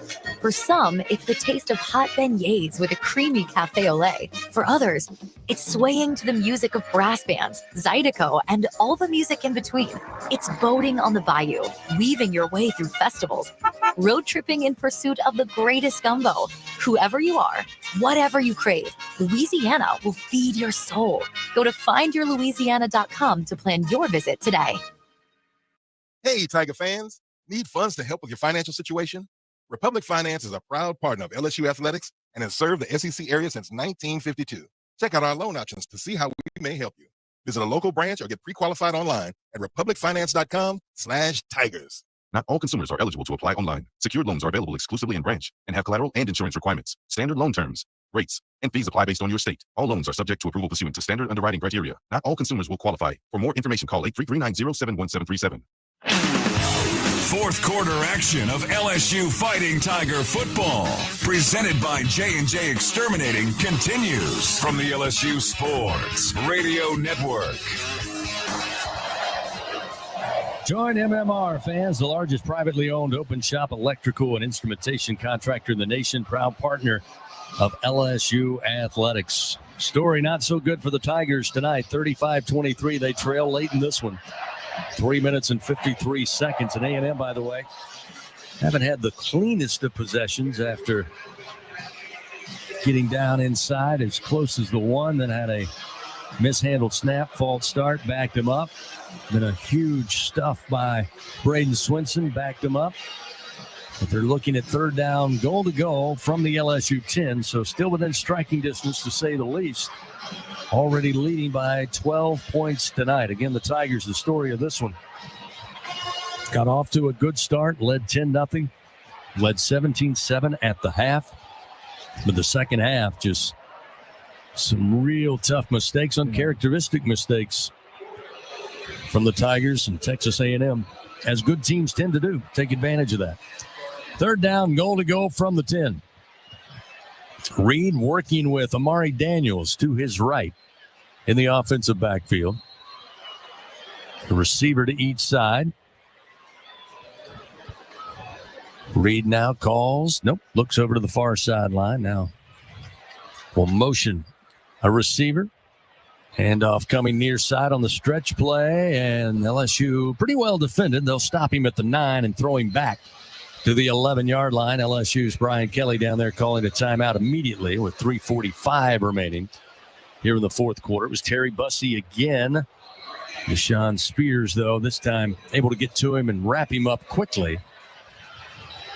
The Tigers now without any timeouts remaining. It will be fourth down, goal to go from the 9. Again, a 12-point lead. Coach Elko certainly could decide to bring out Randy Bond and make it a 15-point lead. We'll see what they decide after this timeout. Again, the Tigers trying to avoid their first loss in SEC play, but the score and the time not in their favor at the moment. You know, a difficult task to be able to change kind of what they were expecting to what they got. And, you know, they really only had one true series of, you know, Reed at quarterback and driving the field. And credit to him, he throws a 55-yard bomb on the first play of the series there. But you could tell LSU just kind of a step behind ever since Reed came into the game, being able to figure out who had the ball, where kind of to close those running gaps. They will bring on the field goal unit, try a 27-yarder. The placement is down. Kick is on its way. And the kick is good. 38-23. There's a flag down right at the line of scrimmage, so nobody celebrating just yet for Texas A&M. We'll wait and see what the call is from Kyle Olsen, our crew chief. Yeah, well, thought he was going to tell us. Now it looks like he's coming over to explain it to Coach Mike Elko, who's out there at the 20-yard line. He doesn't seem like he's happy with whatever the indication is. Well, I think it might have been Deshaun Womack actually jumping over illegally the line. Running into the kicker, defense, number 15. That penalty's declined. The kick is good. So they'll take the points, and it's 38-23. LSU Athletics would like to thank its Team LSU corporate partners, Cox, McDonald's, Our Lady of the Lake, Albertsons, Louisiana Blue, Coca-Cola, and Hancock Whitney. So with 3:44 remaining, Tigers down 15 points. Again, LSU's defense really got after Connor Wigman and company early in this game. But it all changed when Marcel Reed, freshman out of Nashville, Tennessee, who I'm sure they're all excited about the future he will have here for Texas A&M, a 6'2", 180-pound freshman. Since he entered the game, A&M's racked up 200 yards, 4 touchdowns, and a field goal. It's pretty efficient. It's pretty efficient from him. And, you know, a lot of people were surprised after he became the starter because of injury that he gave the job back up. But that's going to be a Wally Pipp situation. And, you know, Wigman comes in and you win a couple of games. But Marcel Reed, with the talent you have right now, certainly feels like the best guy to run the Aggie offense. Again, of that 200 yards they've been able to amass, Reed has been predominantly the factor in those 200 yards, with 132 accounted for from the backup quarterback, who may not be the backup quarterback for long. That kickoff out of the back of the end zone again. It'll be 1st and 10 at the 25, and the Tigers now must make haste, down 15 with just 3:44 remaining in tonight's game. Tigers again go into their second bye week of the season. Be back in action at home after this 2-game road swing. They'll take on Alabama. Tigers Stadium. Time to be announced. Texas A&M will get back to it on the road at South Carolina next week. That also will be determined. Time of kickoff early next week. 1st and 10 at the 25 for the Tigers. Nussmeier in an empty backfield. Long throw to the far side. Taylor has it at the 28.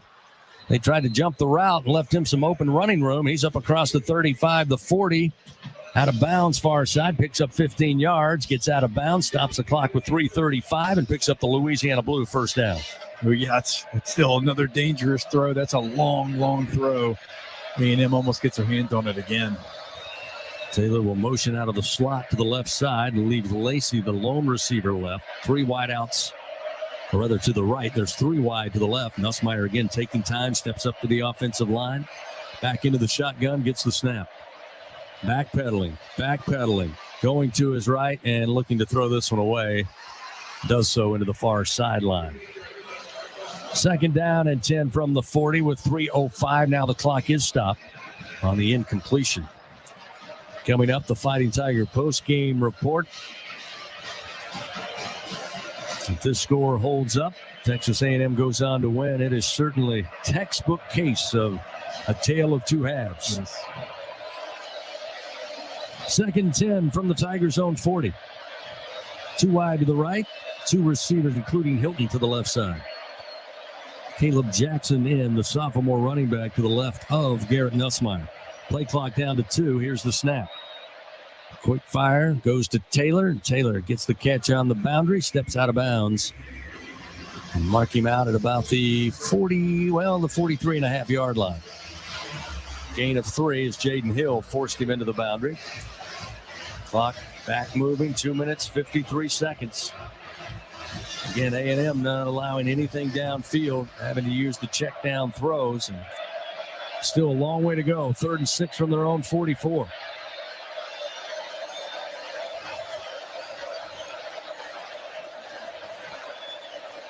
Took a lot of time to get that snap off, and now spinning out of the pocket. He'll be dropped. Will be Nussmeier for the 2nd time tonight, and Garrett a little slow to get up. Ryland Kennedy with a backside pressure.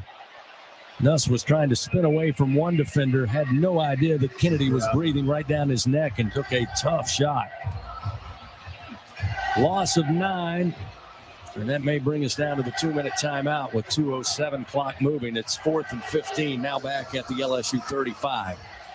And again, you can see how this A&M defense kind of fed off the offense. Yeah. They got some pressure on Nussmeier in the first half, but they've gotten home twice, just the 4th sack of the year given up by this offensive line. But again, no running game to speak of or think of tonight for the Tigers. No, right now, Texas A&M is like, let's just get to the quarterback. Yeah, you've got 23 rushes for 24 yards right now. And as good as your offensive line has been in pass protection, the best in the country, they're too talented to know you're going to throw it every time. But you have to, because you can't run the football right now. And so they're pinning their ears back. And right now, they know you need to push the ball down the field. They're not giving you that in coverage. And you are really struggling right now to protect the quarterback because everybody in the stadium knows what you have to do. And you've had to do it really the entire game. 2-minute timeout. 38-23. Texas A&M with the upper hand. Will return on the LSU Sports Radio Network, powered by People's Health.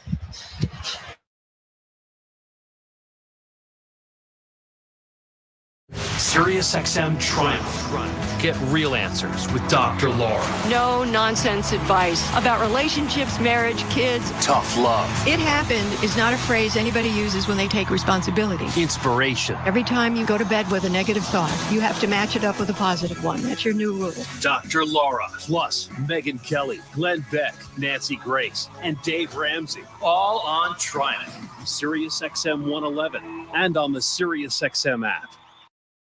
Touchdown, Alabama! After your college football Saturday wraps up, it continues on College Football Overtime. Hear the top plays. Touchdown! My goodness! And from the top playmakers. Will Howard good enough to join us? It's College Football Overtime with Denton Day. He's an alien! He's a freak! He's a mutant! He's the best player in college football! Every Saturday starting at 11 p.m. Eastern on SiriusXM College Sports Radio, Channel 84, and on the SiriusXM app. Nobody brings you the excitement of Formula One racing like SiriusXM. Let's go, yes! Hear every thrilling lap of a worldwide championship chase. Verstappen takes the lead of the Grand Prix, and Hamilton couldn't hold him off. Plus comprehensive pre- and post-race coverage. That was the best race I've ever seen. The 2024 season rolls on Sunday afternoon at the Mexican Grand Prix. Our live coverage begins at 3 Eastern, with Lights Out Racing at 4 Eastern on ESPN Extra, Channel 81, and the all-new SiriusXM app. Fourth quarter action of LSU Fighting Tiger Football. Presented by J&J Exterminating from the LSU Sports Radio Network.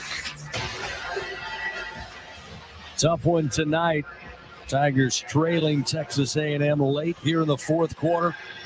The Aggies looking to remain unbeaten, get that inside track to Atlanta in the SEC title game, which certainly gives you a leg up in the 12-team playoff. Again, several games remaining for both of these teams, but nobody in the SEC, once this game is final, is in better shape for both of those opportunities than the Aggies of Texas A&M under first-year head coach Mike Elko.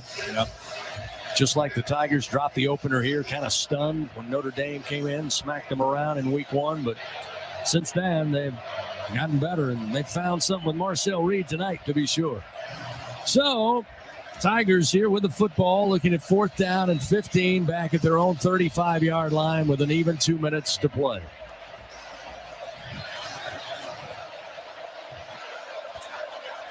A&M showing pressure at the line. Here they come. Nussmeier running from the word go, spinning, throwing downfield.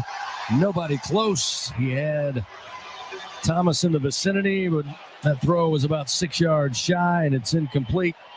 Turnover on downs. Texas A&M takes back the football and looks at a minute 54 before they can celebrate another victory over LSU here at Kyle Field. Again, LSU won 7 straight going back to 2011 to 2017. Then the 7 overtime game that changed the NCAA overtime rules, maybe long time overdue, but nonetheless, since then, both teams have exchanged wins, protecting their home fields, and that trend, it appears, will continue here tonight. Yeah, just a weird game flow of how this one played out. I mean, you controlled every narrative of the first half of this game, and even not taking advantage of all the opportunities you had, you still felt like you were in good shape, and just completely flipped on its head in the second half. LSU, of course, no timeouts remaining, so Marcel Reed will just take the snap and take a knee and get that clock moving. Do it a couple of times, and this one will be in the books with 1:39 and the clock rolling. Coming up, of course, the Fighting Tiger postgame report. We'll have thoughts here from Bryan College Station. Run down the game stats, talk about that weird flow of the start for LSU. Struggles of Texas A&M offensively that all switched on a dime early in the third quarter. Reed again under center with 1:15. Play clock to 1. He'll take the snap, take a knee, and with 1:10, Aggie fans start to celebrate here. A lot of the Tiger faithful have already hit the exits. Texas A&M just took this game away and ran away. Down 17-7 at the half, but it didn't take them long in the third quarter to make some defensive adjustments. 3 interceptions off Garrett Nussmeier, 2 of which set up easy touchdown scores, and they were off and running after that. Yeah, you had a couple injuries for LSU offensively. Dellinger goes out, receiver goes out. A couple things, just couldn't get back into momentum. Reed takes a final knee, and with 22 seconds, Coach Kelly congratulating his former defensive coordinator for one season in 2017 at Notre Dame, Mike Elko, with the win here tonight. With the final seconds rolling off the clock, Texas A&M moves to 6-1, or make that 7-1 now. Move to 4-0, moving to 5-0 in SEC play as the horn sounds, and this one's in the books. Tigers suffer their second loss on the season. They move to 6-2 and fall to 3-1 in SEC play. Texas A&M remains unbeaten with the win tonight over the Tigers. Final again, Texas A&M 38, LSU 23 on the LSU Sports Radio Network, powered by People's Health. Welcome to Mad Dog Sports Radio Tonight, your home for the best sports talk, great opinions, and live updates on the evening's biggest games. Join the conversation at 888-MAD-DOG-6. That's 888-623-3646. The sports night is just getting started, and this is Mad Dog Sports Radio Tonight. Now, here's your host, Tom Byrne. You are now listening to Tough Tiger Talk Flash Report.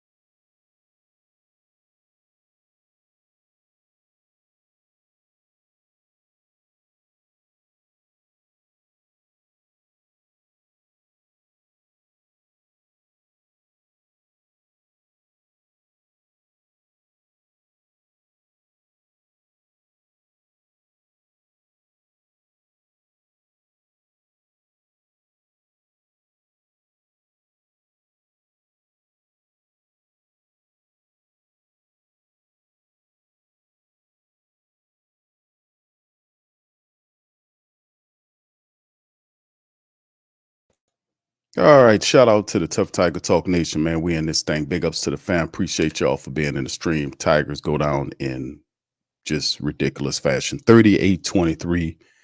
They completely fall apart and allow Texas A&M to score. Was it 31 points in the second half? This team wasn't prepared to play. This team was awful. This was disrespectful. This was hideous. This was stupid. This was dumb. This was awful, man. This team, I don't know what was going on here. These people couldn't kick field goals.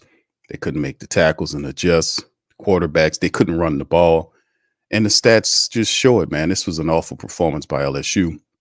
Just when they're building some momentum, they lose a winnable game to Texas A&M. They had this game well in hand. And then Nussmeier takes his bus and runs it off the goddamn Mississippi River Bridge right into the drink. That's what happened with this team. And then, of course, they'll get a week to think about it before they then come back against an Alabama team that looked like their normal self earlier today. So shout out to you guys for being in the stream. This was an embarrassing, rotten, underhanded, stinking, trifling performance by Brian Kelly's LSU team, who might have been believing the hype, man. LSU been looking good. They won, 6 straight. They had this game well in hand. And then when they switched quarterbacks, and Reed is a good quarterback, but he's not that good. That was just dumb defense, man. That was dumb defense, man. They were running a handful of plays, and you knew number 10 was going to get the ball. One guy gets number 10. The other guy gets the running back he's trying to option to.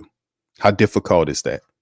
But for whatever reason, LSU's defense turned into what they were last year, which was dumb, poor tackling, and they looked awful. Special teams was terrible. The kicker couldn't make kicks. I don't know what to tell you. They left so many points on the field today. Drop passes. Guys were dropping passes. They could not run the football. What is this? And now with the second loss of the season, like, oh, can regroup on this? No, Texas A&M was a team you really needed to beat if you was going to have a chance to play for something. But anyway, Alabama's up next after the bye. And listen, it's going to be even more tough now for LSU to try to respond in kind. But this was an awful performance, man. Let's hit the team statistics, man. And if we have time, we'll hear from Brian Kelly. If not, to hell with Brian Kelly. I don't want to hear nothing he has to say tonight, except for we got to do better. I don't want to hear all that. These people didn't come to play, y'all. This damn team didn't come to play tonight, man. They didn't come to play. All right, team stats, man, to look at it. 21-17 on the first down. That's about all LSU did do in terms of first downs. They were 8 of 17 on third versus 7 of 15 by Texas A&M. 429 yards total by LSU versus 376 by A&M. 405 of it passing versus 134. But it was 3 interceptions. Nussmeier had 50 attempts today. They were totally one-dimensional. You know why? Because they couldn't run the ball. That LSU vaunted, highly celebrated, supposed to be veteran offensive linemen couldn't do shit out there. They couldn't protect Nussmeier. They couldn't block to run the ball. They couldn't do anything. These people had 24 rush yards off of 23 attempts. That's 1 stinking yard per run. They had 23 attempts and had 24 yards today. They're supposed to be this big, excitable first bunch of draft picks. Most of these guys going to be NFL players, high-ranking players. Look like shit out there, man. The offensive line was garbage. They couldn't run. So Nussmeier had to throw it 50 times. And he completed half of them, 3 of which he ridiculously threw to the same goddamn defensive back. The first interception when we were up, all he had to do was run for the fucking first down. But he decides to throw back into the field for an interception. So, I mean, at the end of the day, I don't know what to say about this. This not the type of game you would want to have against the Texas A&M team, in which they had this team beat. They had them beat. But that's horrible. 24 rushing yards off of 23 attempts. That's 1 yard per attempt. You know what Texas A&M did? 242 off of 49. That's 5 yards a carry. 242 yards rushing the ball against LSU's defense, which basically gave up at the back end of the game. They basically gave up. The quarterback, Reed, came in and scored 4 of 5 times in the second half of the game. LSU left 3 field goals on the field. They couldn't hit the field goals. The last one, the stupid-ass guy wasn't watching it, hit him in his face. They had to eat that. I mean, drop passes all over the place. This team didn't come to play, man. They didn't come to play. 10 penalties for Texas A&M for 97 yards. They had almost 100 yards in penalties to help LSU. LSU didn't want no part of it. 5 for 35 for LSU. 3 turnovers by Nussmeier. And the time of possession was a wash at the end of the day. This was ridiculous, man. This was awful. This was trifling. This was ridiculous. And if there's a table to pound, Brian Kelly need 2 of them some bitches. He need to throw himself in between the table, like what the old wrestlers did when he put his elbow through the table. Instead of pounding on the table, throw your elbow through the table. This was bad, man. This was bad. This team did not come to play. This team didn't come to play today. I can understand you losing to a better team, but fam, this team did not come to play today. They didn't come to play. They wasn't serious. They didn't run the ball. They couldn't stop the run. They were totally off balance. The offensive line couldn't do shit. It couldn't run block. They couldn't. And then they started breaking down and allowing him to get sacked. And it was just ridiculous, man. Anderson, the receiver. Let's look at some of the individual statistics, man, as we get going. Because really, I was going to play the post-game press conference coming up for Brian Kelly, but why should we? We're going to hear all the same stuff. We need to do better. Credit to Texas A&M for doing what they're doing. They was good. We got to give them credit. We need to do better. We didn't adjust. The same nonsense. I don't really want to hear that, man. This team did not come to play. Individual, Nussmeier was 25 of 50 for 405, 2 touchdowns and 3 interceptions in the game, all in the second half. Well, except for the one where he was driving, LSU was up. And then once this dude just threw that interception, I'm like, why the hell did you do that? Just turn the ball over and everything fell apart. And he persisted and continued to turn the ball over. There was no comeback and all this shit for doing Nussmeier, man, and all this kind of stuff. Start believing all that hype.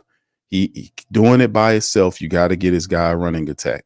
And they didn't have any running attack at all, fam. 7 carries for 23 yards for Josh Williams. Caden Durham, 11 for 15. Nussmeier scrambled 4 times for -3 yards. Well, he didn't scramble. He got, really didn't get in his back. He had 1 decent run of 12 yards. But that kind of got ate up because the fact that he kept getting sacked. But my goodness, man, these people here. Kyron Lacey, 5 for 106. Don't do no good when when Aaron Anderson did a good job, 3 for 126, had that long touchdown for 76 yards. They were doing well. Chris Hilton, 2 for 36. He came in and you look at guys like CJ Daniels and Chris Hilton Jr. What can I tell you, man? The dude, was jumping, mistiming his jumps for the ball, leaving his feet, and then just twice leaving his feet and not get, timing the damn jump. I know you ain't played football in a while, but goddamn. Shit. Anyway, man, outside of that, man, it's not really a lot to talk about here as far as them. Ramos, the kicker, was 1 of 3. 1 of 3. And he had the botch miss. I don't know what, this team, like I said, man, when the season started, I didn't really think much of this team when I was looking at them because there was questions in terms of their defense. I really didn't have a lot of. I like Nussmeier, but I didn't see him as a guy that can take this LSU team to a national championship. And listen, he's gotten a lot better. I can give you credit. He's been sitting there for a long time with this book. He got an opportunity to kind of get in there and make some plays. This is by far his worst contest I've ever seen him play. As an LSU quarterback, this was terrible, which means he got a week to think about it. It's 2 weeks before we see Alabama. He's going to have to wake the hell up and have to come back and fix what he did in this game because he contributed. It not just on Nussmeier. This whole team was bad today, man. Special teams. The defense fell apart, especially in the second half. Marcel Reed might as well been Lamar Jackson mixed with Randall Cunningham, mixed with Michael Vick. I mean, he might as well have been all of that, man. The way they were just that we don't know what to do about the guy. He threw two passes, 2 for 2 for 70 yards. He had a 35-yarder that set up another play for them. And then you look at the attack, the rushing attack prior to Marcel Reed getting in there. Those guys were hitting LSU. You had Armani Daniels, who's the backup, 12 carries for 91 yards, averaged over 7.5 yards per run. Le'Veon Moss, who's their star guy, 14 carries for 83 yards with 2 rushing scores. And when Marcel Reed came in there because Connor Weigman is garbage, it changed the dynamic. He had 9 carries for 62 yards and 3 rushing touchdowns. They was like, oh, we don't know what the hell to do with this option quarterback. We don't know what to do with it. And I literally sit there and watch LSU had blitzers getting in the backfield, and all of them hit the running back, in which allowed the quarterback, like, listen, dumbasses, one dude get the quarterback, the other guy get the running back. And they literally, it was just like, how we don't know what to do to stop. Like, man, this ain't the first time you've seen a scrambling option quarterback who don't really throw it that much, who's just a speed threat to run the ball. He ain't something. He's a talent, but he's not Michael Vick. But they were behaving like he was. He might as well have been Michael Vick, to be honest with you, the way he was cutting them up. And they just fell apart, man. They just got real. Nothing held here. They ran over LSU. Credit to Texas A&M for handling their business in this game. They smacked LSU back down to reality. LSU had an opportunity to step in, man, and really take possession of the SEC. And just when the moment presented itself to show that LSU could be a team of destiny, they were smaller than the moment. They ran from the moment. 3 interceptions, crucial times, was totally stupid. This was terrible and back ass. What can I tell you? This sucked, man, what these people did today. This was awful. This was slapping all LSU families' faces to watch this kind of BS. So anyway, man, like I said, I had something from Coach Kelly I was going to play. I really don't want to hear from Coach Kelly now. Really don't want to hear from him. Ain't nothing he could tell me that I don't already know about why LSU lost this game, why they looked the way they did in the game. As far as I'm concerned, this team did not come to play.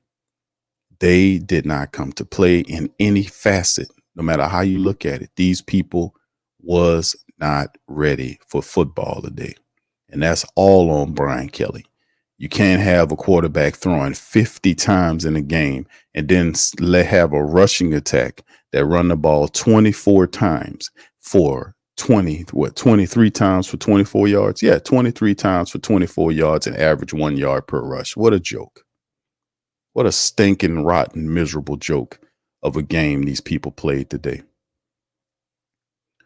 So anyway, man, maybe this loss right here was kind of shock LSU back into reality, so to speak, because when those games in a row, a lot of people were looking at LSU and saying maybe we can play for a chip or whatever. And the thing is, we knew game by game approach.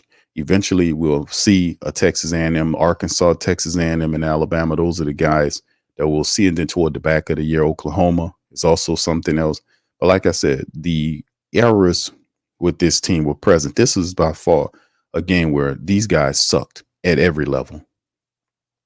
The defense showed okay in the first half, but literally collapsed when the offense couldn't get nothing going in the second half. And then when that quarterback came in there, he scored 4 out of his 5. I mean, that is absolute. I'm dumb. I'm just befuddled.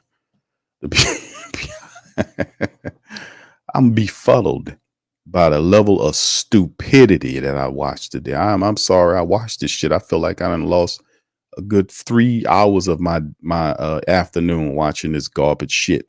This terrible, stinking ass performance by LSU, man.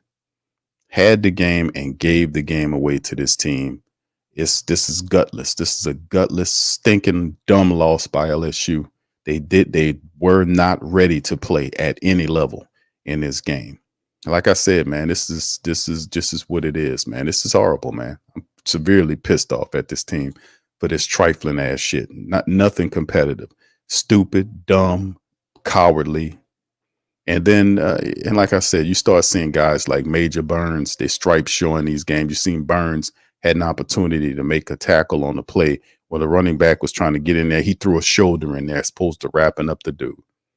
It's just more of the same, man. When stuff goes wrong, it snowballs on this team, and nobody braces up for it. And it's just one of these things. Like we've seen, it just wasn't good. And I can go on and on and on, but I choose not to. All right, so let me hear from you guys. Quick questions in the chat. Appreciate y'all. Y'all please feel free to hit the like button. For me, now the F them. I'm sorry, man. I'm sorry. The hell, F that performance, man. You know that I'm pissed. I'm pissed at that, man. You don't play like that, man. You don't go up there and we had them quiet. We had the stadium down. We had them quiet, and these people turned around and gave the game. They gave the game to these people. They turned around and gave the game to these people. They gave it to them. Turned around and gave it to them. So anyway, let me hear from you guys, man, on this one, man. Yeah, Marcel Vick. Indeed, he might as well have been Michael Vick, the way they was acting. Oh, this guy, I can't wait to see this guy. And I'm like, shut up, man. What are you talking about? You're a commentator or a freaking hype man over here. I mean, what are you talking about here? This guy's a wide receiver playing quarterback. He made a decent throw downfield, but let's not get it twisted, man. Once people get enough tape on him, they're going to tear his ass up. I mean, it's just what it is. I mean, he might be fast. It's because LSU was dumb. You were dumb. The defense, when you play defense, I play linebacker. When you have an option quarterback like that, and they running this option crap where he's more of a threat to run than pass the ball, and he's trying to hand it off to his running backs. We were taught to, hey, you get the running back, I get the quarterback. So if he is trying to hold on to that ball, we crash down on both of them bastards, man. That's how I was taught to play the linebacker position. I'm not going to sit there and think about if I'm coming to get you and I got two guys, you get the running back, I get the quarterback. They kept running basically the same play to opposite sides on LSU's defense, and they didn't have a clue how to stop it. I'm sitting here saying, what are y'all doing? This guy's not Michael Vick, man. I mean, look, no disrespect to the brother, but I'm saying, he's not a complete quarterback. He's a wide receiver playing quarterback. That's the thing. That's why they were running this offense to take advantage of his speed as a quarterback. He's not much of a threat throwing the ball unless he made a good throw downfield, but he was 2 of 2 in the game and all that time.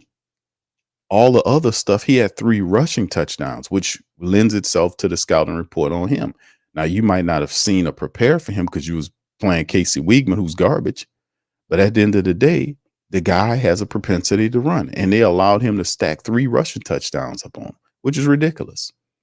So, I mean, like I said, and you seen Brian Kelly talking to Coach Baker. He's like, man, what the hell are you doing, man? Well, we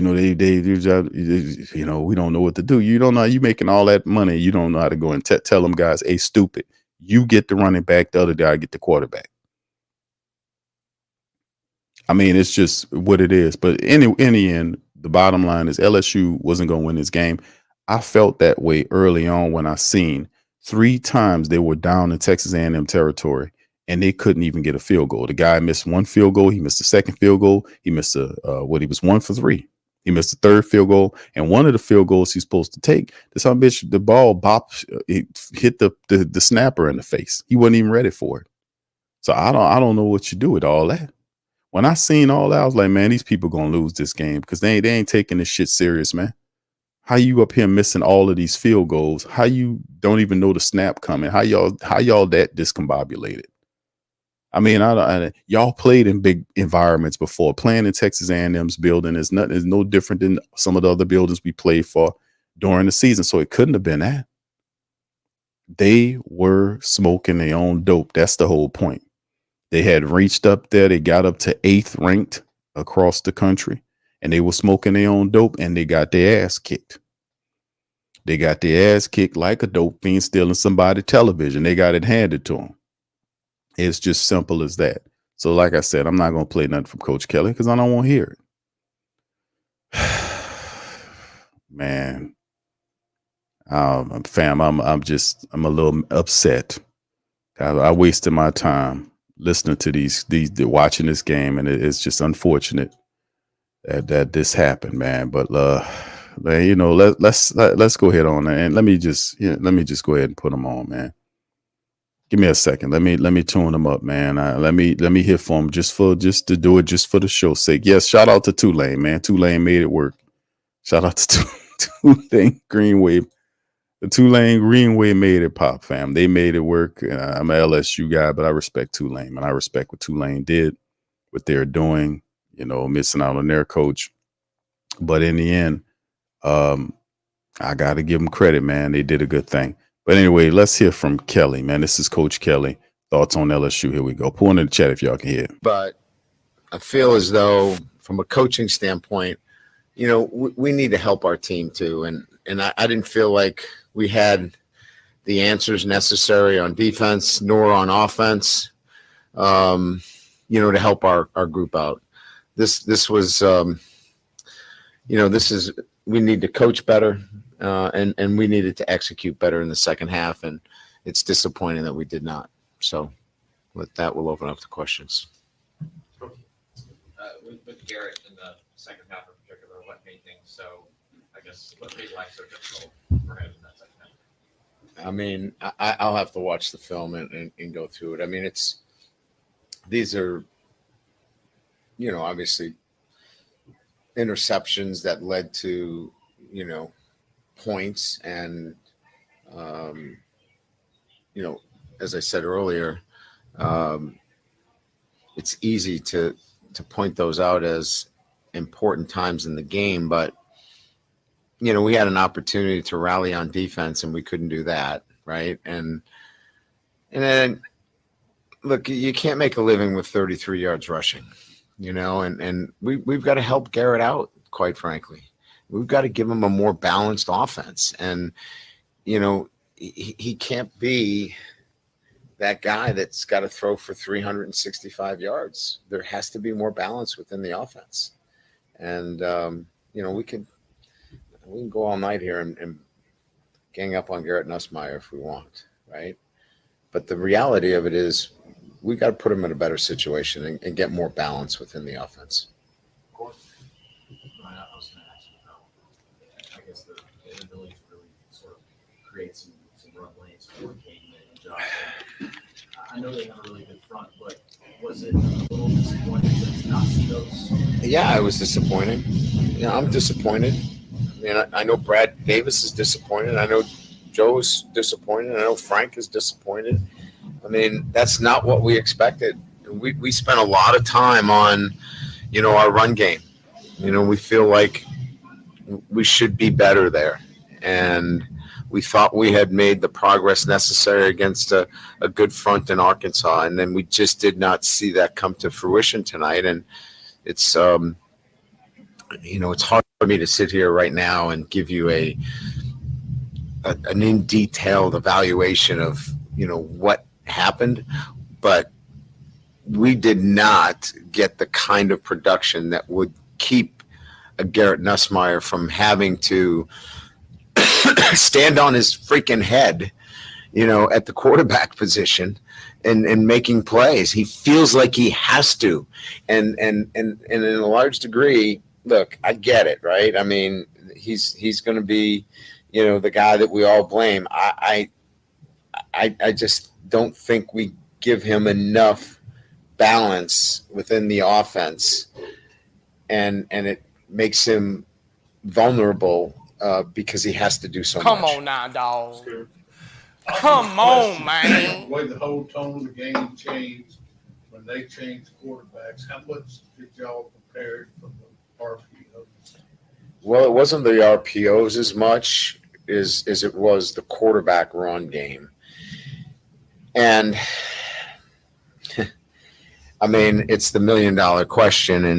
And I would say that we need to spend more time, and each and every week it's got to be part of it, because right now I would run the quarterback against us.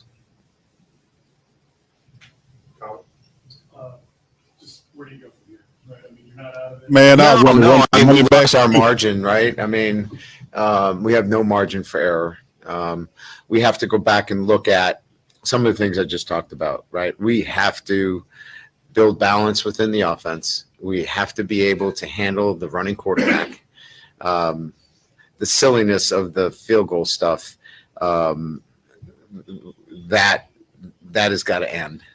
That is just ridiculous. We'll clean that up in short order. But those two things in particular, where we have to be able, we played such good defense like the first half. It was so good to see our defense playing, and then we go to a running quarterback and it just goes away from us. And so we know what we need to get better at there. And then we know what we need to continue to work on from an offensive standpoint. We need to build some balance so Garrett is not out there trying to make a play every flipping down. And that's what we'll go to work on. Sure. On the field goals, Damien missed one. Was there a bad snap on one? And then was the third, was it snapped early or they weren't ready for it? Or? That's twice now that's happened. It's unacceptable. We're going to have to, we'll get it fixed. It's never going to happen again, ever.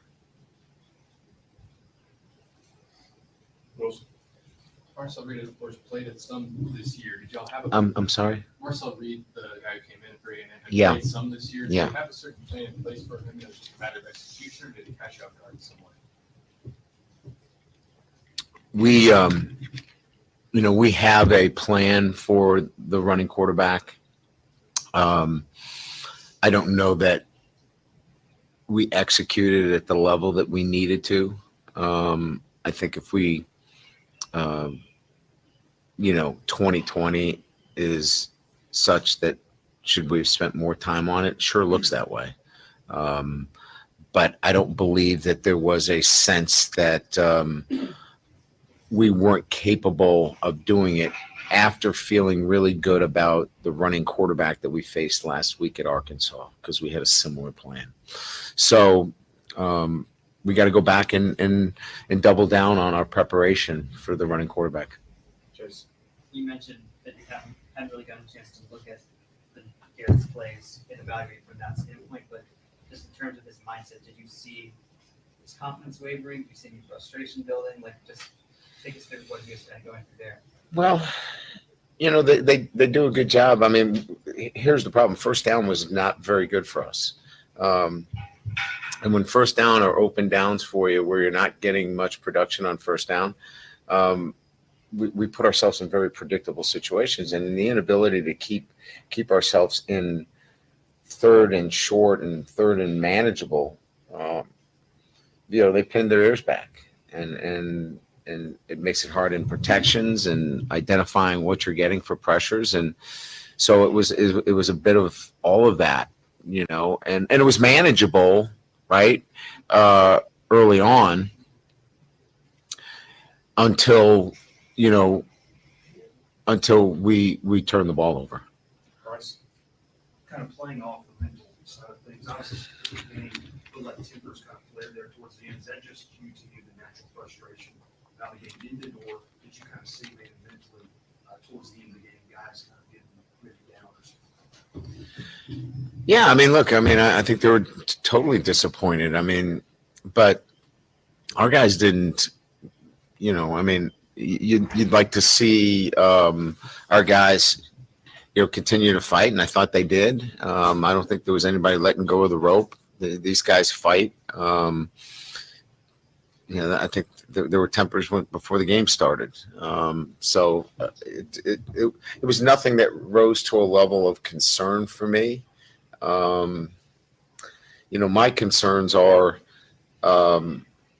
as I mentioned, offensively, we need better balance, bigger picture. Defensively, we've got to stop running quarterbacks.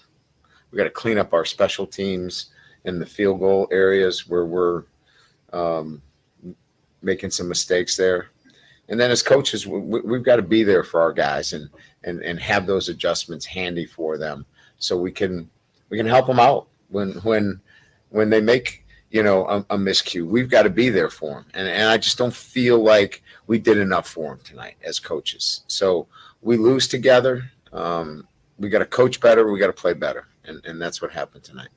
Time for two more comments. Brian, I don't want to put words in your mouth, but I'm assuming diversification of the offense doesn't mean just with adding a balanced run, but a run attack. Are you looking to add things to your passing attack that aren't just as predictable as that are?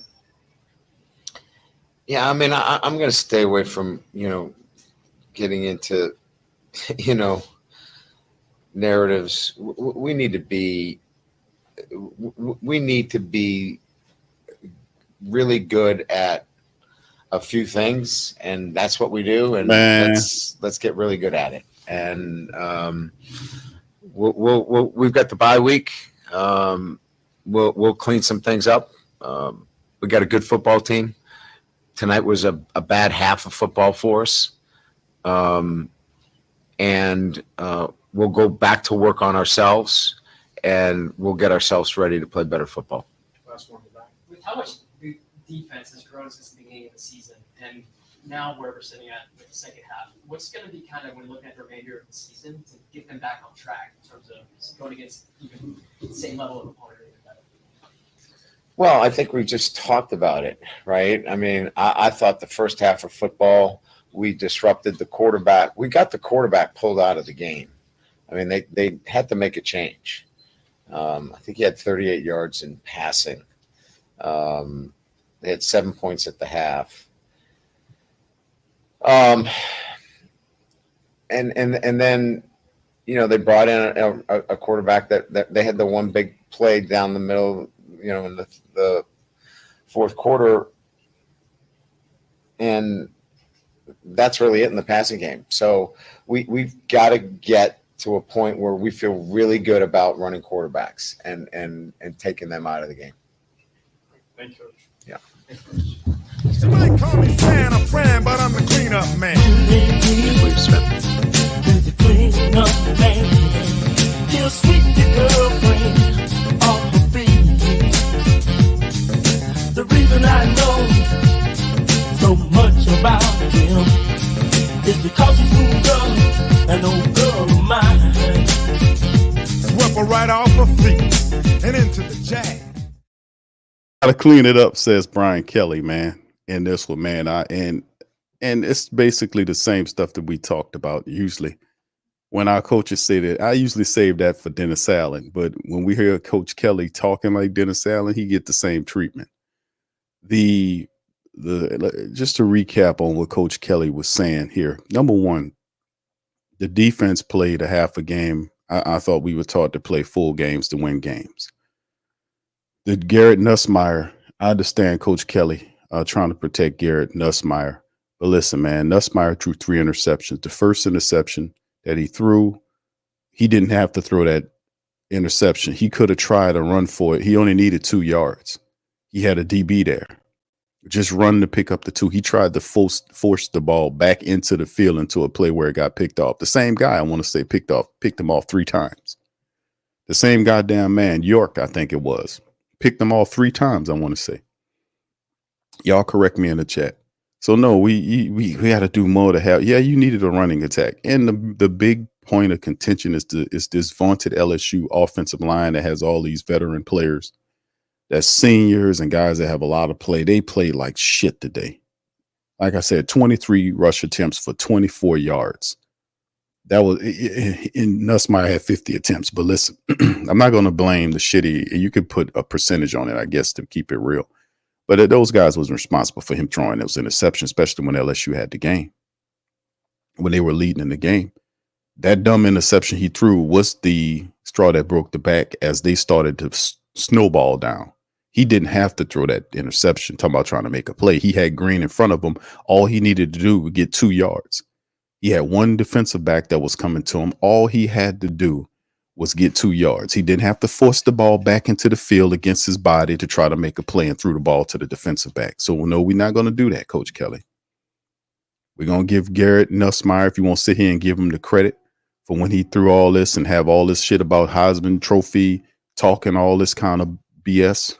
If we can sit here and have this type of dialogue about Garrett Nussmeier being a potential Heisman Trophy quarterback, and he can get all that praise, then he can get all the goddamn credit. I mean, all the criticism. This man had 3 interceptions tonight, man. 3 of them.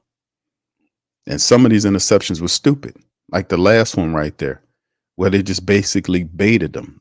You know, this is just something like Nussmeier's been here for a long time. It's a couple of those plays, the DB baited them into them picks. Like the last interception of York. York knew what he was doing. He read his eyes. He read his eyes to the ball. So it wasn't like he was doing anything particular to make the defensive back think about nothing. They were reading his eyes.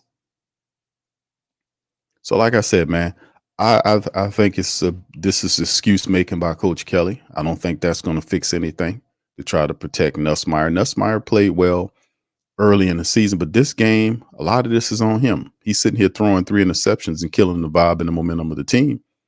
That first interception led to them. They snowballed after that. They crashed down after that. If he started throwing the ball, we had the lead before he threw that stupid interception, that first pick. So, like I said, we give him credit, but you got to give him criticism too. That's a part of being fair in life. You can't protect people from criticism, man. They do shit they ain't supposed to do. You're supposed to get at them. That's not being mean or nothing. That's showing love because you want them to do better. You know they're capable of being better. But a lot of smoke need to go to the LSU offensive line. They were horrible today. They were horrible. The running attack was garbage. Wide receivers were dropping passes. All of them were dropping passes. All of them. Mason Taylor, he dropping passes out there. He almost dropped the interception. I mean, the touchdown he had. He almost dropped that shit. He was dropping passes. Lacey was dropping passes. Hilton dropping passes. Them dudes were out there dropping passes, man. And Nussmeier, that's when Nussmeier had it going early on in the game. It was hitting these guys in their goddamn hand and they dropping the ball. They were dropping the ball. And then it's just snowballed. Then the kickers got involved. They missed 3 field goals and then screwed up one on the snap. These people was not prepared to play.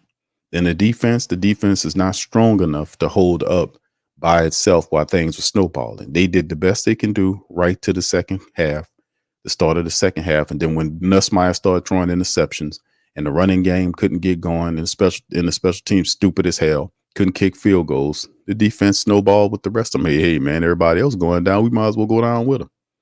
Then he said, yeah. And listen, man, Casey Wiegman it's garbage. Okay, I'm not trying to, throw cold water on the dude, but let's keep it real. The guy is garbage, bro. Casey Wiegman was garbage. They got at him. He was making these crazy throws. He was throwing over people's head. He's garbage. Okay.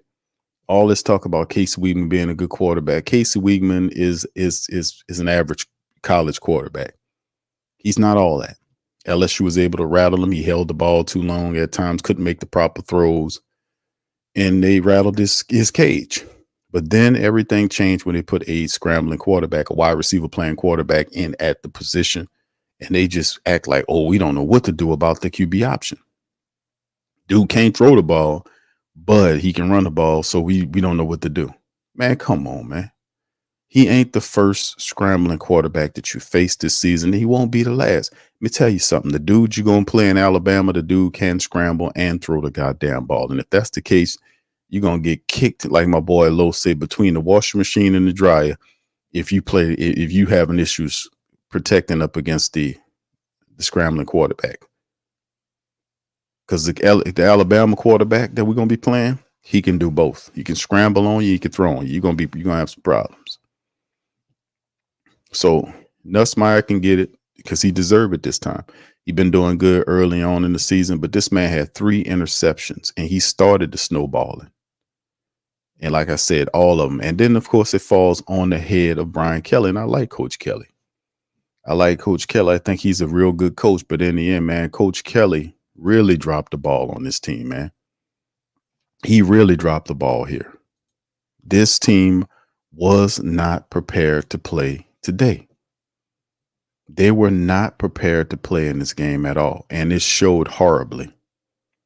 They got embarrassed, man. These people went up in there and got embarrassed. And they had the game in hand. They had the game. They were up 17-7. Should have been what was it? Because I think the guy missed 2 field goals. It should have been like 23-7 at half. LSU missed like what, 2 field goals, I want to say, in the first half. Then they got ran on the course and was outscored 31-6 in the second half. Then people ran away with it. So what's next? LSU has to lick its wounds. You know, Coach Kelly, don't get me wrong, after a horrible loss like this, it'll be interesting to get a week to rehab and a week to get ready for Alabama, who really laid the smackdown on the team they were playing today. So we'll do a preview stream next week. But at the end of the day, man, that'll make a compelling matchup between LSU and Alabama. They lost in a close one to USC early in the year. This one's by far, obviously, the worst loss of the season. We're going to get one of these. You kind of figured you might get this game against an Alabama or something like that. But Alabama is a much better team than this Texas A&M team. LSU had this matchup, should have won. But at least what it does do is it pisses Brian Kelly off, because when he got pissed off after that week 1 loss, man, he got there, he pounded the table, he came back at snapping, he was cussing at everybody, and he got their ass together and they won 6 straight. Is this the situation now where you get it handed to you? You don't even show up to play in this game. And this is like, fam, this is like the only top 15 matchup that they had all day. This was a primetime game. This was the primetime matchup of the day. You know, they didn't have a top 15 matchup, 8 and 14 going at each other.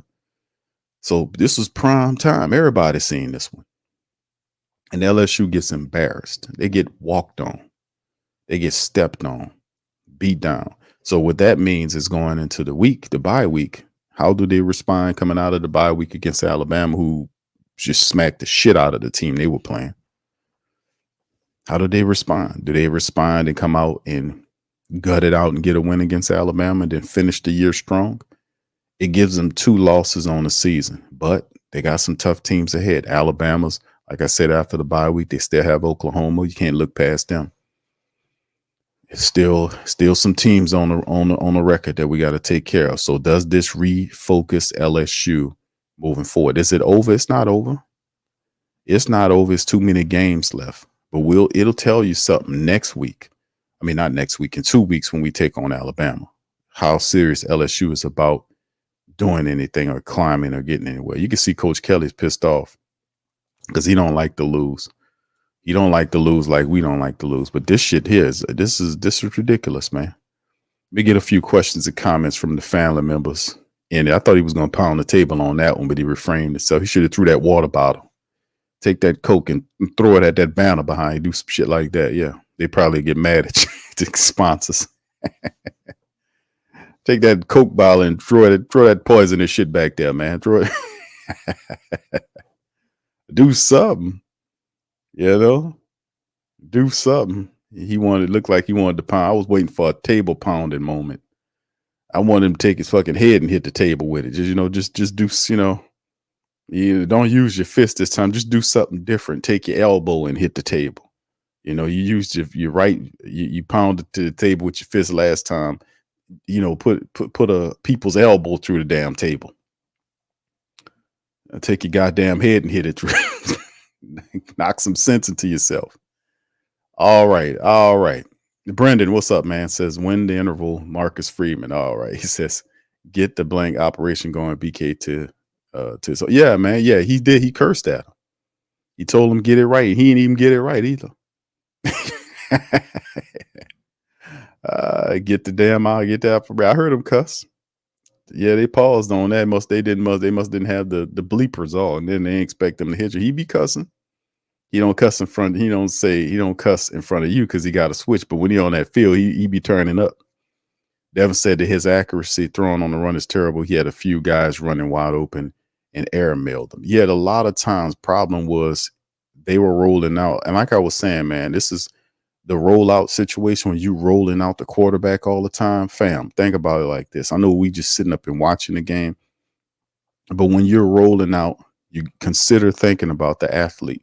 I know they're well conditioned, but that still takes a lot of energy for you to roll out on these players when you're rolling out, and then you're trying to throw the ball on the run. You're trying to throw the ball 15, 20 yards up the field, rolling out like that. They're rolling them out like that because the line had a lot of protection issues. They couldn't protect them.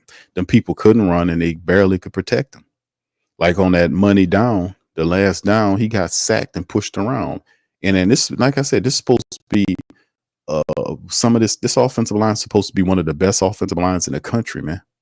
They got it handed to them, man. They got pushed on the ass and they couldn't even run the ball. They couldn't even run the football, man.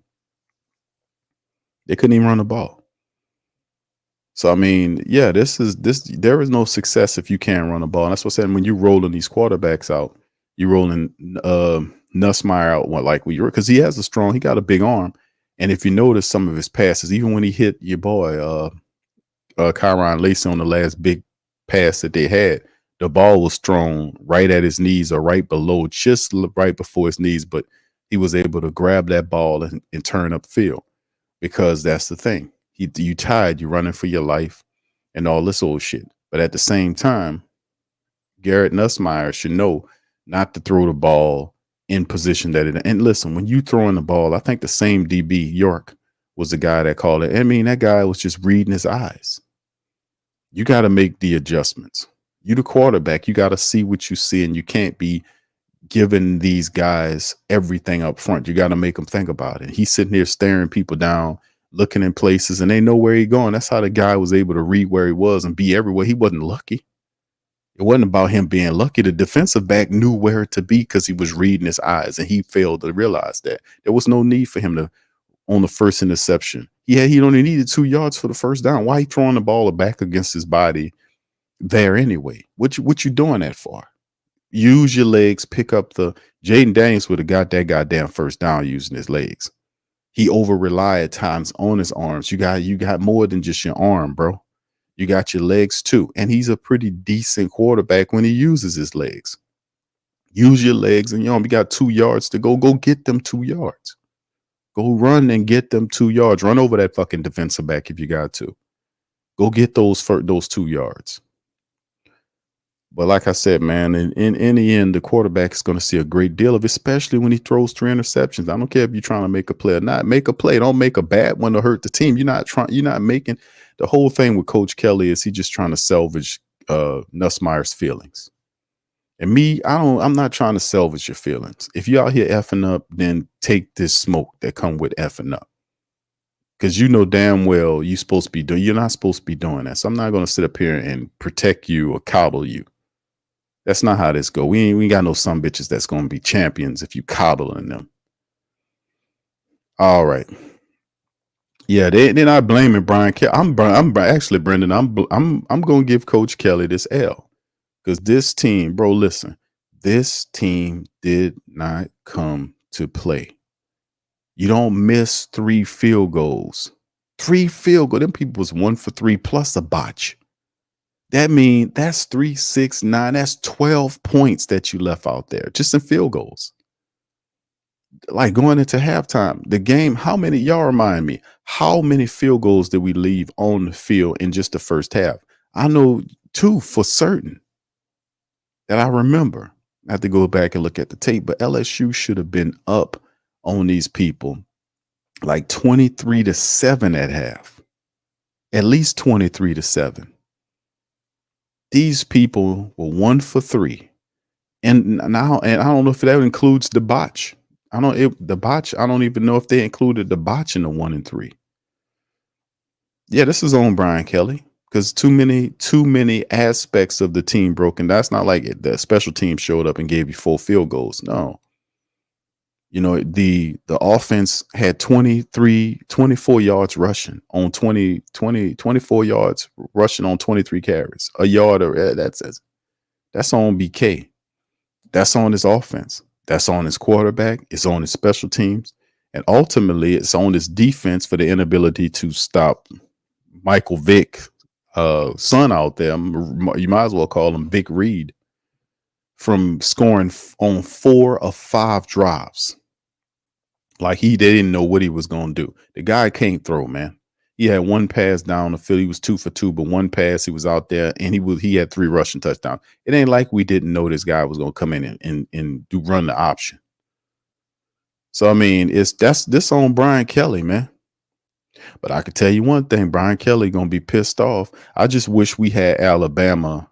I just wish that we had them next Saturday as opposed to a week from now, because I want the furiousness, because he's going to be pissed and going to coach pissed off, and that would last a week. And then I think that takes us into a matchup where we'll give Alabama all the smoke they can handle. But it's 2 weeks from now, which I think we might lose a little heat from this. 2 weeks is a while for us to be, you see what I'm saying? It's a week from now for us. And I just wish we had Alabama next Saturday, so we can take care of business like that. Some of this heat that he about to put on him. I don't know if it lasts for 2 weeks. I don't, you see what I'm saying? We'll see, man. Devin says, yeah, you're right. Damian says, what's up, Damian? Said, me personally, I really see Alabama QB doing the same thing. Remember, they struggled against the Gamecocks too. And Damon also says, Q did Ramos had a bad game, or was it the holder? Well, I mean, you look at the tape, he wasn't doing his best job of spinning, but goddamn, this guy's the same holder he's been having, right? And he was like, at least on 2 of the misses, he wasn't spinning it right, where you was putting the strings where they needed to be so the kicker can get it off.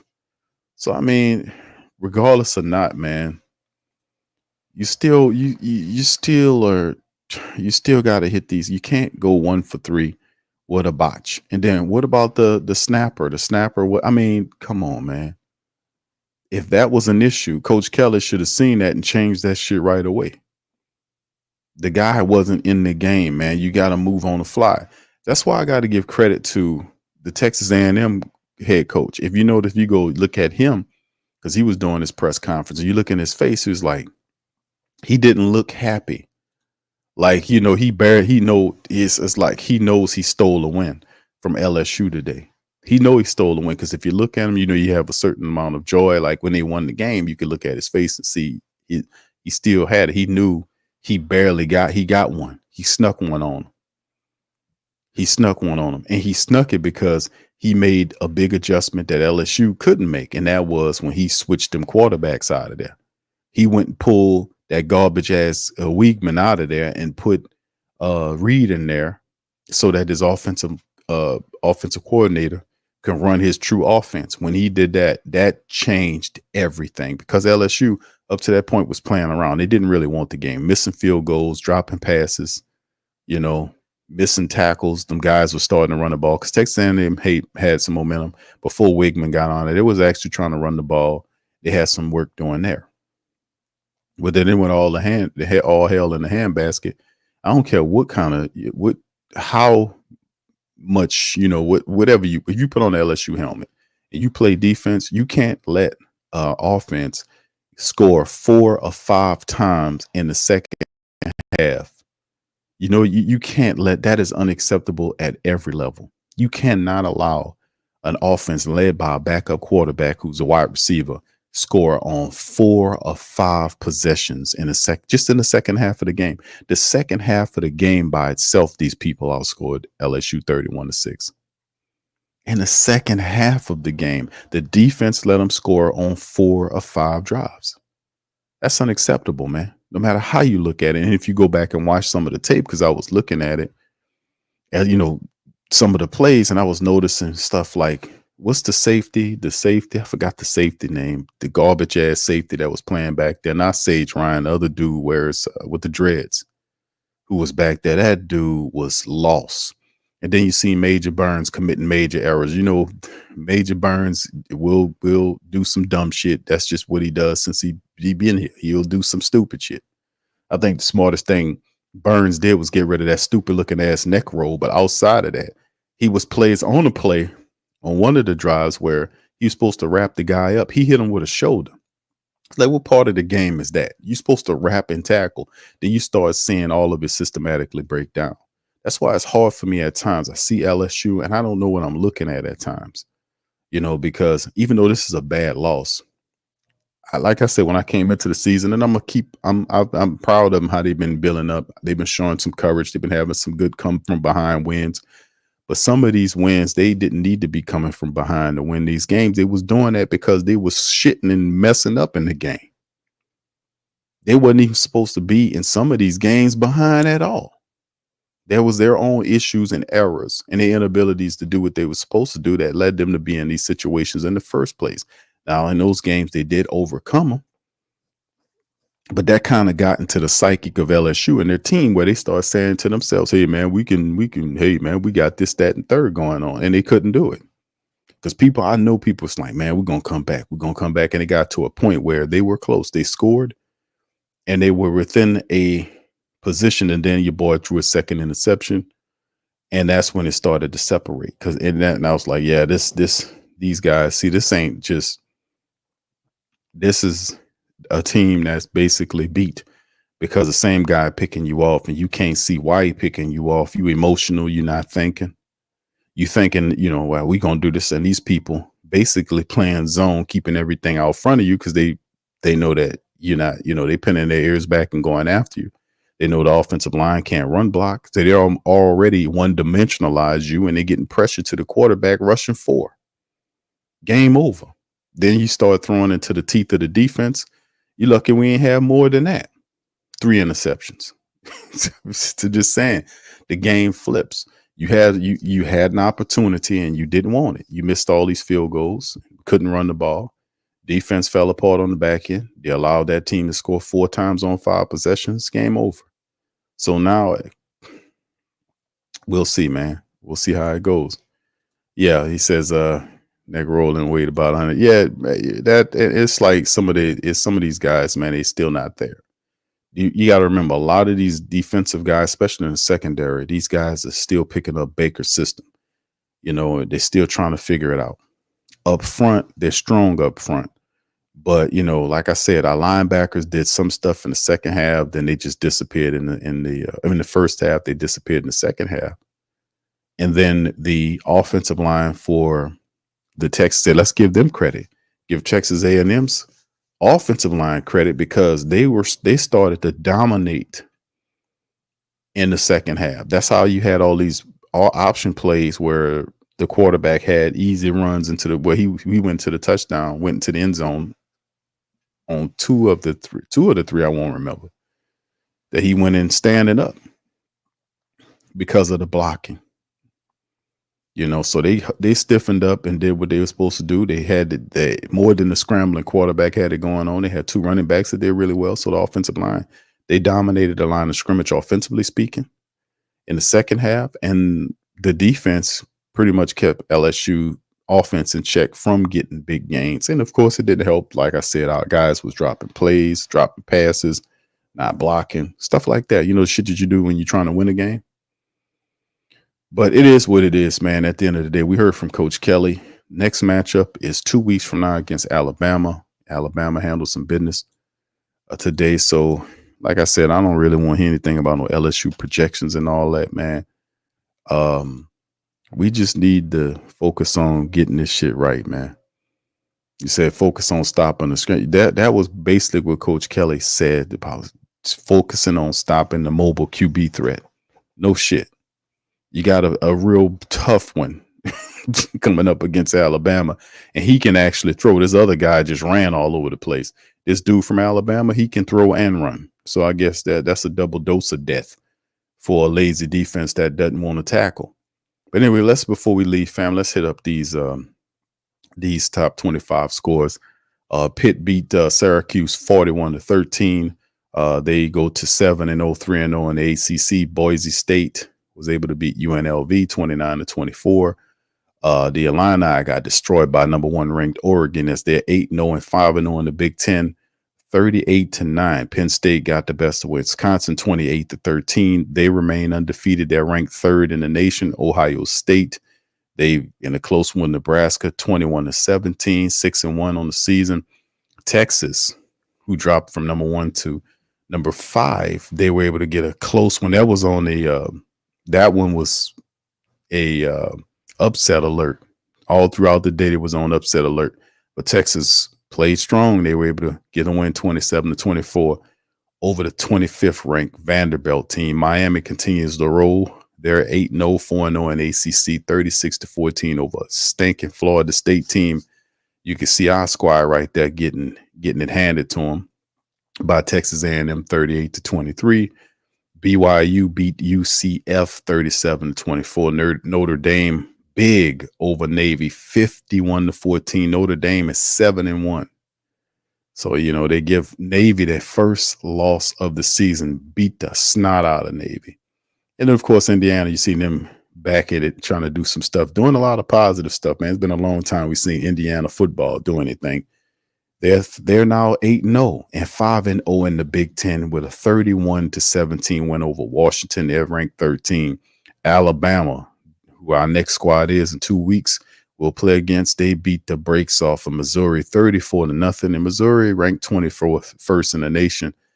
Alabama's now 6-2 and 3-2 in the SEC. So this will be a pivotal matchup against them. Kansas State beat Kansas 29-27 in a close one. Oklahoma falls to Ole Miss 26-14. They're now at 500, 1-4 in the SEC. SMU took care of business against Duke, barely 28-27, number 22nd ranked. So anyway, like we said, the next squad that we play is Alabama, who smacked the living crap out of Missouri, the 21st ranked. They didn't have a problem at all. And Jalen Milroe had 215 yards throwing the ball, no interceptions, no TDs, but he also had 50 yards rushing the ball, and he had a touchdown running the ball. So there you go. So 215 through the air, 15 on the ground, plus a rushing touchdown for them. This is who we got next, fam. This is who we got next.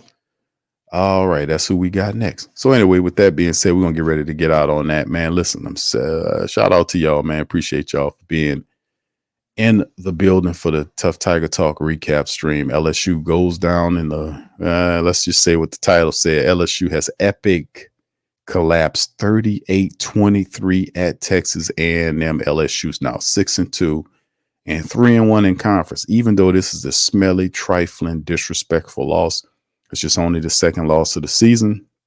They can rebound and get back on the plus side of things. They got a difficult matchup against the 6-2 Alabama club in 2 weeks, and they're going to have to handle business, man. If they want to get in that college playoff system and all that kind of crap, they got to handle business up against Alabama. That's the next squad that we have to take on. So anyway, with that being said, man, listen, I'm going to get out on that. I'll be back on the Sports Coma show tomorrow, man. We'll be doing the Saints play-by-play, but that will be that's an afternoon game for 3 o'clock. So we'll be doing that at 3 o'clock for the family members as well. And the Pelicans also play tomorrow as well. The Saints play at 3, the Pels play at 5. They're in Portland. They'll try to go for 3-0 against in the NBA. So we have a Saints and Pelicans day tomorrow, man, where the Saints and Pels play at the same time. Hopefully it's a double win, but we shall see.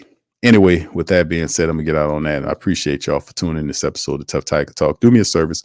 Please feel free to hit the like button, hit the subscribe button, and also feel free to share the show on your social media feed. We up in this thing. I'm Big Q, and I'm going to highlight y'all on the next one, man. Much love. And it's still Go Tigers. Peace.